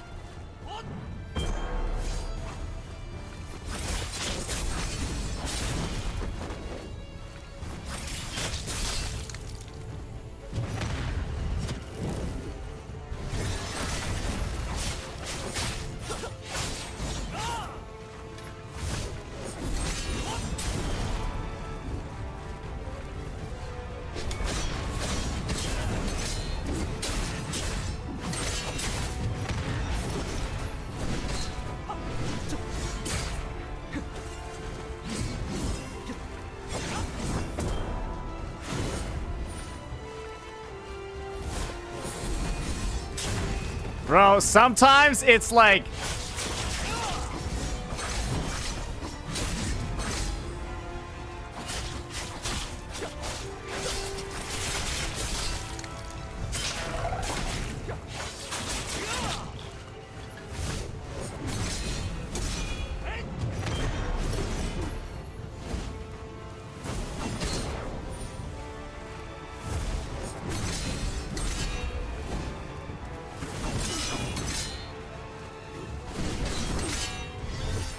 Okay.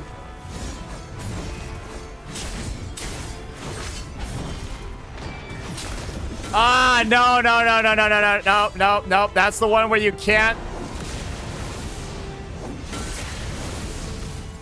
Oh, I'm gonna die.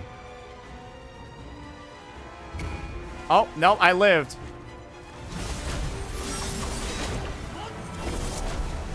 Bro, what is that? Like, she even has an HP drain phase.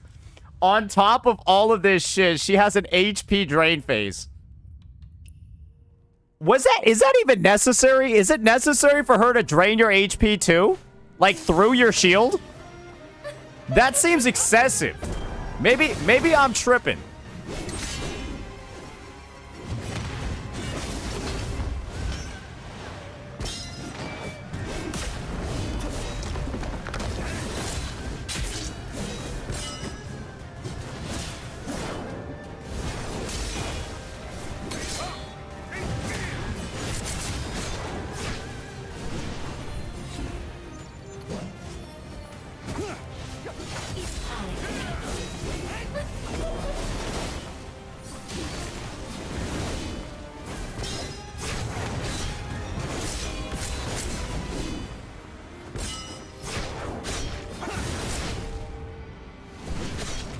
All right, nice.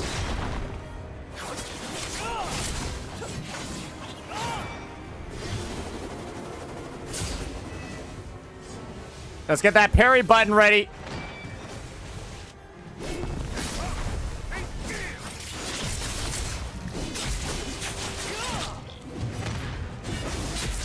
There's no way I fucking got hit by that. What?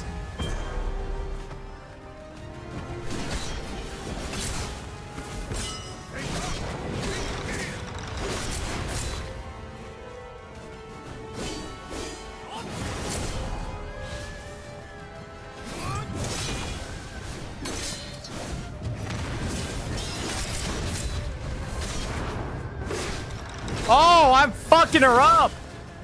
Wait, how is she still alive?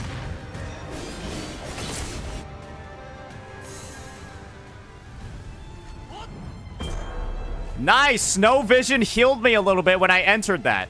When I entered this phase.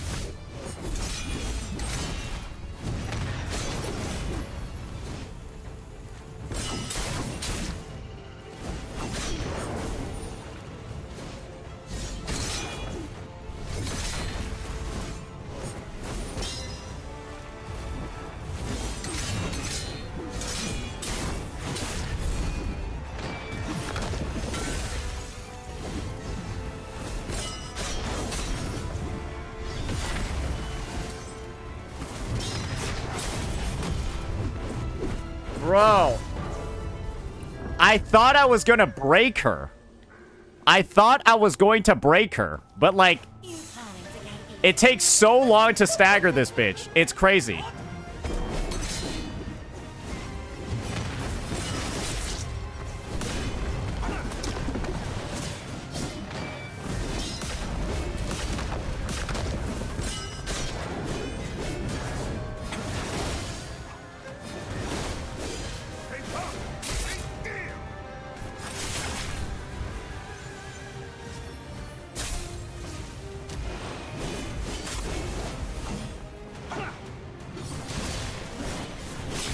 What the fuck is that?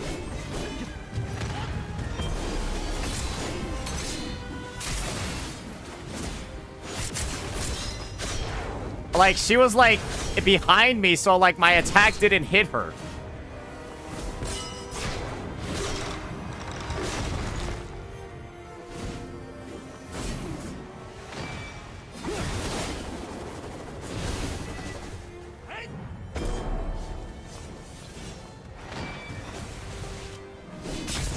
Ah, whoopsies. I hit the T. Why do I keep trying to hit the T button for that prompt?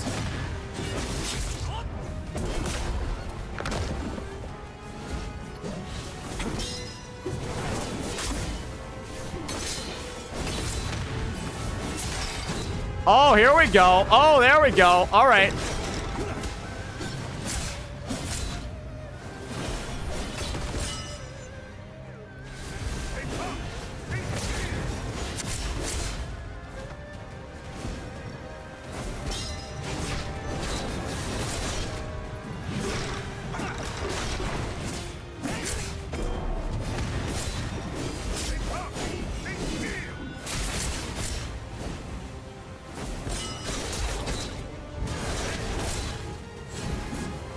Okay, she's back.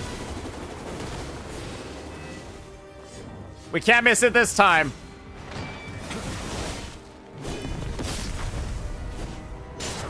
Alright, there we go. Alright, we got that healing going in because we just entered a fresh combat.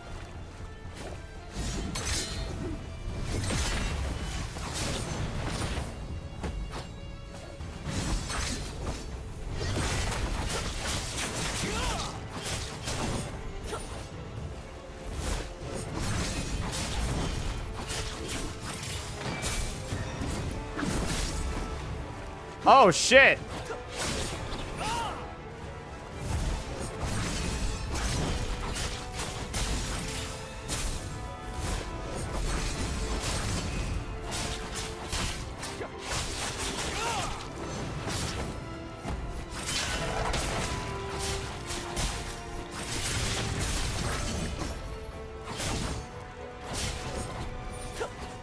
Oh, she's getting styled on right now.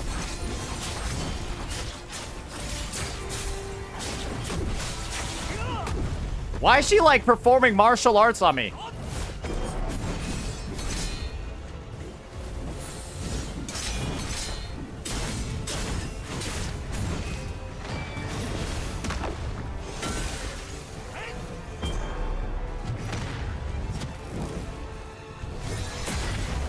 I thought I parried that one.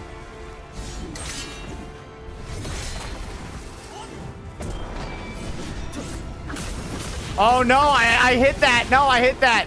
Oh, God.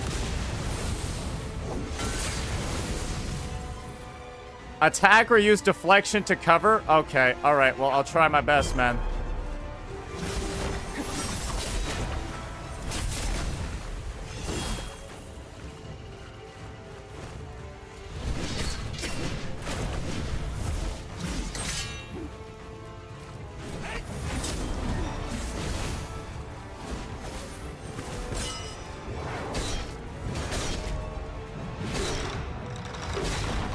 Wait, that just gave me a lot of HP back.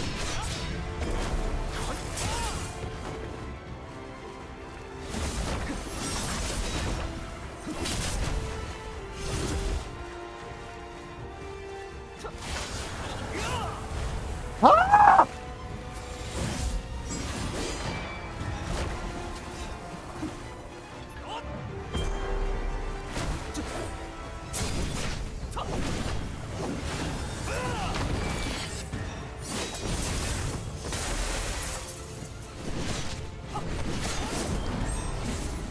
Bro, I'm not gonna lie. I'm not gonna lie. That second phase is kind of ridiculous. You're like slow and shit. I think I can get used to it, but yeah, her having the second phase is nutty.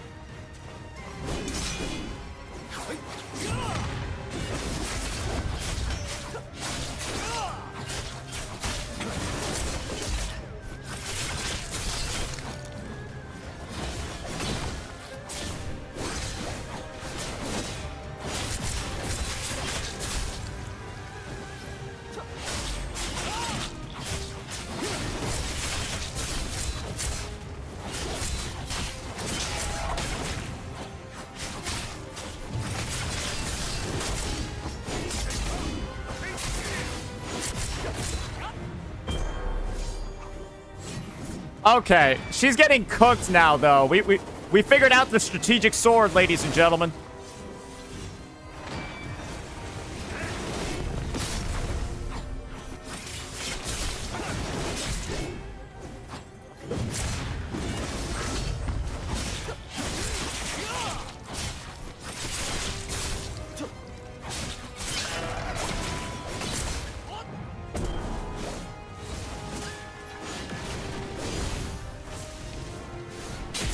Ah, I'm being a pussy. I'm being a pussy. I'm being a pussy. I'm being a pussy.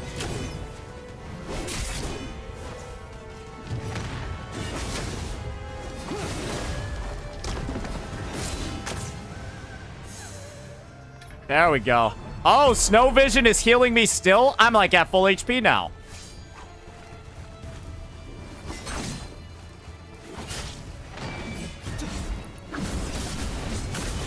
I did the animation where I fucking stopped it. Brother, I'm tilted. I did the animation where I stopped it, man. Why did that attack still keep going?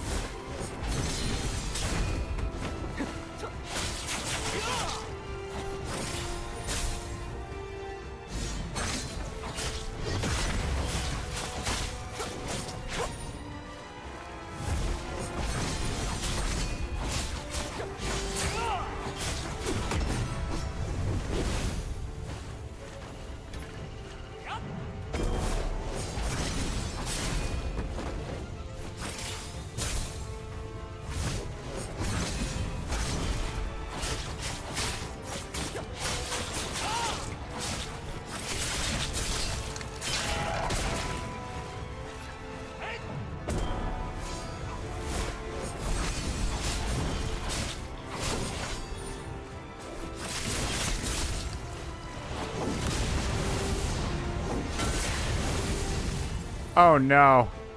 Oh no.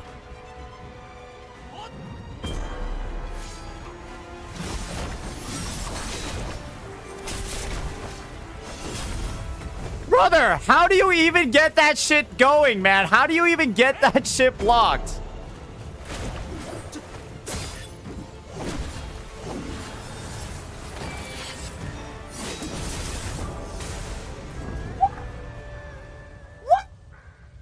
Did I not bounce that move correctly? That timing on that looked right to me.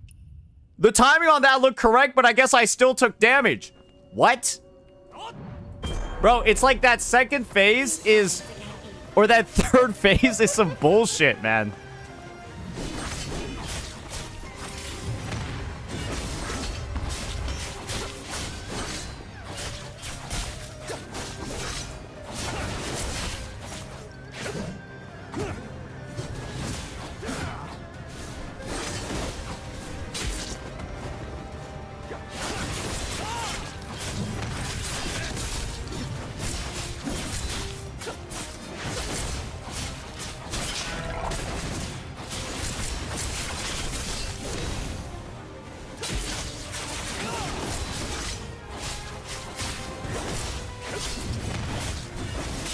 Ah!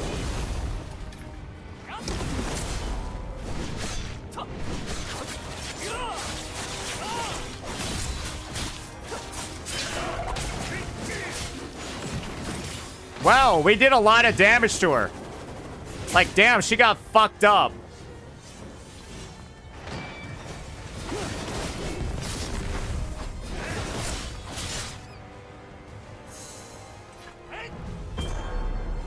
All right, we got the healing setup over here. Got our nice shield. We're looking good, boys. Okay, never mind. Not anymore. It's not looking good.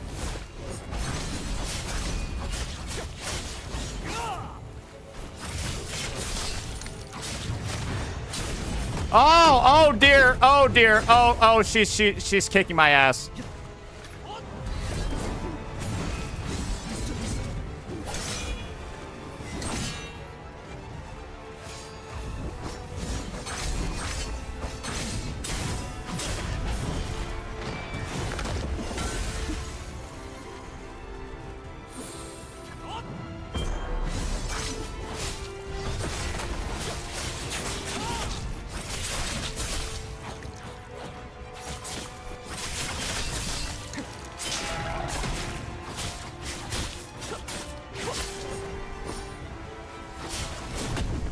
Okay. Get that karate shit out of my face. I don't like that.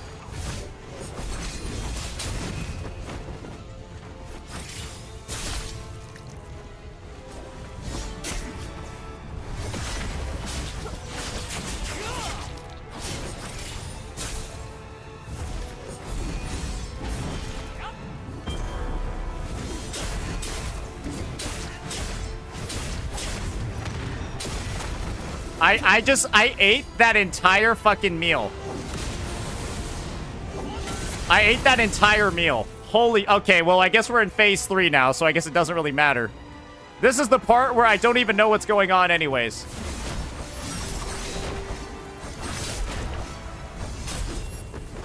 Like, how do you even parry all of those attacks?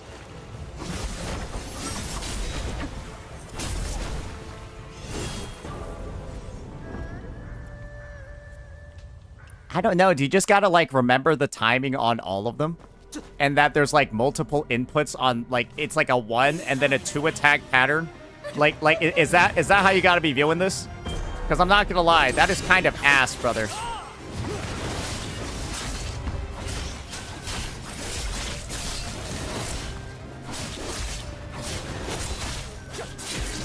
Yo, you might need the auto parry, man. Hey, they have that for a reason, right?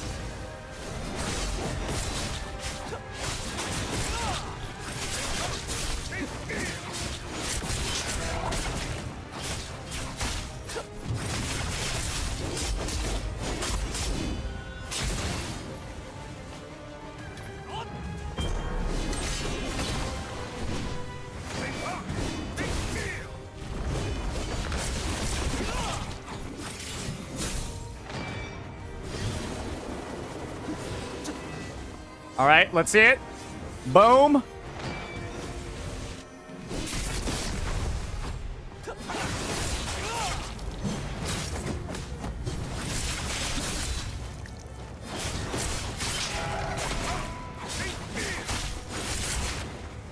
Got her. No healing, though, but that's because we lost almost no HP heading into this phase.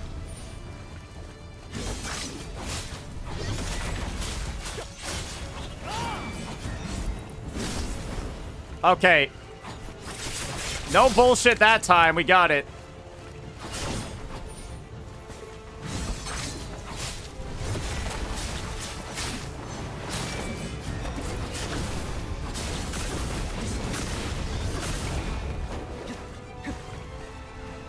Well, that was bullshit.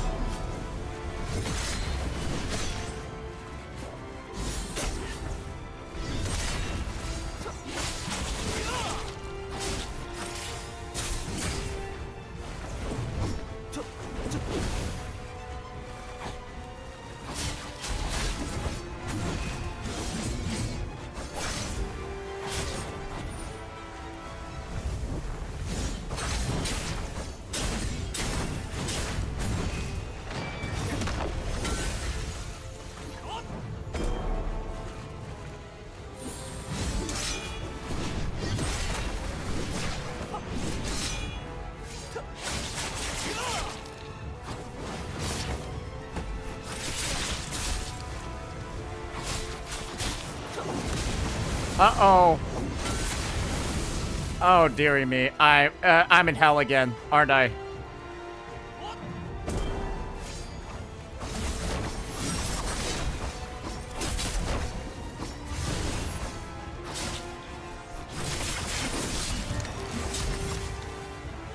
Oh, well, I guess that's not a parryable move.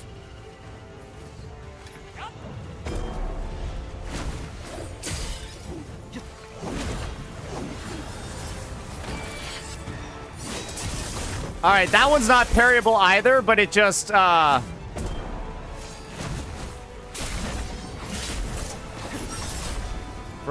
I'm gonna be honest.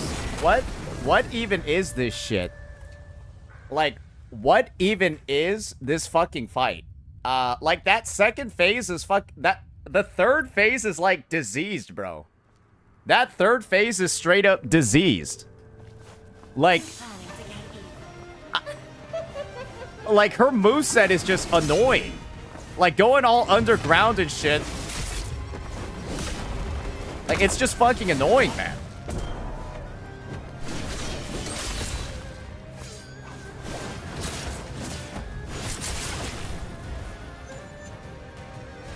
And, like, then she has those attacks that, like... I guess the thing that like, blows my mind the most is that she doesn't, like, stop attacking either. Right? After you, like, parry one of the moves, she just doesn't stop.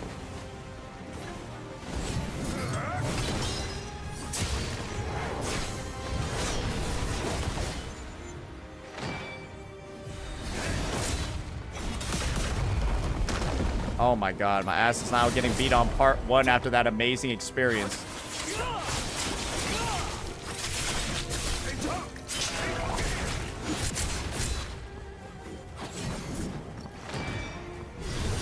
Do you just have to be like a literal parry demon against her? That's what it seems like, right?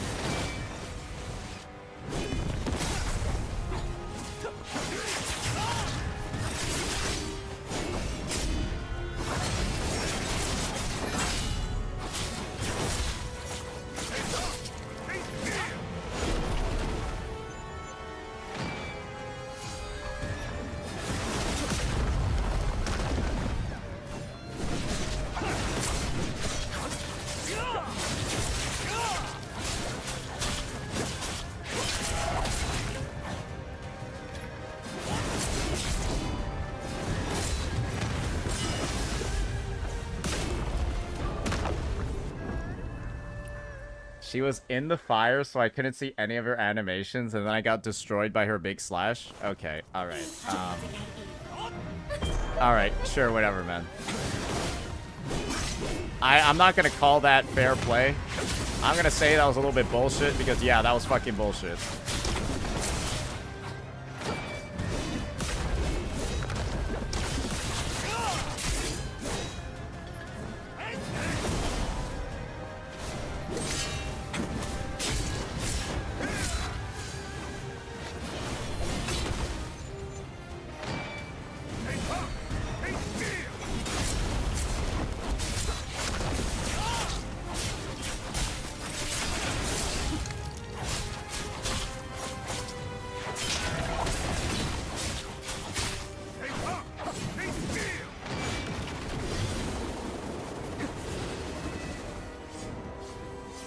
Okay, alright.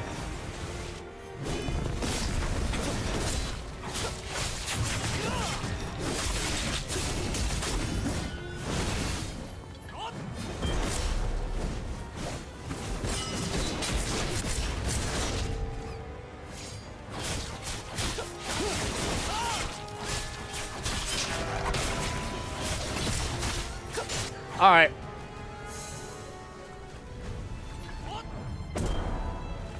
Oh, okay. Another destined showdown against this bitch.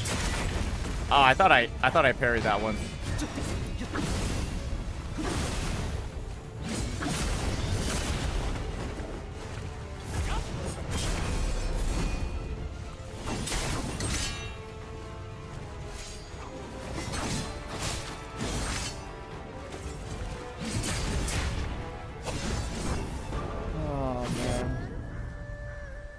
Oh man, this is a rough one, man. This is a rough fight.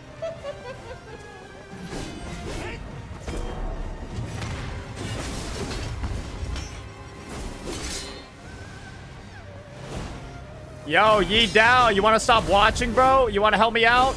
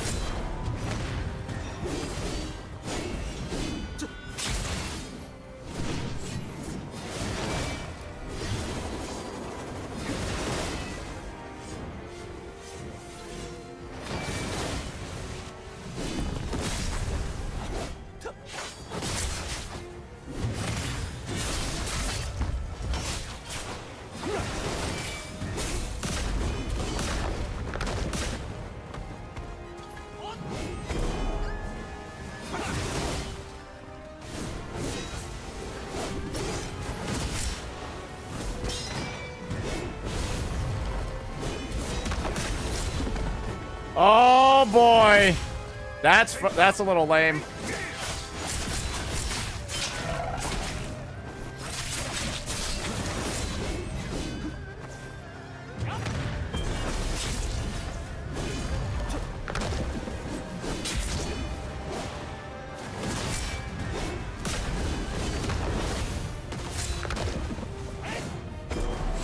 Bro, I need them to, like, get out of the corner.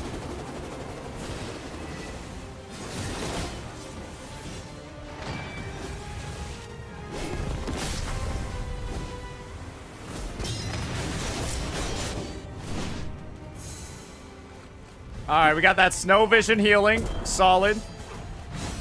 Okay. Why is she doing that?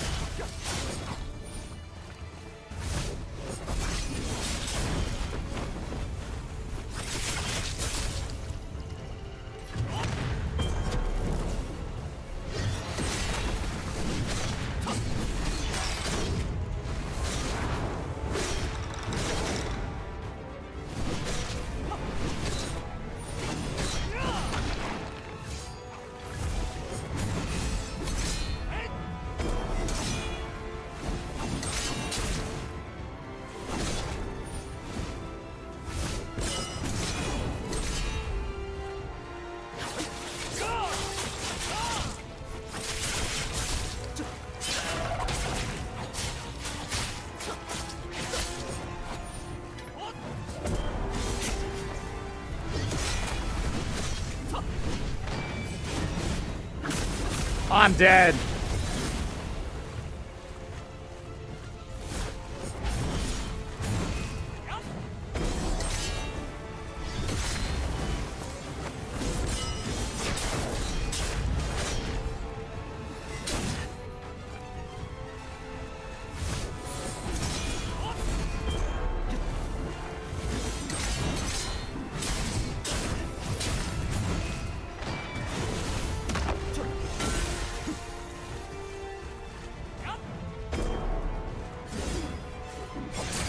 Ah, no, that's a different attack than oh, her switch up on that is disgusting, man.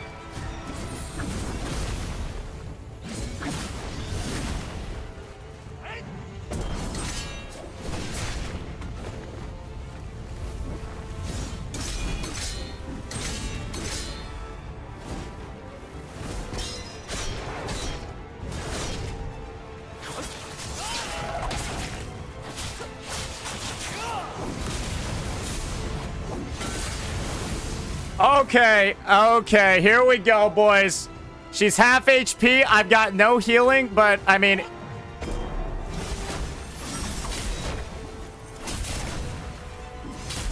I don't even know what to watch here, bro. I don't even know, like, what... Like, is it purely, like, a timing-based thing?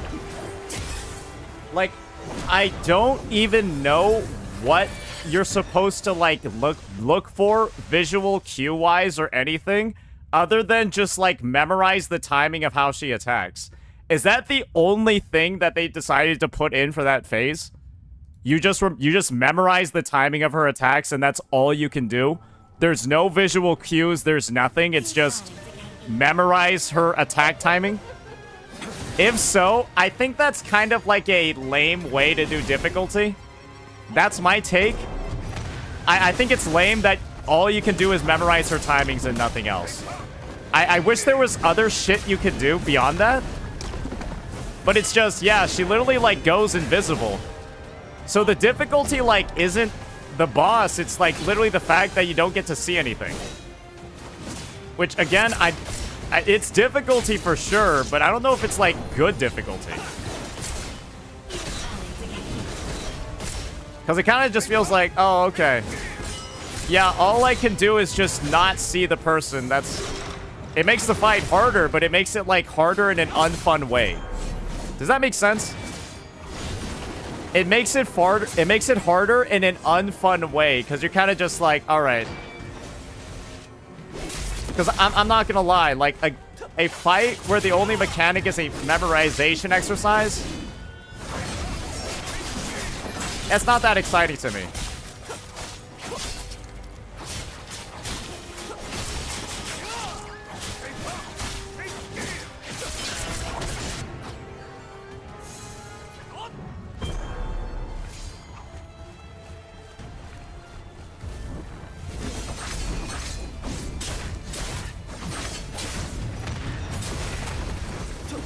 Ah, damn.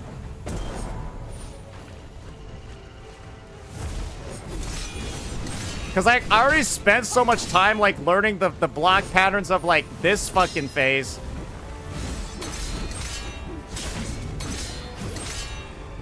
Like, I spent all the time learning the block patterns of this phase, and now it's like, oh, okay, by the way, now you got this other one you gotta learn as well.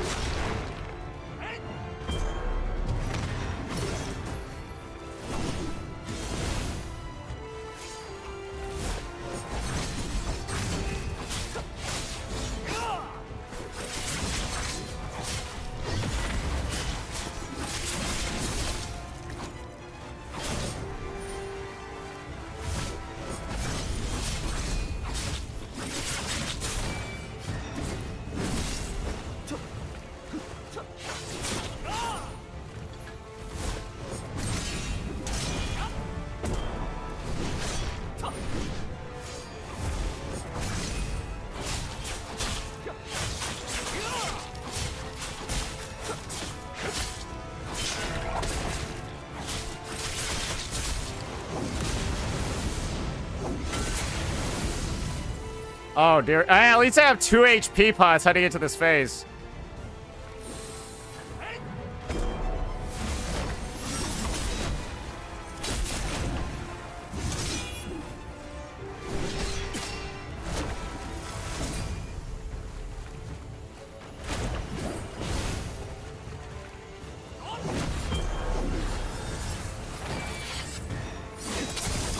And that still hits you. It doesn't matter if you dodge it, that move still hits you.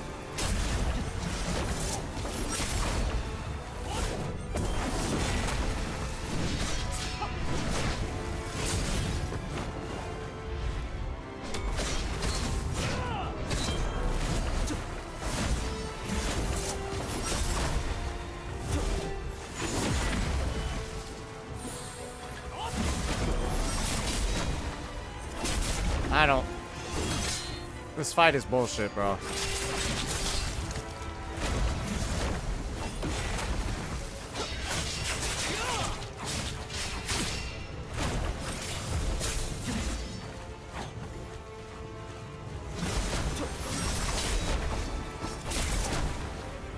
What the fuck even is this? Brother, it's like... Okay, so... This boss, you literally can't fight it unless you memorize its fucking the timing on its moveset because it's not visible. And then that's after 2 previous phases. So they introduce a whole fucking completely new moveset on the boss. And that's after you memorize 2 other movesets on the boss. I don't know, bro. That just seems... This is just... Maybe if the entire fight was just this thing... But the fact that it's, like, I don't even think the healing helps either, right? I had 2 HP potions heading into that second phase. It doesn't matter because it's not like I'm damaging the boss ever. Like, I'm not even ever really fighting the boss. I'm just, like, sitting there dodging the entire time because I have no idea that you can't even see anything she's fucking doing.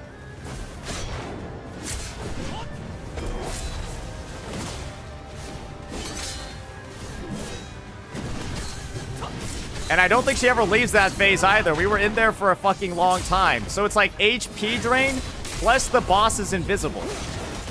And so you die from 1 hit unless you're landing attacks on her. And then she also blocks your regular attacks too. So it's like, she's a combo of literally blocks your attacks from the front so you do less damage to her. The only way to effectively damage her is to fucking parry. And then they, like, designed the boss so that, like, you can't reliably do anything because she's invisible unless you memorize her entire moveset. I don't know. That to me just seems like, okay, it's like, hey, how can we make this fight feel unfairly hard? And I think the fight accomplishes that. It feels really unfair. And it literally is just like, okay, you just gotta bang your head against the wall repeatedly until you literally just memorize this boss's entire moveset. So you can hit every single parry, because otherwise, you literally cannot fight the boss. Yeah, like, if you don't parry everything, you cannot fight this boss, and she's invisible to everything. I don't know. That just seems questionable to me. Maybe that's just me, though.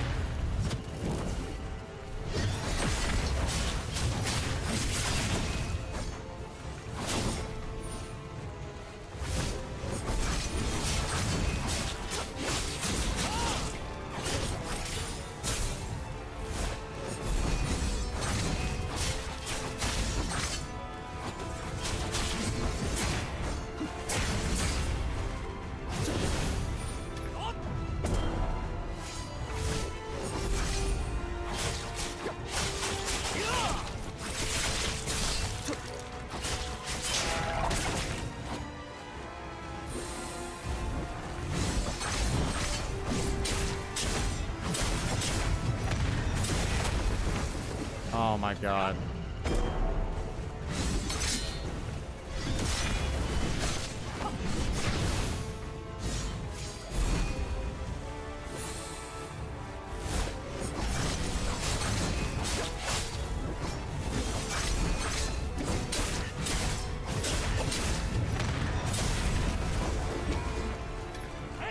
Bro, the timing on that third attack always fucks me.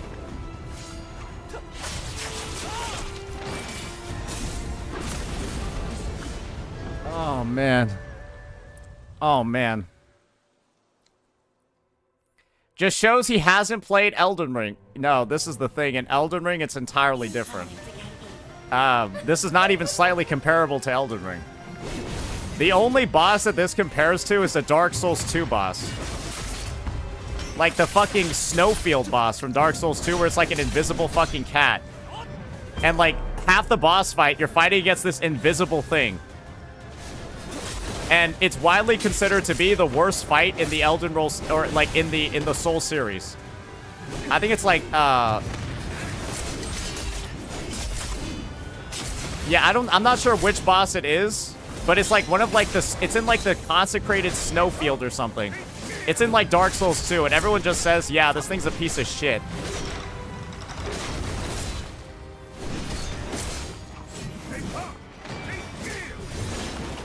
Yeah, I think a boss where it's just, yeah, it's entirely timing based. There's no visual cues for anything. I think it's bad design. But hey, I guess it's a story. I guess it's a story mandatory boss. So I guess we'll have to play this way, even if I'm a little bit turned off by it. It is what it is.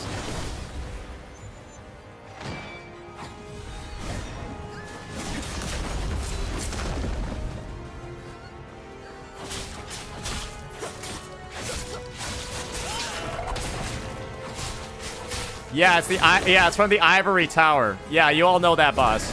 Complete dog shit design, right? This boss reminds me of that boss. And that's not a good thing to be reminded by the fucking Dark Souls 2 bosses right there. That is really bad.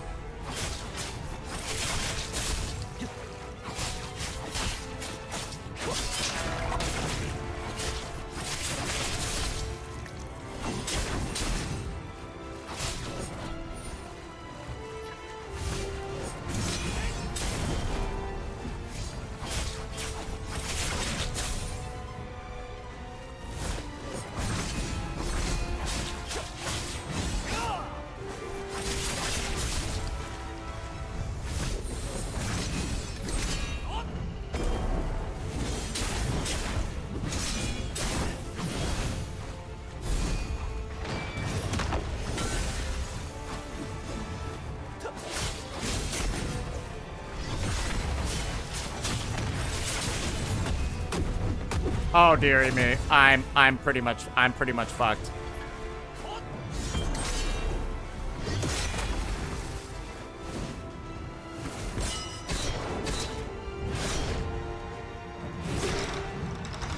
Ah! Ah, she's below 8. She's below 5% HP though.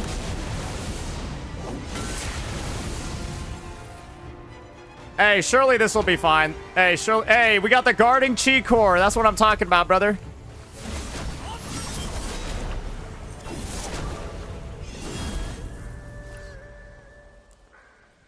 Brother, I'm just gonna say, this is... Okay. Everything's good in this fight. If she was visible during the third phase, I think this would be a great fight. But I think the fact that, yes, she just goes underground and then you're just like, alright, what do I do now? I don't know if I can call that a good fight, man.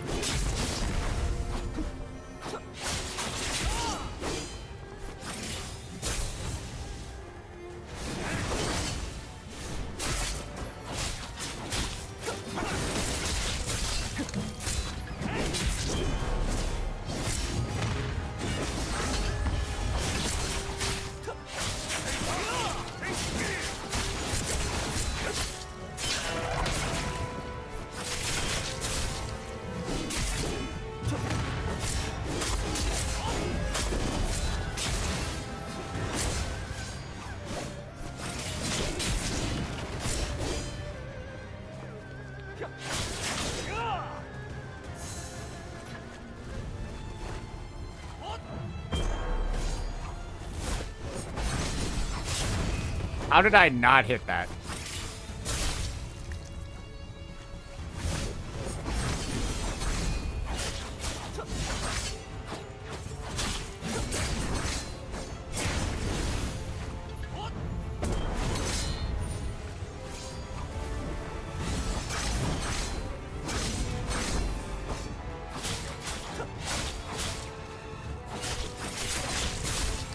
Like, this phase, I like this phase. This phase feels fine. This phase, like, feels fair.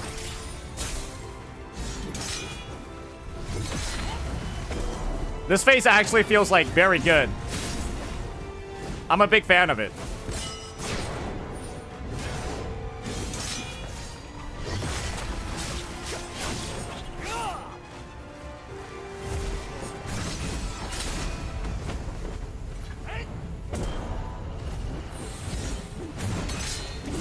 Ah, shit. Ah, shit. Ah, I fucked up. Good thing I was shielded for that one, though.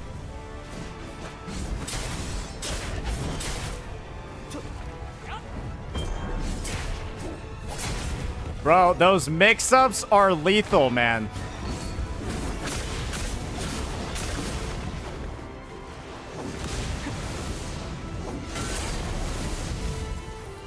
Wait, did I actually just consume my shield there? Oh, no.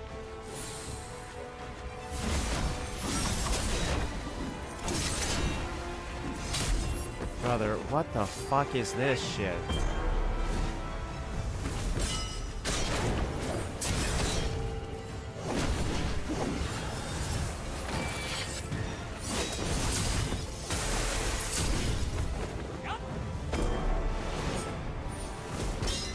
I'm just gonna muscle through this. I don't even care.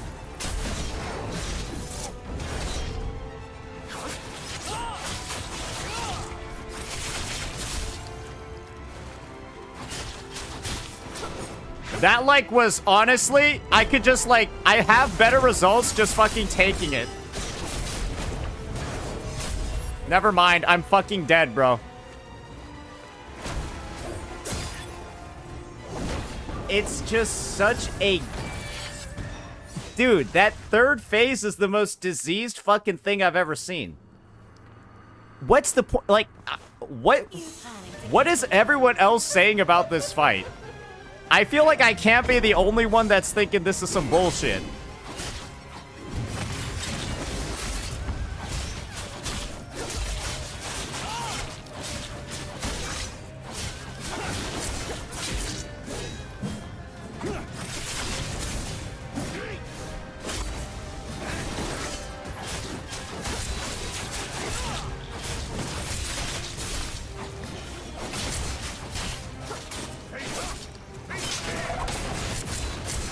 I simply land every parry on a fucking invisible opponent.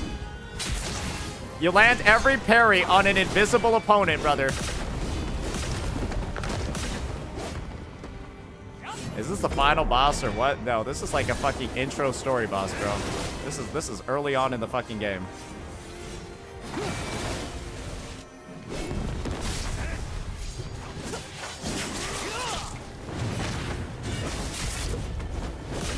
Oh my god.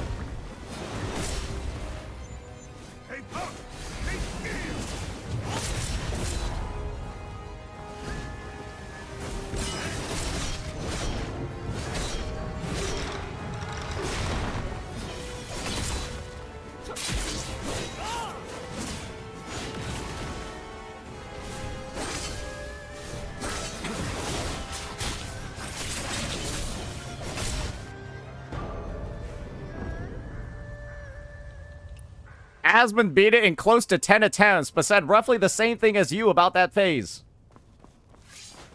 What build was he using? Is he using the fans like everybody else? I've like been hesitating from using the fans because everyone's been saying to use it.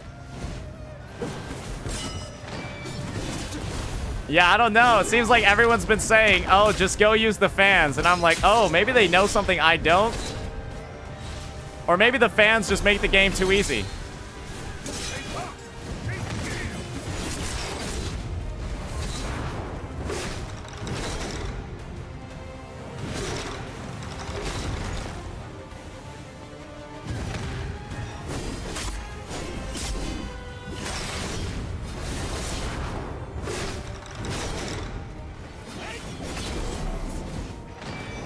Yeah, I guess the thing is that I'm a very, like, visual guy in these sort of games. And so having a pure timing-based mechanic where the boss is invisible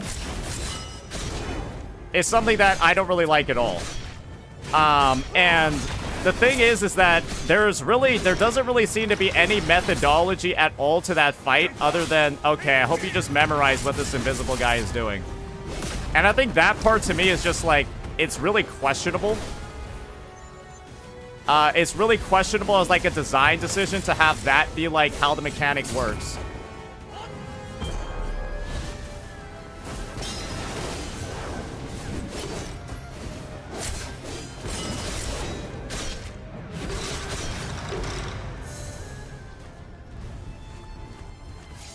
Because again, right, like these phases, I'm having a great time, right? Because, like, there's, like, visual stuff. There's, like, animations, right? There's, like, stuff I can, like, remember and identify. Oh, dearie. Oh, dearie me. I might have messed up here.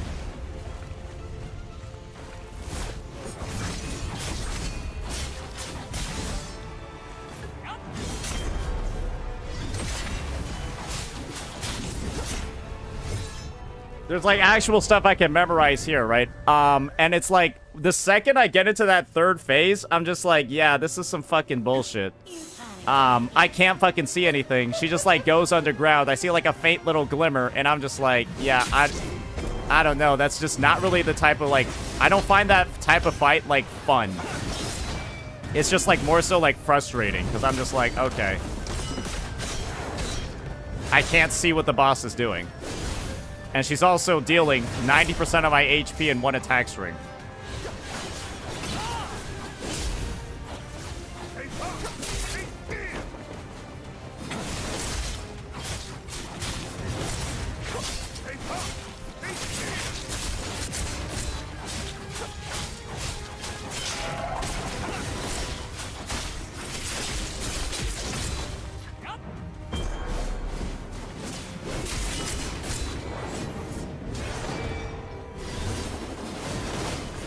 You said there's some butterfly things that come close to you? Oh, okay. Do I just gotta look out for those?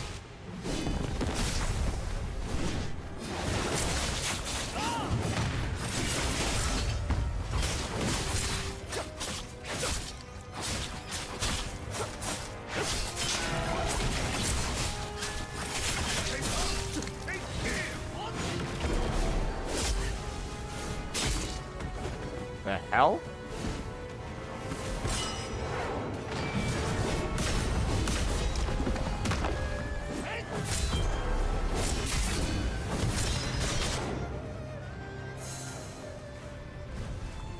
Okay, alrighty, alrighty, alrighty.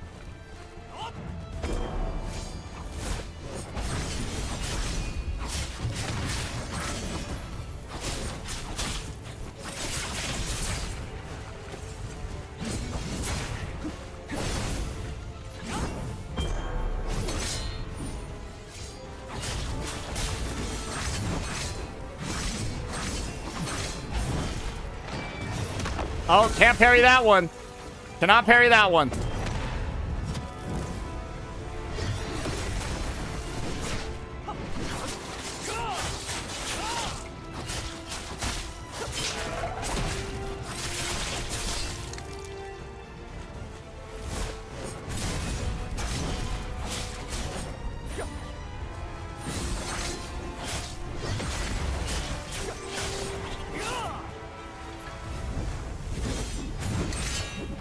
Ah, shit. I forgot.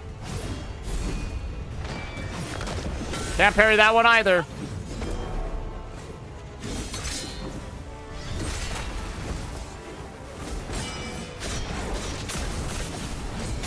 Was I stuck in an animation there? Oh, that's so brutal.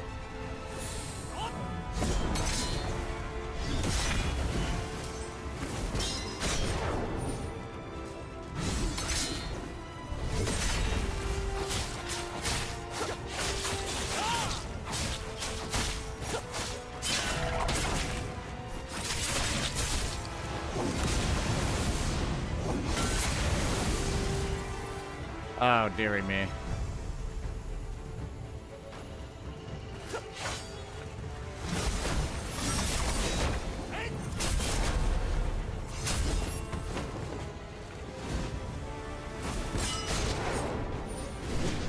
So you said the butterflies, huh?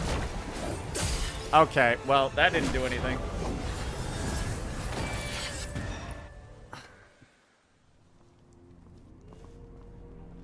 Is there a is there like a DLC I can buy to like see her?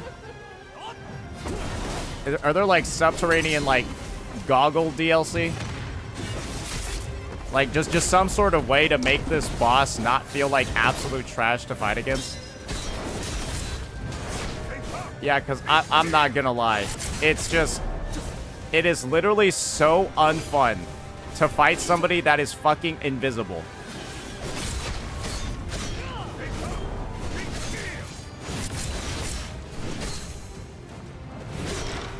Like, there has to be a way to pay to see her, right?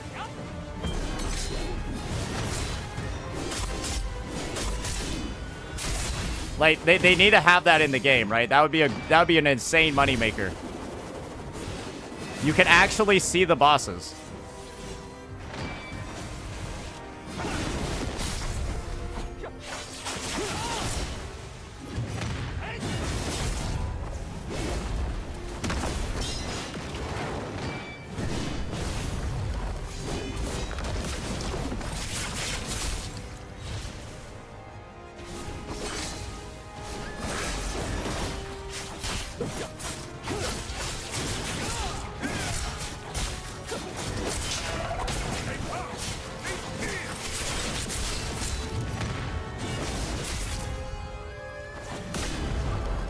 Oh, I forgot. When you don't counter that attack, she does that. Oh. Alright, surely I can just fight against phase 2, right? Should I just fight against phase 2?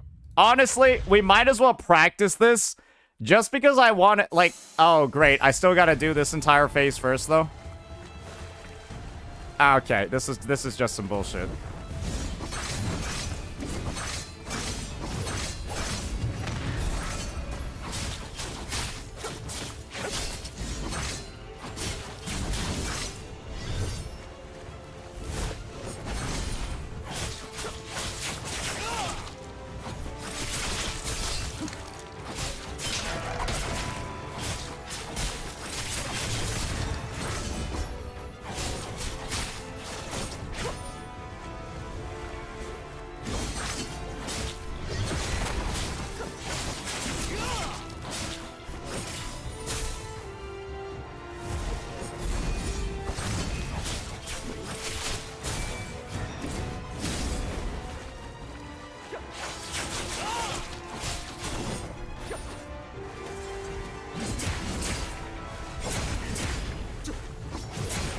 Okay, well, I just got fucking cooked there.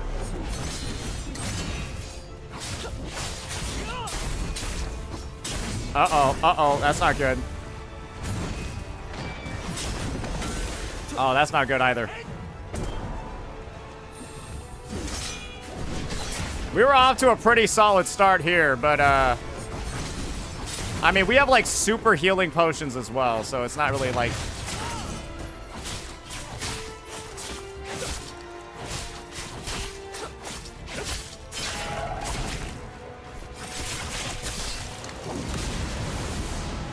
Okay, now we gotta practice the bullshit phase. Ooh, my favorite.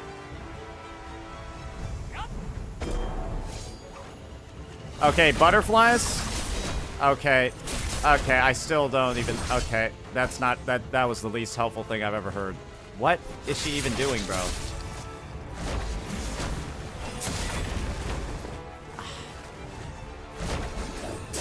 I still don't know. You can't block that one, so you gotta dodge it. Okay.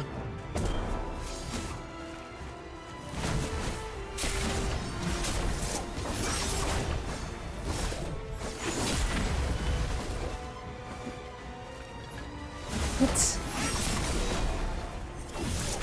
Dude, I'm just like watching it, and it's literally just, you cannot tell visually at all. You just have to memorize the timing. What? That's dog shit. There's no visual cues at all. There's literally fucking nothing. That whole tip about looking at the butterflies is fucking useless. I don't know, bro. I don't know, bro. This is without it, like, the fact that I'm just, like, easily able to get through this second phase, and then I can't do shit on the third. I'm gonna be honest, like, I think this is just the worst fight. Like, I'm able to, like, get pretty much all the other bosses and stuff, figure everything out. This one is just, like, drop to expert. The problem isn't expert. The problem is the fucking boss being invisible 90% of the time. Expert or legend is not an issue because it's not like the damage that I'm taking or any of that is a problem. It's the problem literally is, brother, this fucking boss is the problem with this boss is that it's literally invisible. Can you increase the healing pot? I don't think the healing pots make a difference. It's about I can't even damage this boss anyways unless I parry it because it has, like, mechanics like that in there. Oh, my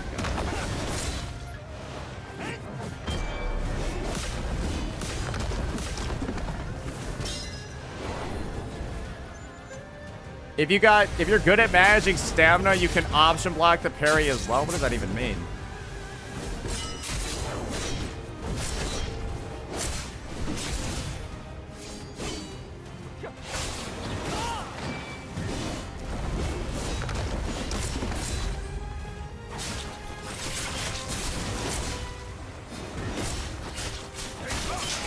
Guys, the thing is I've gotten into phase 2 with 2 healing pots before, and then it didn't matter because I couldn't literally do anything against the boss's attacks.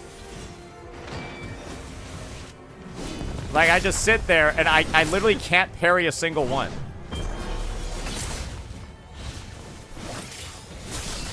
And it's just because this fucking bitch is invisible. It's literally just because she's fucking invisible the entire fight.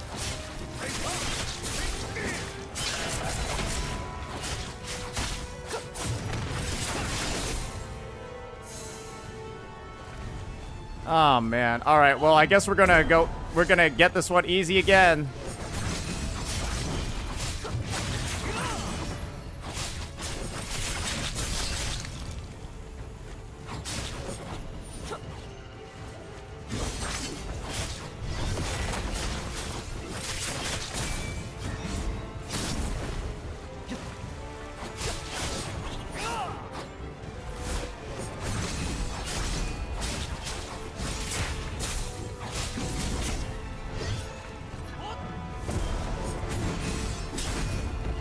Did I not shield? How did I not get that one? What?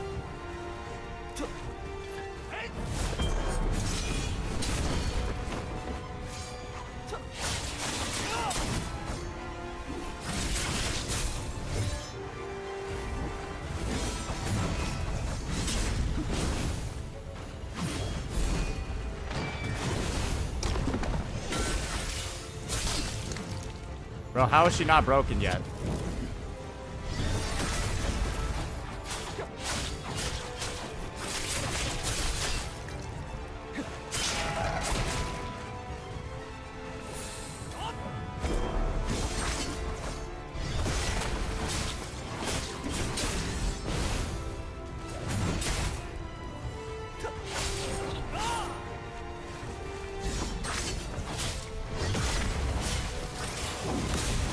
Okay, now we got phase 2. Oh boy.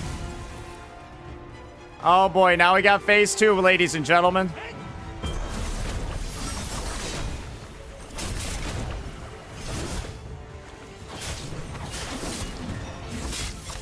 Oh great, I forgot. She has also unparryable grab moves.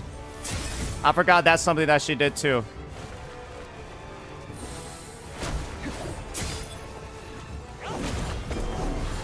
Oh, and then we got this big ol' attack.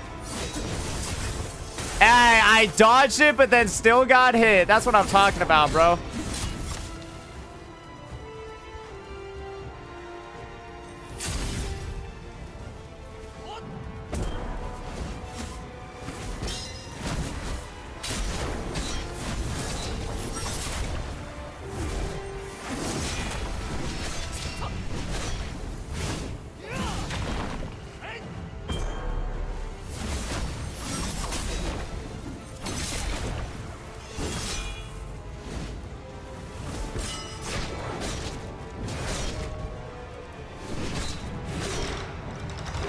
All right, we got some HP back, boys.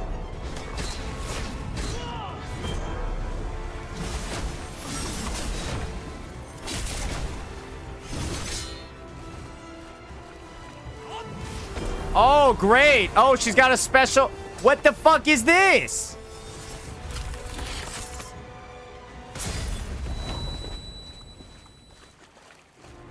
What the fuck was that?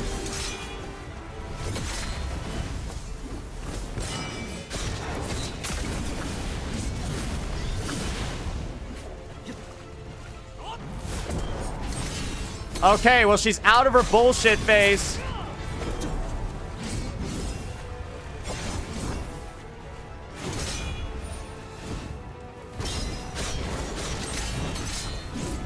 Oh, no. Oh, no. Okay, well, I figured it out now. I think it's winnable. I just have to wait out that bullshit and, like, dodge at least and get one break during her bullshit phase, and it's winnable for sure. That, and I should probably stick to the Mo Blade when she's in that other one, and then switch back to the sword in the second phase. Okay, so it's literally just wait out that bullshit. Don't even try to kill her during that, because I think even the devs know that that shit is fucking stupid. I think even the devs know that shit is trash.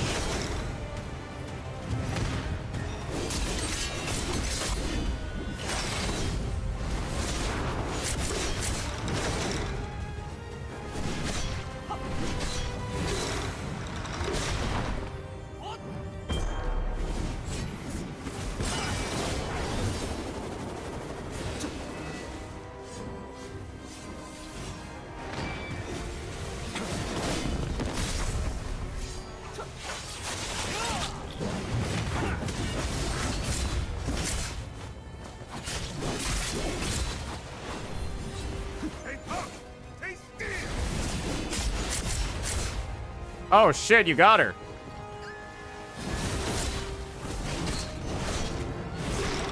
Good job, man. Now I need to go make sure I don't die.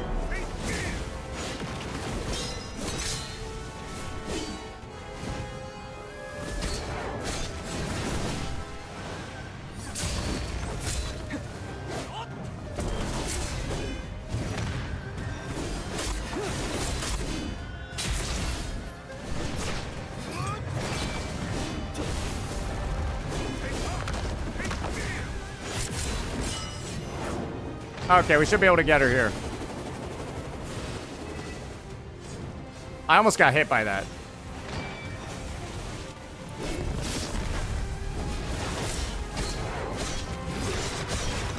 And then I'll just rely on that nice little snow vision healing. I actually love this shit. I love this snow vision shit.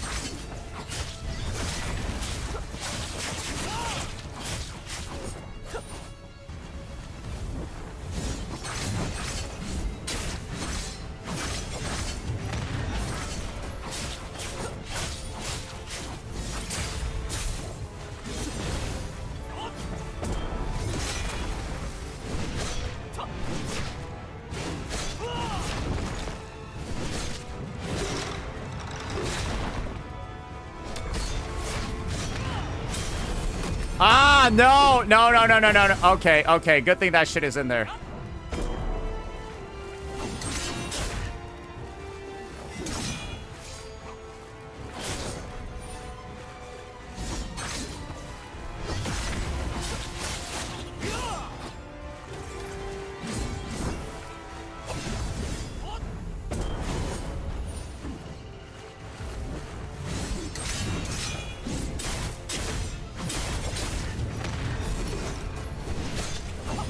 Oh man, I got too greedy.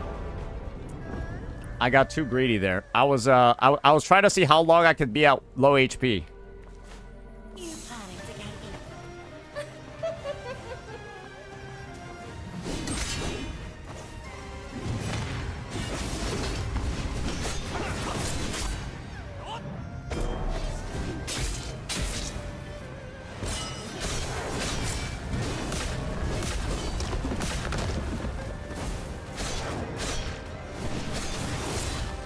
Oh, nice killer blade from the back rope.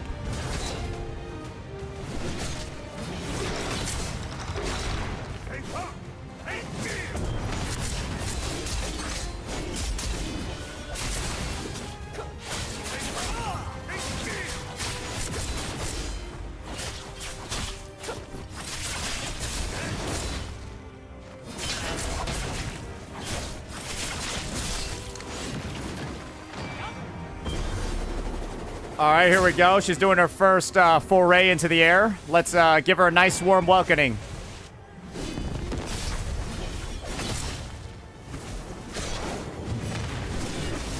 Oh, no, she instead gave us the welcoming. Oh, dear, we kind of griefed there. Oh, we kind of griefed there. Hey, we got her. We got her. We still got our 2 HP pots, too.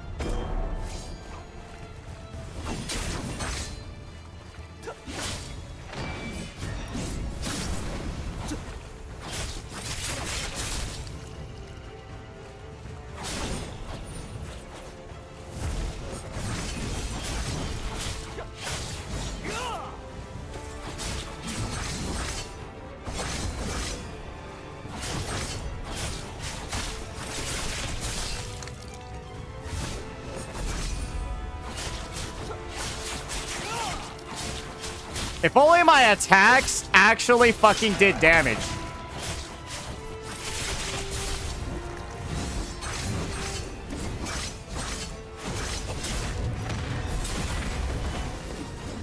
And if only I didn't miss the last 2 parries in there.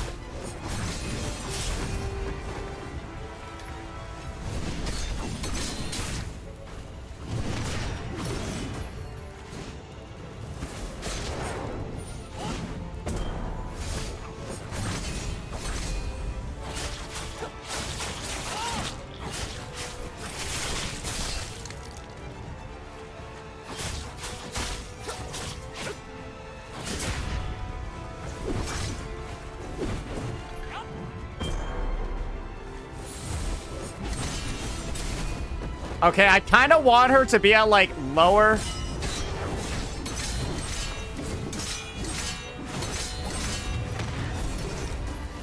Okay, I want her to go into phase 2 now. There we go. There we go. There we go. Phase 2 now is perfect. Now I can just break her with a single parry. Oh, I don't even let her do anything. I just go in and then fucking Mo blade her ass. Hey, there we go. Hey, hey, hey, hey, hey, hey, hey. Oh, she got so bad she started lagging.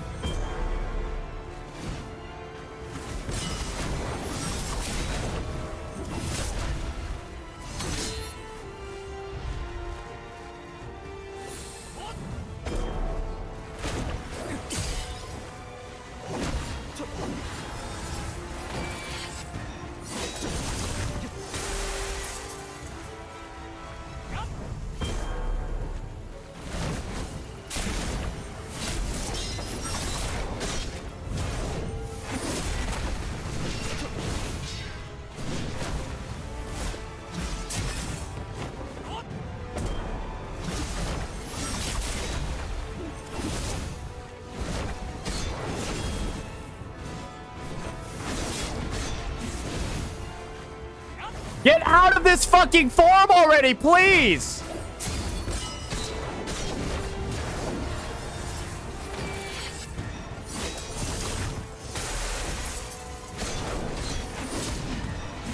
No! Get out! Why are you still in here?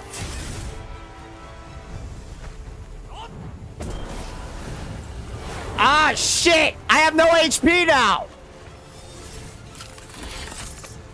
Am I just dead? Oh, okay, so I got 1 HP and no heals now. Okay, so this is basically like... are we gonna be a gamer here?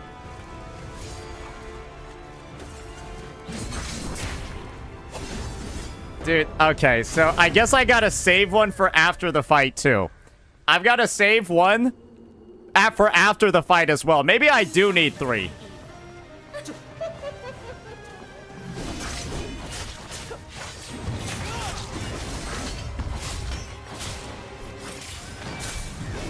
But I'm not gonna lie, she spent a long fucking time in there.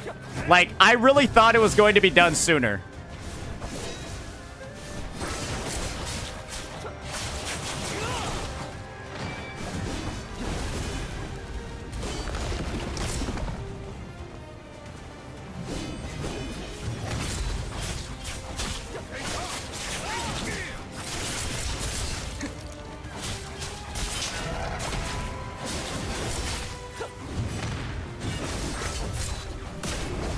What? I parried that shit!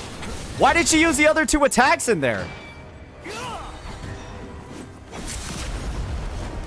Oh my lord, she fucking destroyed me, bro.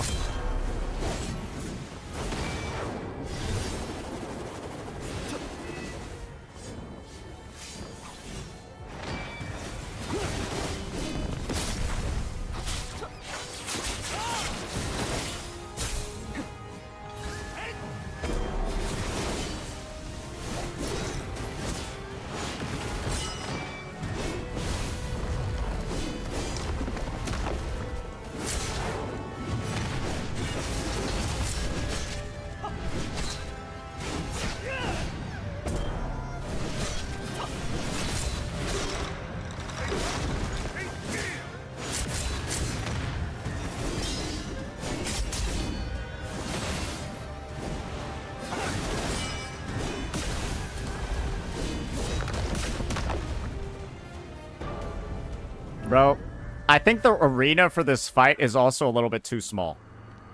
I think the arena for this fight is also a little bit too tiny. I'm going to be real with you over here. It does seem like it could be a good bit bigger.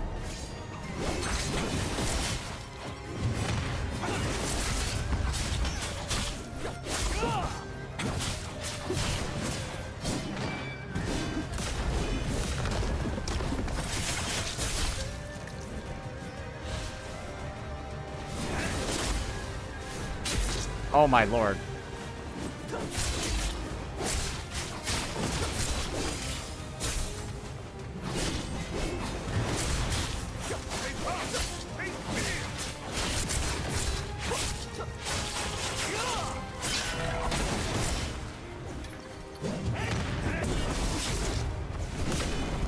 Huh? How? I'm parrying that. How is she getting the second hit off?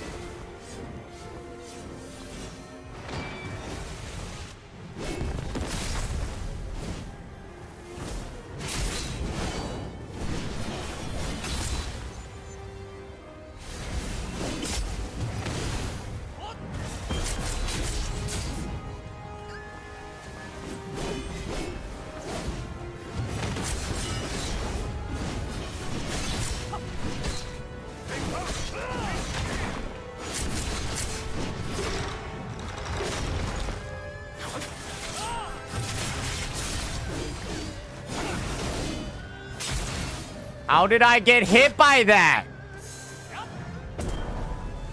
I think this arena here is a little bit small. I think that's my main take. It's a little bit tiny.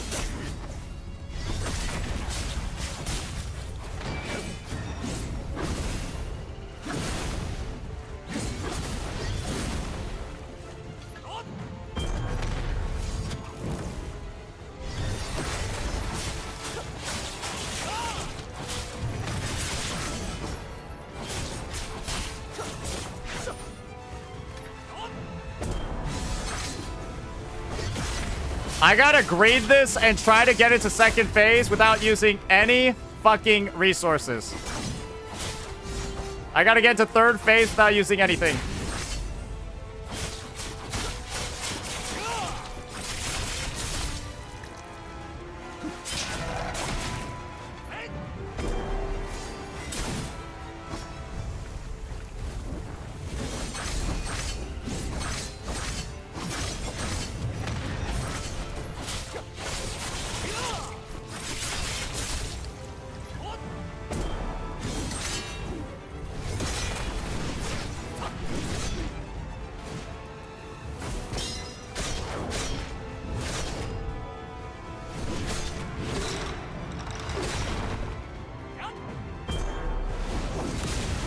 Okay, okay, alright.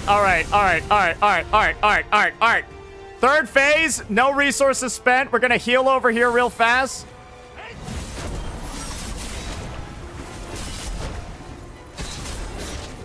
And then I'm actually just gonna muscle through with the bow.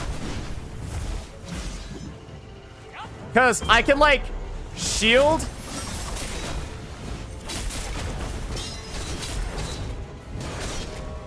And then, like, get my HP back, actually, though.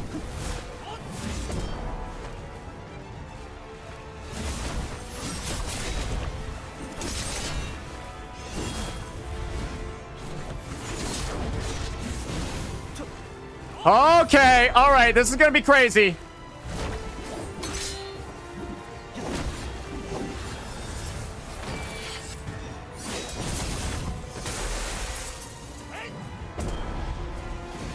I'm ready for a big muscly hit.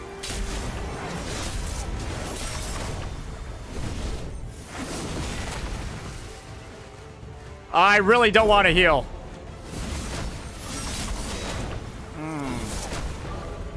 I really didn't want to heal there. But maybe I should have. I really didn't want to heal there, and I thought she was almost going to be out. I think we had it there if she doesn't leave. Or if she leaves sooner, but, like, damn, you gotta spend a lot of time in that phase.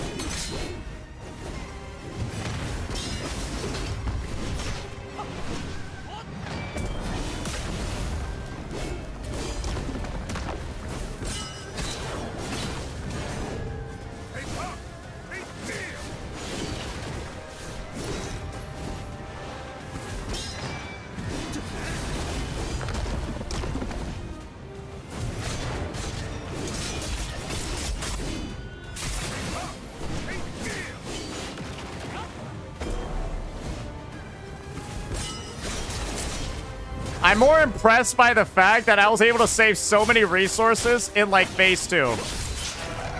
How did I only use 1 HP pot? That's kind of nuts. Well, though it would have been nicer if I used 0 HP pots. Okay, how am I dead there? Okay, there's no way I actually missed that, right?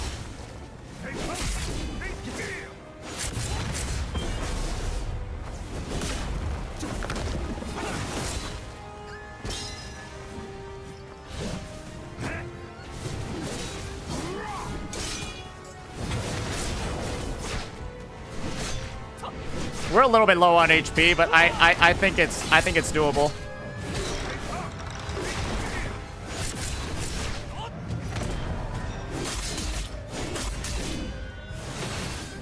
Okay, that was a that's one of those annoying moves where it charges red and then hits 17 times versus, like, charges red and hits once.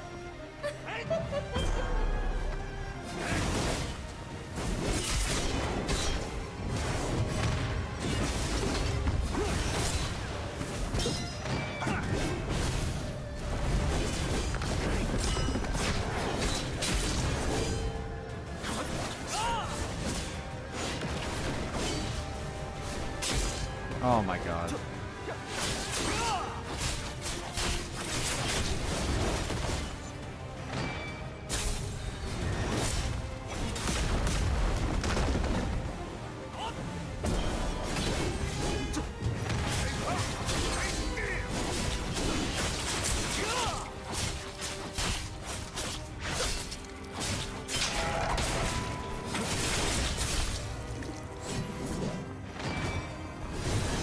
Okay, okay, alright, got the big block coming.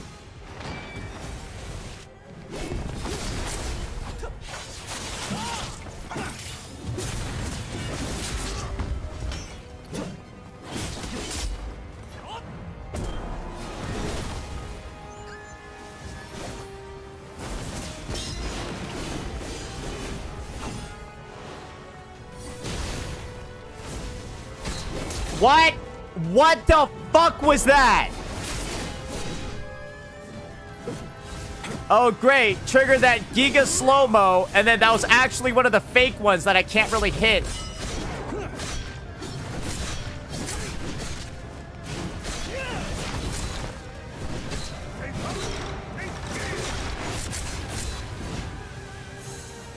Okay, we got that snow vision healing. We're looking good.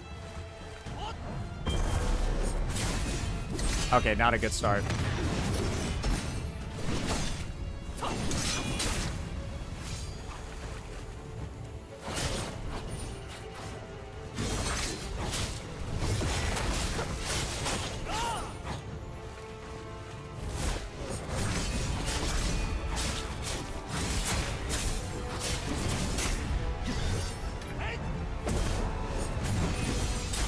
Okay, we're doing a little bit worse than we did last time. Let's see if we can bring it home here.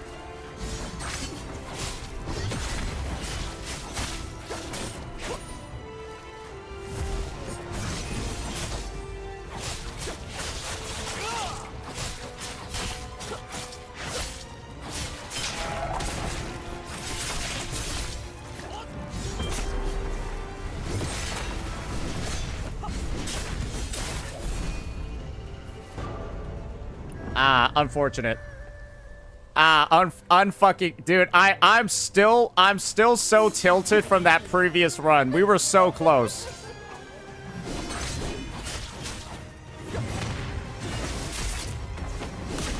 Oh my lord. Well, at least we're getting my snow vision healing.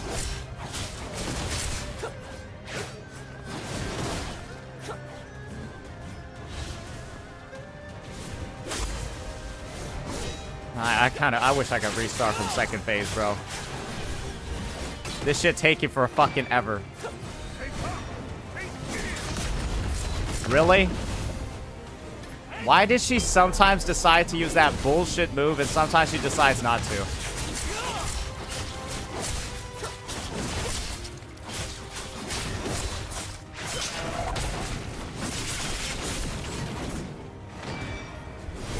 God, that one where she makes the claws come out of the earth? Brother, that one hits way too hard.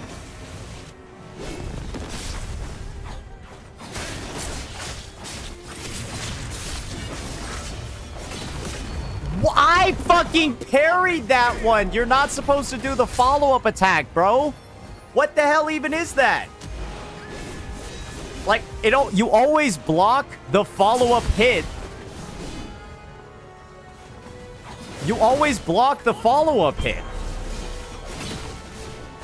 Oh, is she just gonna keep using this iframe move for the next 10 fucking hours?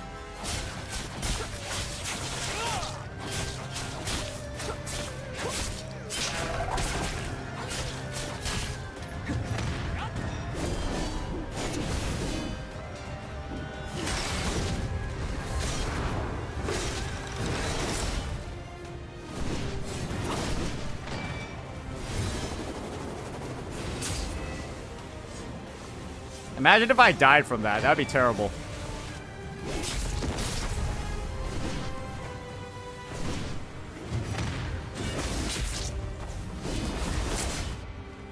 Brother, what is this shit?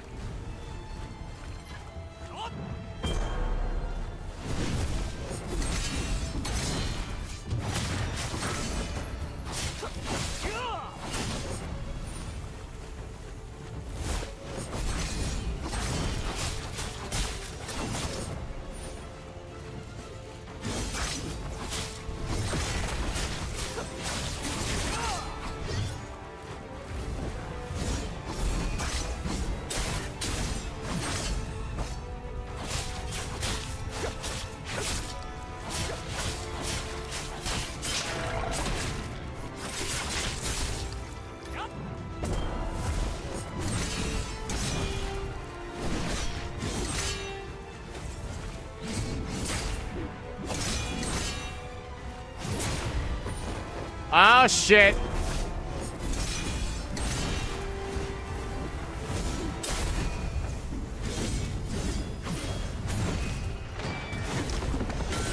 Okay, we got the iframes out there. I kind of wish I could have gotten some of those parries off, but it is what it is.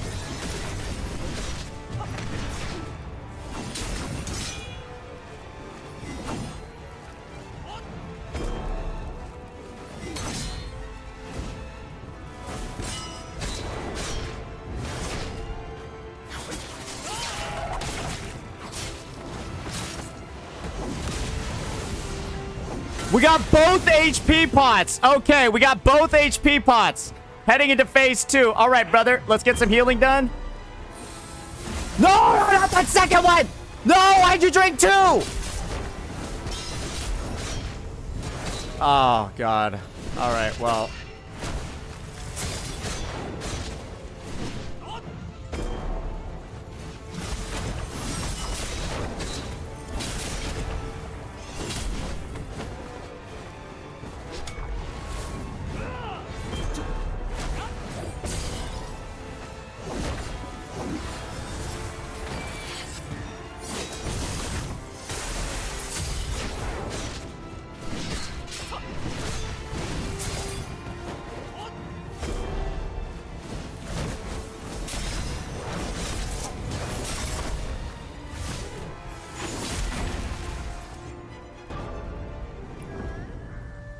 Man, that was rough, bro. That was rough one.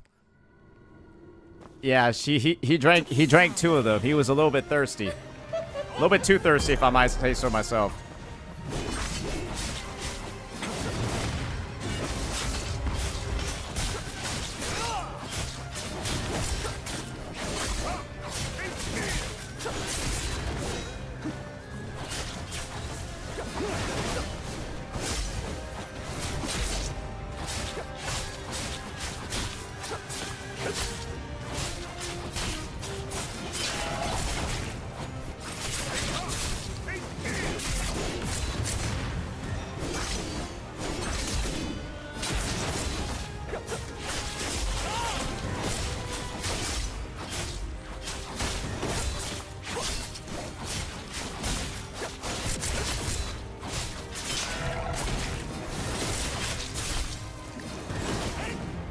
All right. We're murdering her in this first phase right now. She's getting chopped up. Okay, and for some reason she just fucking hacked and then didn't get her shit blocked. Okay, I guess we were doing too good, right? We needed something to just fuck us over real fast for a second there. And I guess that's what it was.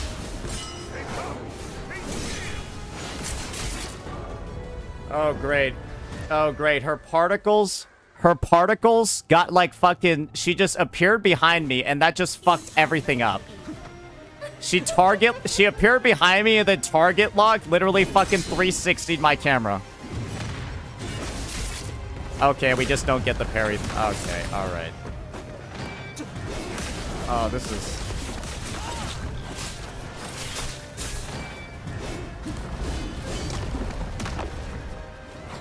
Can she get the fuck away from the fire so I can see what she's doing?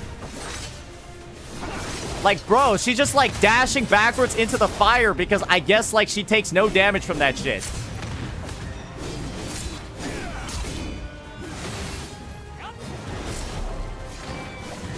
Oh, now she's just pulling out all of her annoying-ass moves. Literally all of them.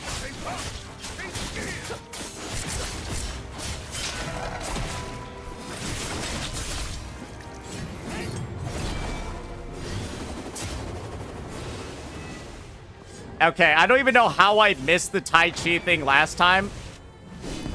That was just some bull... Like, me missing that made no fucking sense.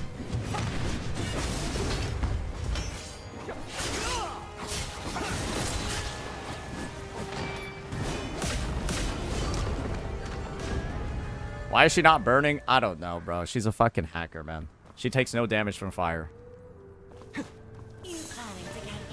She takes no damage from fire, man.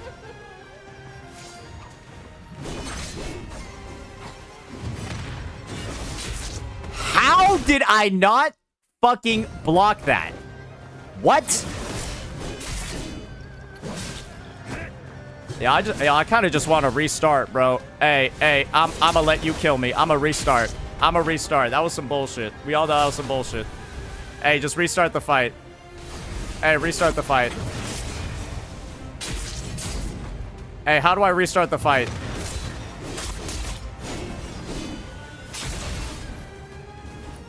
Get me the fuck out of here. That was some bullshit. Nah. That was cheating. That was cheating. We all know that was cheating.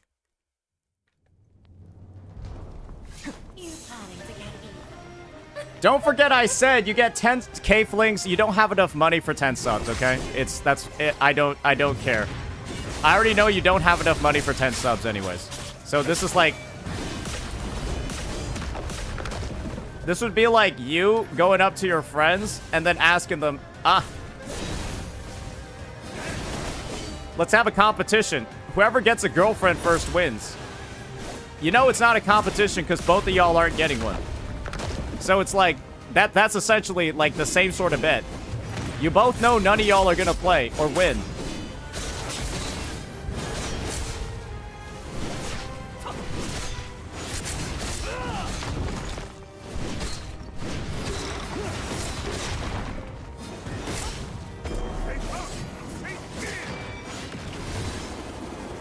And as you know, K Flings, there's only one way to prove me wrong. There's only one way to prove me wrong. Are you gonna do it, buddy?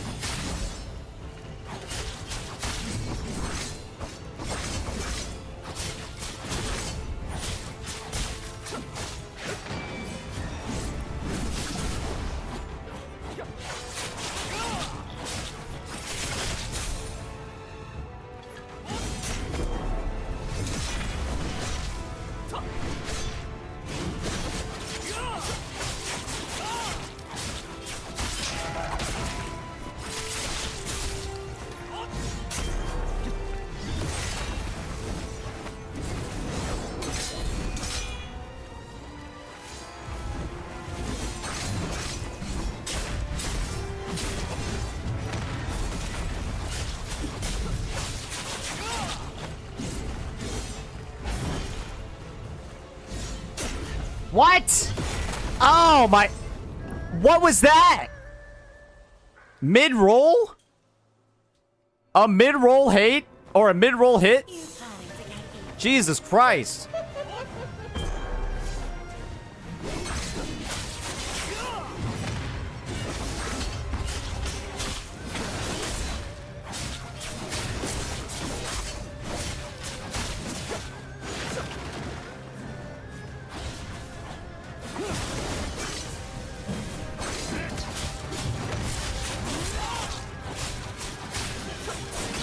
Oh, damn, I'm full HP.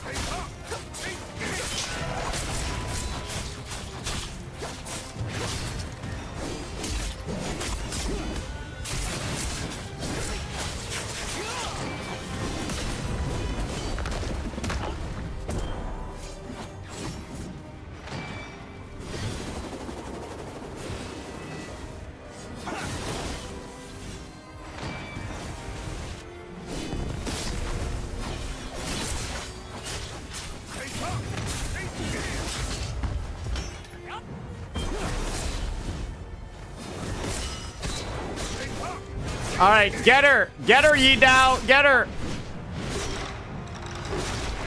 All right, I'm gonna go be a little bitch. You go finish her off. Oh, never mind, I can't.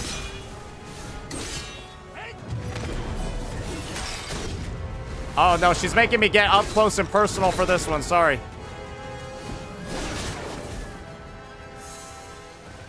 All right, we got the nice snow vision healing. Everything's looking pretty good. We got both our HP pots. And I got hit like a bitch.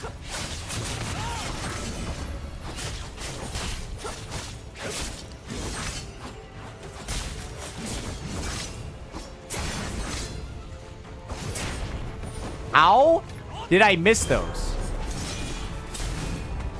Oh, I'm just missing everything right now.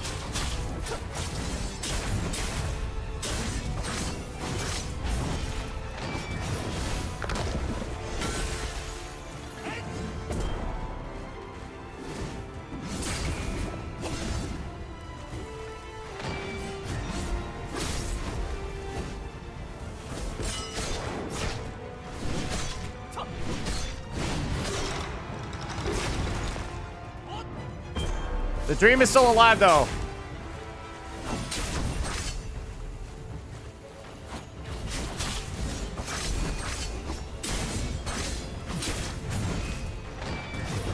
Oh, she's doing a different wind-up now for that same fucking attack. She used to have a different wind-up before.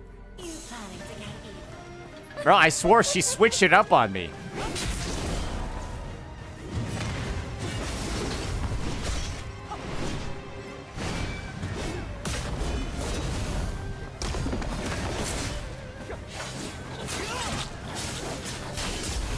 Yo, can she move out of the fucking fire? I can't...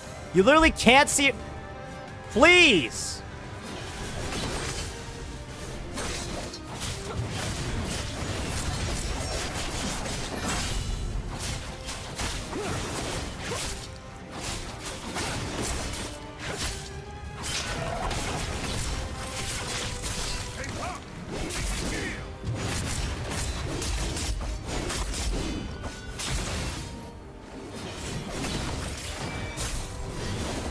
Bro, I can't even see where she's going.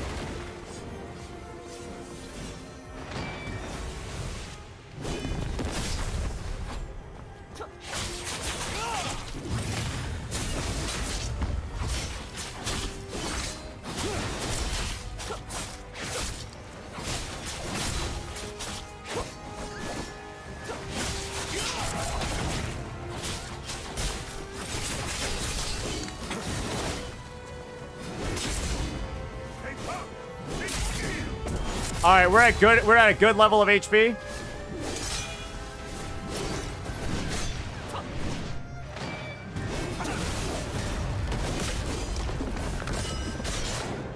All right, here we go. Here we go. The destined encounter, brother.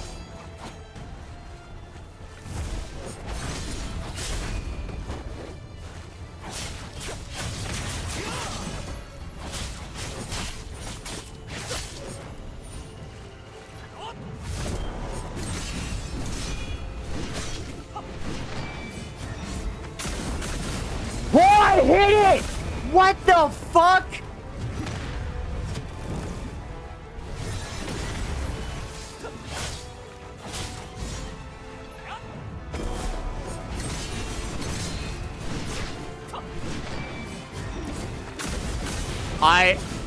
Okay, that's bullshit. I'm literally tapping the 2 mark and it didn't happen 2 times. Yeah, I didn't tap. Apparently I didn't tap the 2 mark 2 times, but like, bro.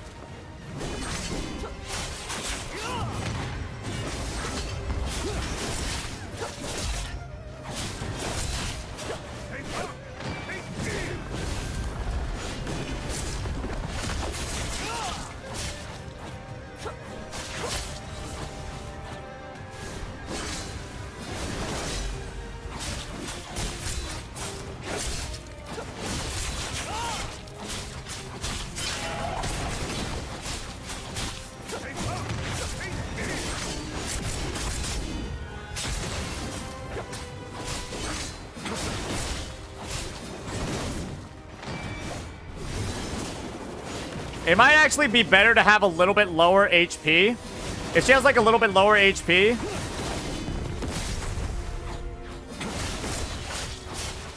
Or if I have like a little bit lower HP. then I'll be able to, like, heal when I enter the fight. Oh, great, I couldn't see. Okay, I wanted low HP, but not this low.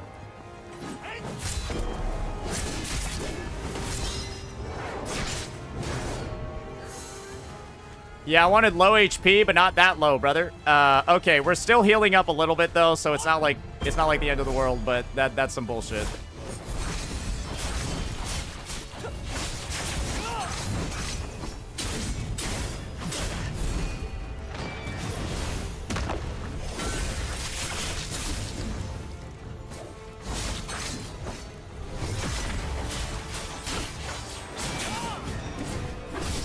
There we go. Okay, I got it there.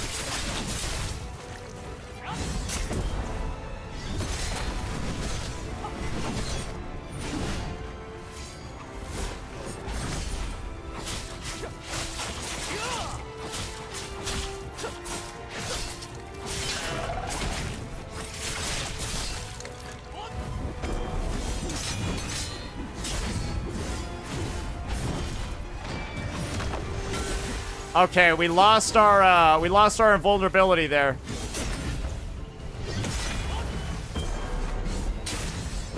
I think I need a heal. Oh man! I don't know. That gave me a disease. Yeah, I heard the healing sound too. That one gave me a disease for sure. Yeah, that one, we might be terminal after that one.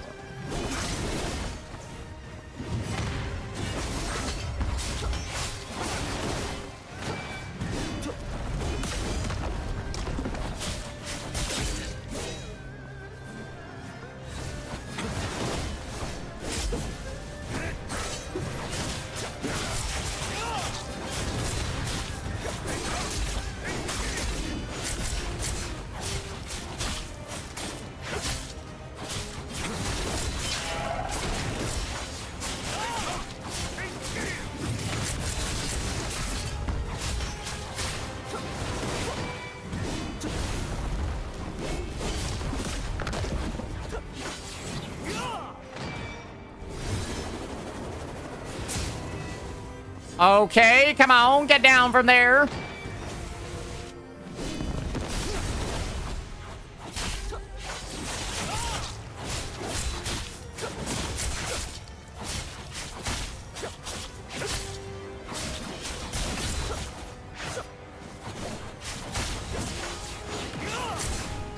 All right, that's a good hit. Okay, that's a bad hit.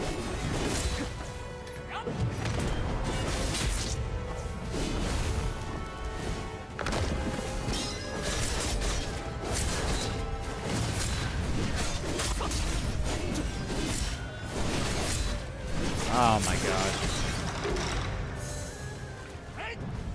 Alright, well, we're still getting some healing. Oh man, I kind of am griefing.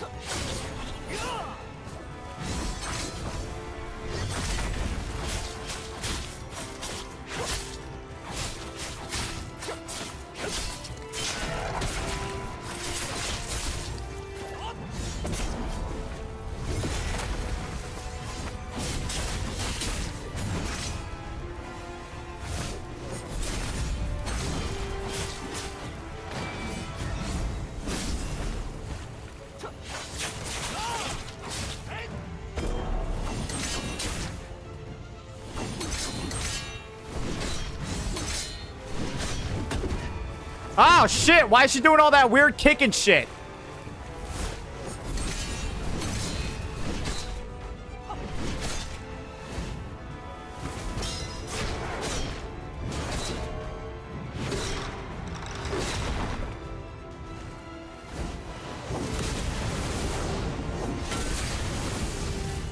All right, 2 HP pots. 2 HP pots.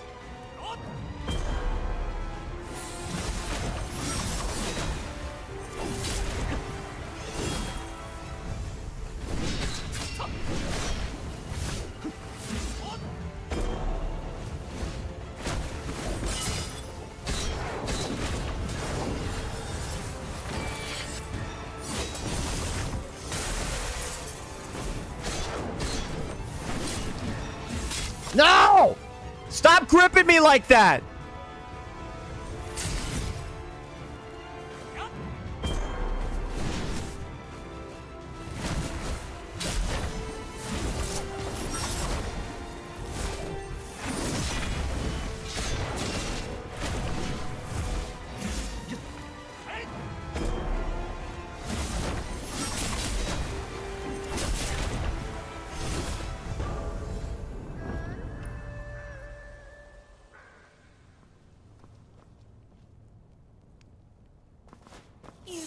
Bro, that shit at the end there was just... Hey, yeah, let me just casually do 3,000 damage slices. You also gotta parry twice in a row or you're still gonna be hit by one of them. Huh? Yeah, 3,000 damage slices. Oh, and you also gotta parry twice in a fucking row, bro. Like, what? That doesn't even make sense, man.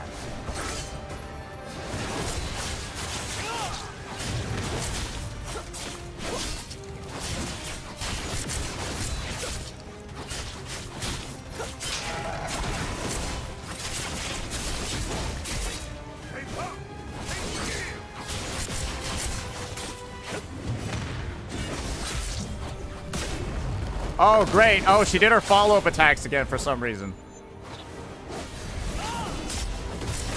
Oh, and now it looks like she's fucking lagging, bro.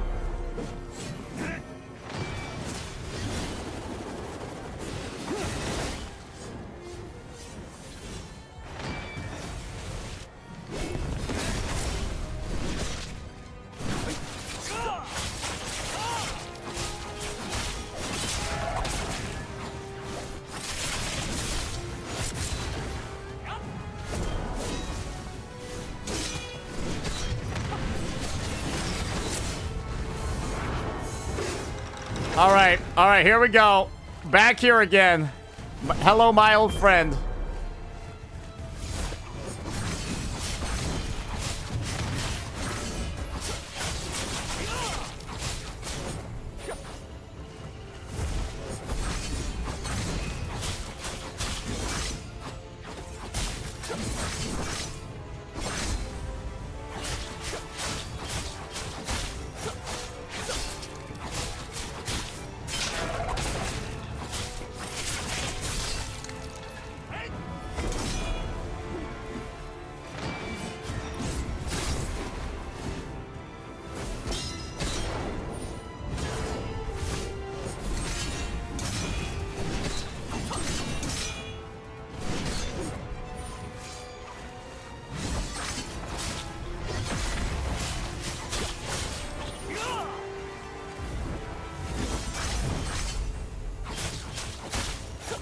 Hey, I think we're no-hit in this phase right now, right?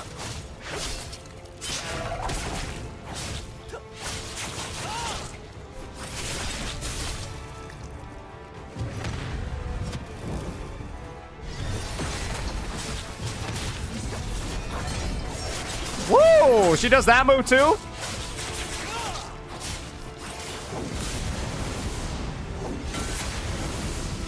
Hey, I mean, that was a no-hit phase too. That factually is what it was.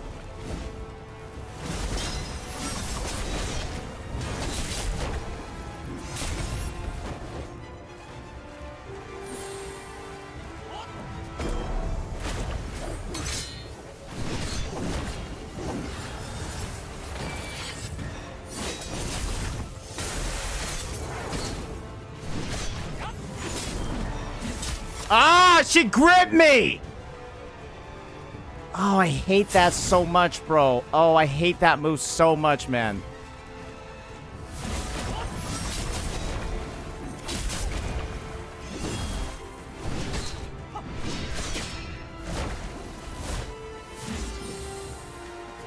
I'm just gonna take the healing. Fuck it.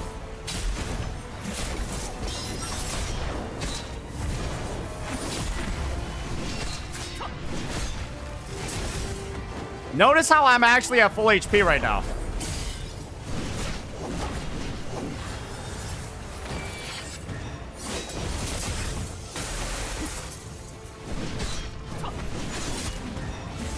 Oh, she did it again.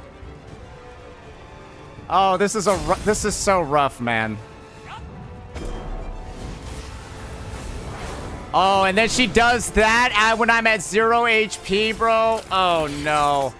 Just no hit the last phase again? Okay, I'll try my best, man. I'll try my best.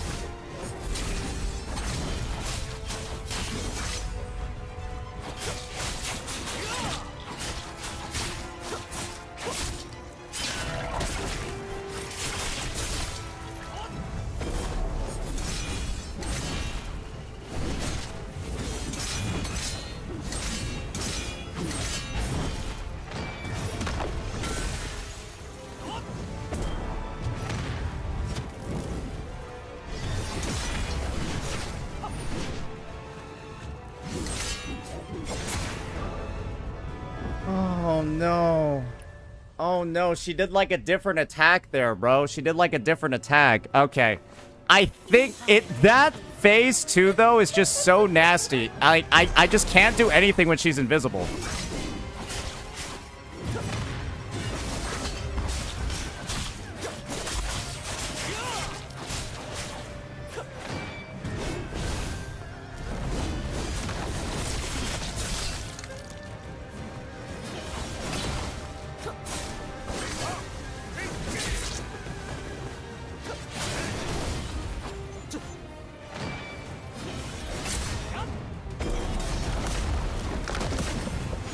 What the hell? I couldn't even see the attack that she was doing.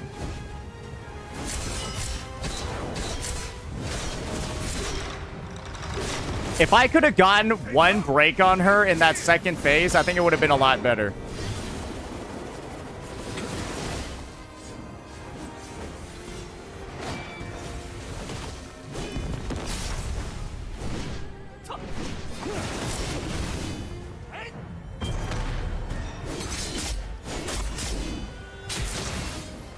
Why is he just spectating?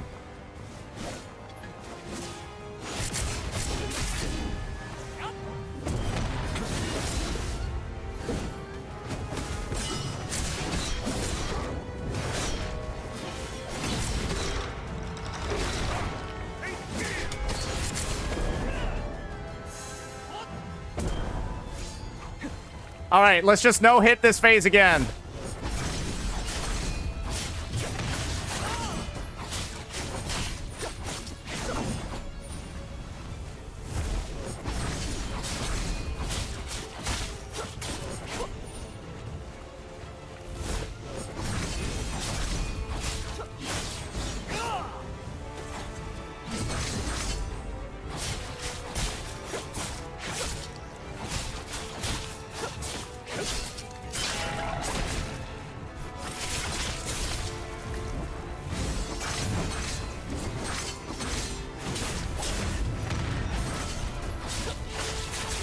Oh yeah, well, I did get hit, but it was a close one.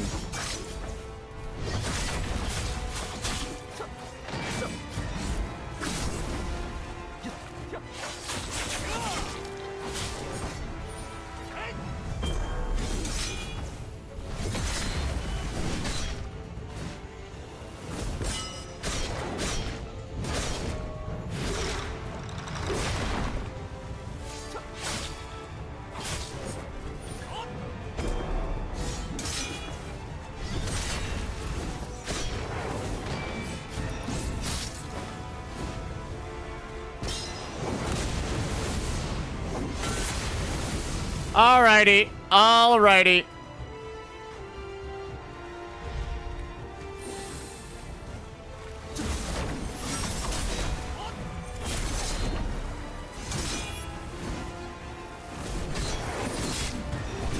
Oh, she gripped me again, brother. Oh, she's gripping me.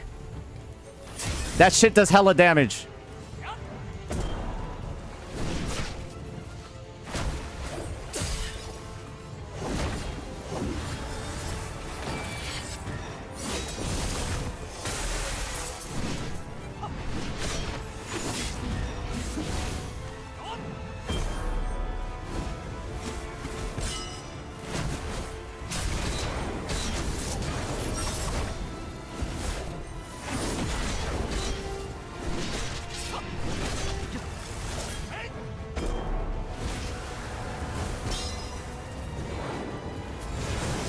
What is that?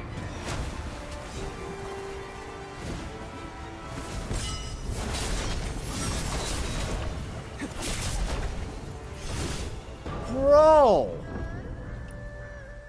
What is this fucking phase, bro? I don't understand it. Whoever designed it, low-key needs to be fired. Hey, yeah, by the way, this boss is super hard. The only thing she does is that she just turns invisible for 90% of her fucking attacks. So, yeah, it's just you can't fucking see what she's doing. Like, bro, that's not fun. It's just this guy, you just can't fucking see her. That's the only thing that makes this boss difficult. You can't see her. Everything else is fine. And I don't know, a fight that just seems to, like, depend on... This is supposed to be one of the easiest bosses? Well, think about it this way. If I can see the boss, I have no issues at all. Hey, if I can see the boss, I'm Jay chillin'. But instead, they decided, hey, that's why I'm no-hitting the second phase. I just can't fucking do anything when the boss is literally not visible. I just don't know why they're designing them that way.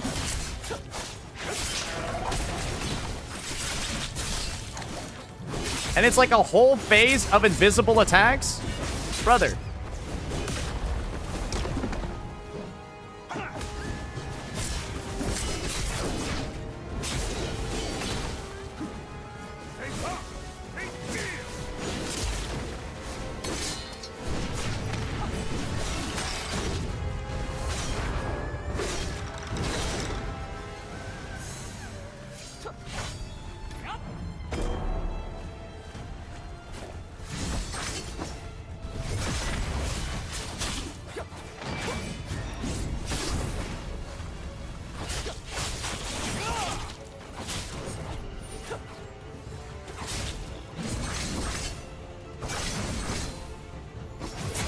Okay, how did that miss?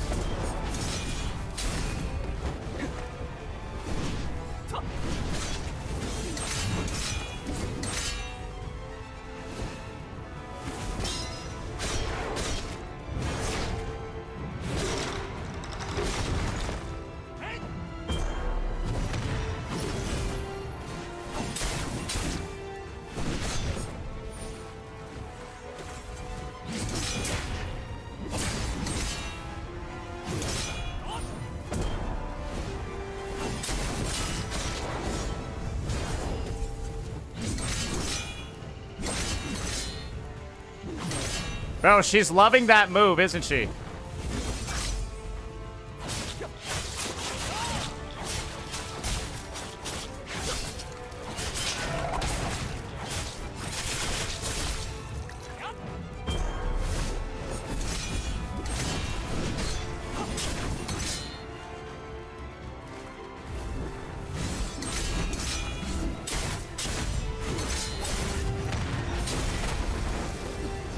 Oh, fuck me.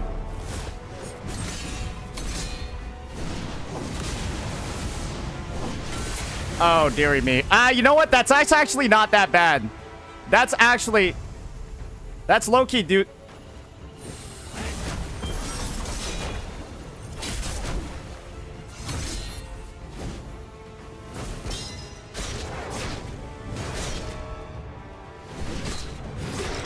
Hey, there we go. Okay.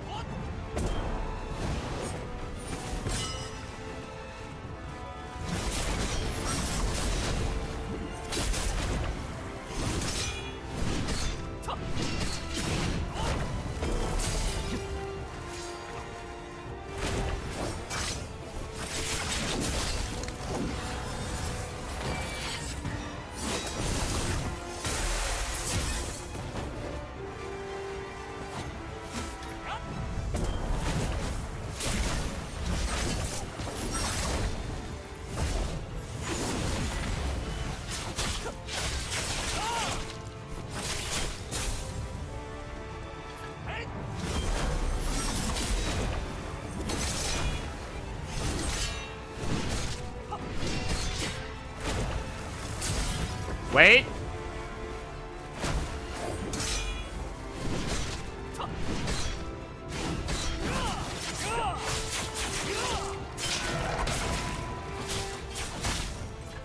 Yo, exit out of your phase, bitch. Exit out. You scared.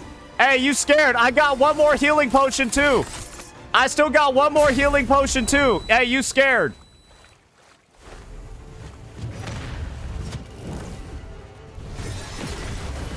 I saw that shit coming. Oh, I didn't see that one coming, though. Oh, you know what? That's fair. That's fair. I'll catch that. I didn't think you would use 2 red moves in a row. That's just not a human thing to do, right?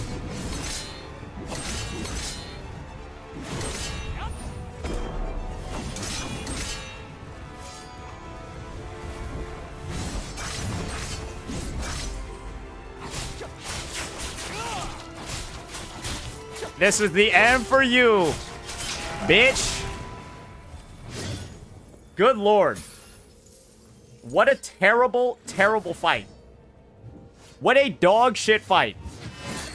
What a terrible, awful, awful fight. Oh yeah, K-Flings, where are my 10 gifted subs, bro? Oh wait.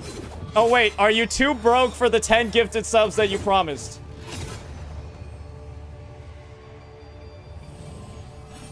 Phase 3 now? There is no phase 3. Shut the fuck up. There is no phase 3. Shut the fuck up. This fight is over. I fucking knew it. Yeah, this fight is over, bro. Hell no, there's not gonna be a fucking phase 3. Are you on crack? In what universe would there be a phase 3?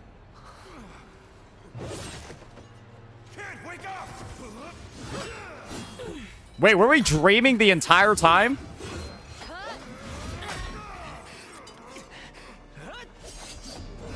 Oh, we fought her in the dream realm, I guess. Such touching loyalty.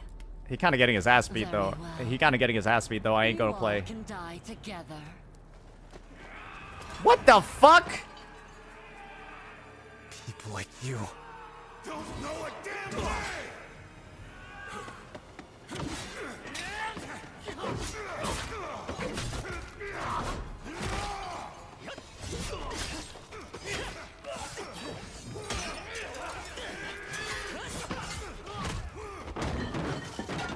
Oh, okay. So the guy... Okay. So the guy who said he was going to give 10 subs if I beat the boss is now not doing it after I said he's too broke to give 10 subs. Jars of 10-year parting tears. So you're too broke to give 10 subs. That's what it is. So you're just confirming what I said. Okay. I mean, everyone already knew you were a loser, but now you're even a bigger loser. Promising money that you don't have. That's crazy. That's, there's being broke, and then there's being that. I'm gonna be honest with you. There's being broke, and then there's whatever you're doing right now.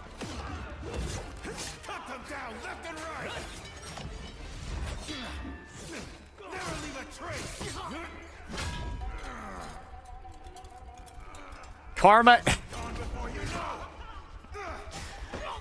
Hey, man. Hey, it is what it is. Sometimes you get... Well, at least now everyone knows that K-Flings... I think everyone already thought you were a bum, but now you're taking the bumness to the next level. Oh, Ting, you buy. Hey, appreciate it, brother. Making up for where K-Flings fell off. Hey, I appreciate that, man. Dude, I'm telling you, they're related. I've been telling you, I think Killer Blade is like your dad, bro. Why do they get along so well?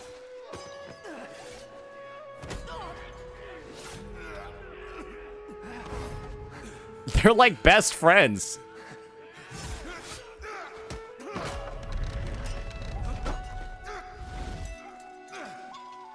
I don't like people who go back on their words, so there you go. Hey, appreciate it, man. Oh my lord, these guys are just... You haven't seen the Jung-Hoo yet. Regret it now? I have seen it. You, Chu Qingchen, is still sure. Is that not the Jung-Hoo?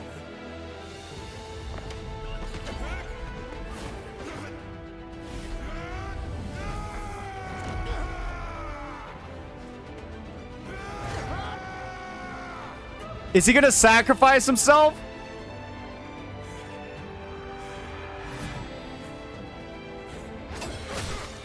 No! Wait!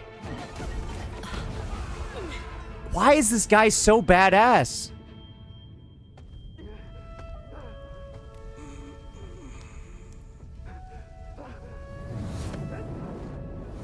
Is that Madam Han? Or is that Ruby? I hope he's alive, but I think he's dead. I think he's so dead. I wish he was alive though. He's Killer Blade has been my favorite character so far.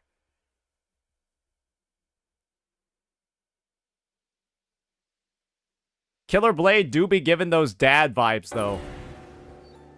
He do be giving the dad vibes. Let no man harbor evil thoughts, for the gods watch from above. No misdeeds shall go unpunished, for we are the bringers of justice. Okay. Ladies and gentlemen, a few days ago, bandits snuck into Heaven's Pier under cover of night. They killed, they burned. These past few days, cries of sorrow have risen and fallen across the pier. No household has known a moment of joy. The bandits were despicable. But our brave young heroes stood firm. Okay. The young master of blissful retreat defended our homeland against the bandits.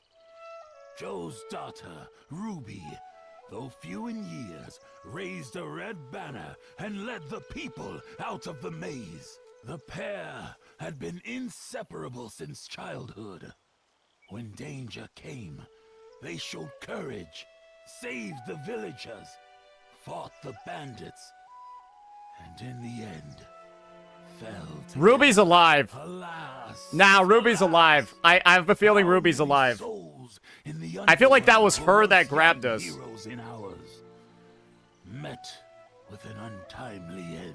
I bet it was her that grabbed us and got us out. Am I a horse? What the fuck? Why am I a horse?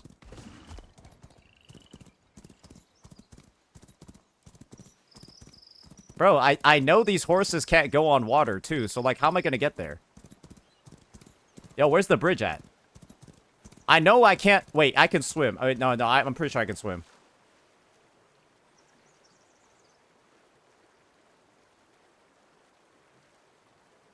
Bro, why am I a horse? Yo, give me back my character. Show abilities? I have no abilities. Oh, can the horse open up chests? Fucking useless piece of shit. Can't even open up a fucking chest, bro. Dude, are they making me walk all the way back? Yo, what if someone, like, steals me? Like, what if someone, like, steals me? Like, have y'all ever thought somebody could just jump on my fucking back?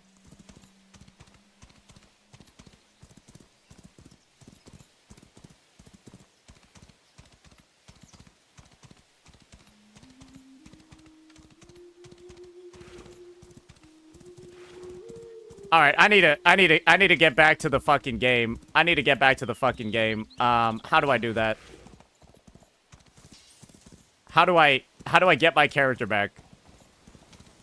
I need my character back, bro. This is not cutting it. This is really not cutting it. The dream hasn't ended. You're actually gonna be back in phase 2 of that fight soon. Awesome. Just what I wanted. More invisible enemies fighting me. This is your character now. I hope not, bro. This is... I don't even know. I'm like thinking about how I'm gonna get up there and I'm like, I don't know. Wait, I feel like I'm taking the wrong route. This is why I don't like horses. Because, like, they can't, like, scale up vertically like humans can. In these open world games. You gotta be careful.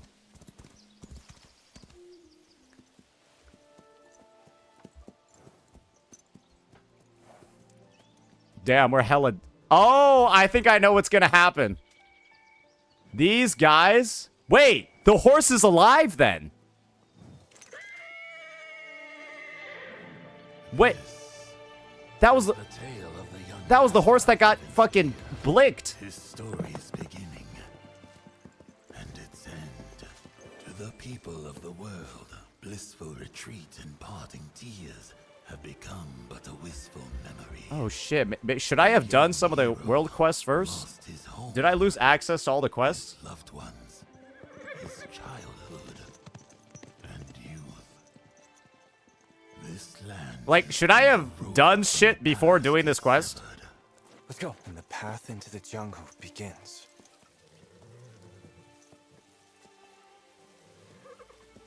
Oh, she is dead, isn't she? Or is that for Killer Blade?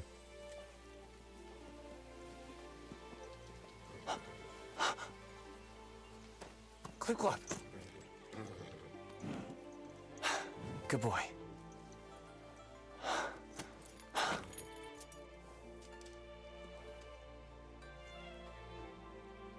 Who the fuck dragged us back from the explosion then?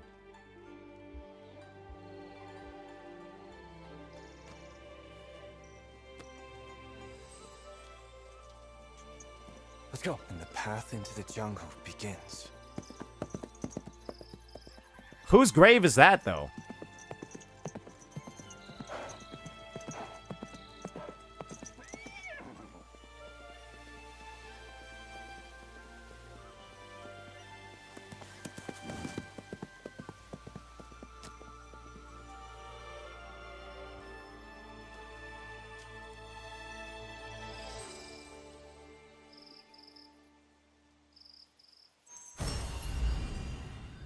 Okay, heaven has no peer. New story content will unlock at level 32. All right, well, we're level 30, so, yeah. I think that'll be it for today, ladies and gentlemen. We got a pretty good run going. I'll probably try to grind up a little bit to, like, level 40 and stuff like that. But yeah, no, the game's good, the combat's good. It's just, man... What's up with having phases where there are 17 fucking... They need to get rid of invisible bosses in this game. Let me just say that I think the invisible bosses are the cheapest and the worst form of difficulty I've ever seen. Where it's just like, okay, everyone's used to playing these games with like visual cues and stuff. This is like having a like, imagine there being like a sport where, like, it wasn't really that hard, but you had to use your feet instead of your hands. You'd probably suck at it because you're not used to, like, using your feet all the time, right? And then you just, you know, you usually, you know, you don't have use to, like, your fucking hands. That's what that fight felt like. So, yeah, I'm a little bit upset by that one. Yo, Average Luck Gamer, appreciate the raid, brother. Unfortunately...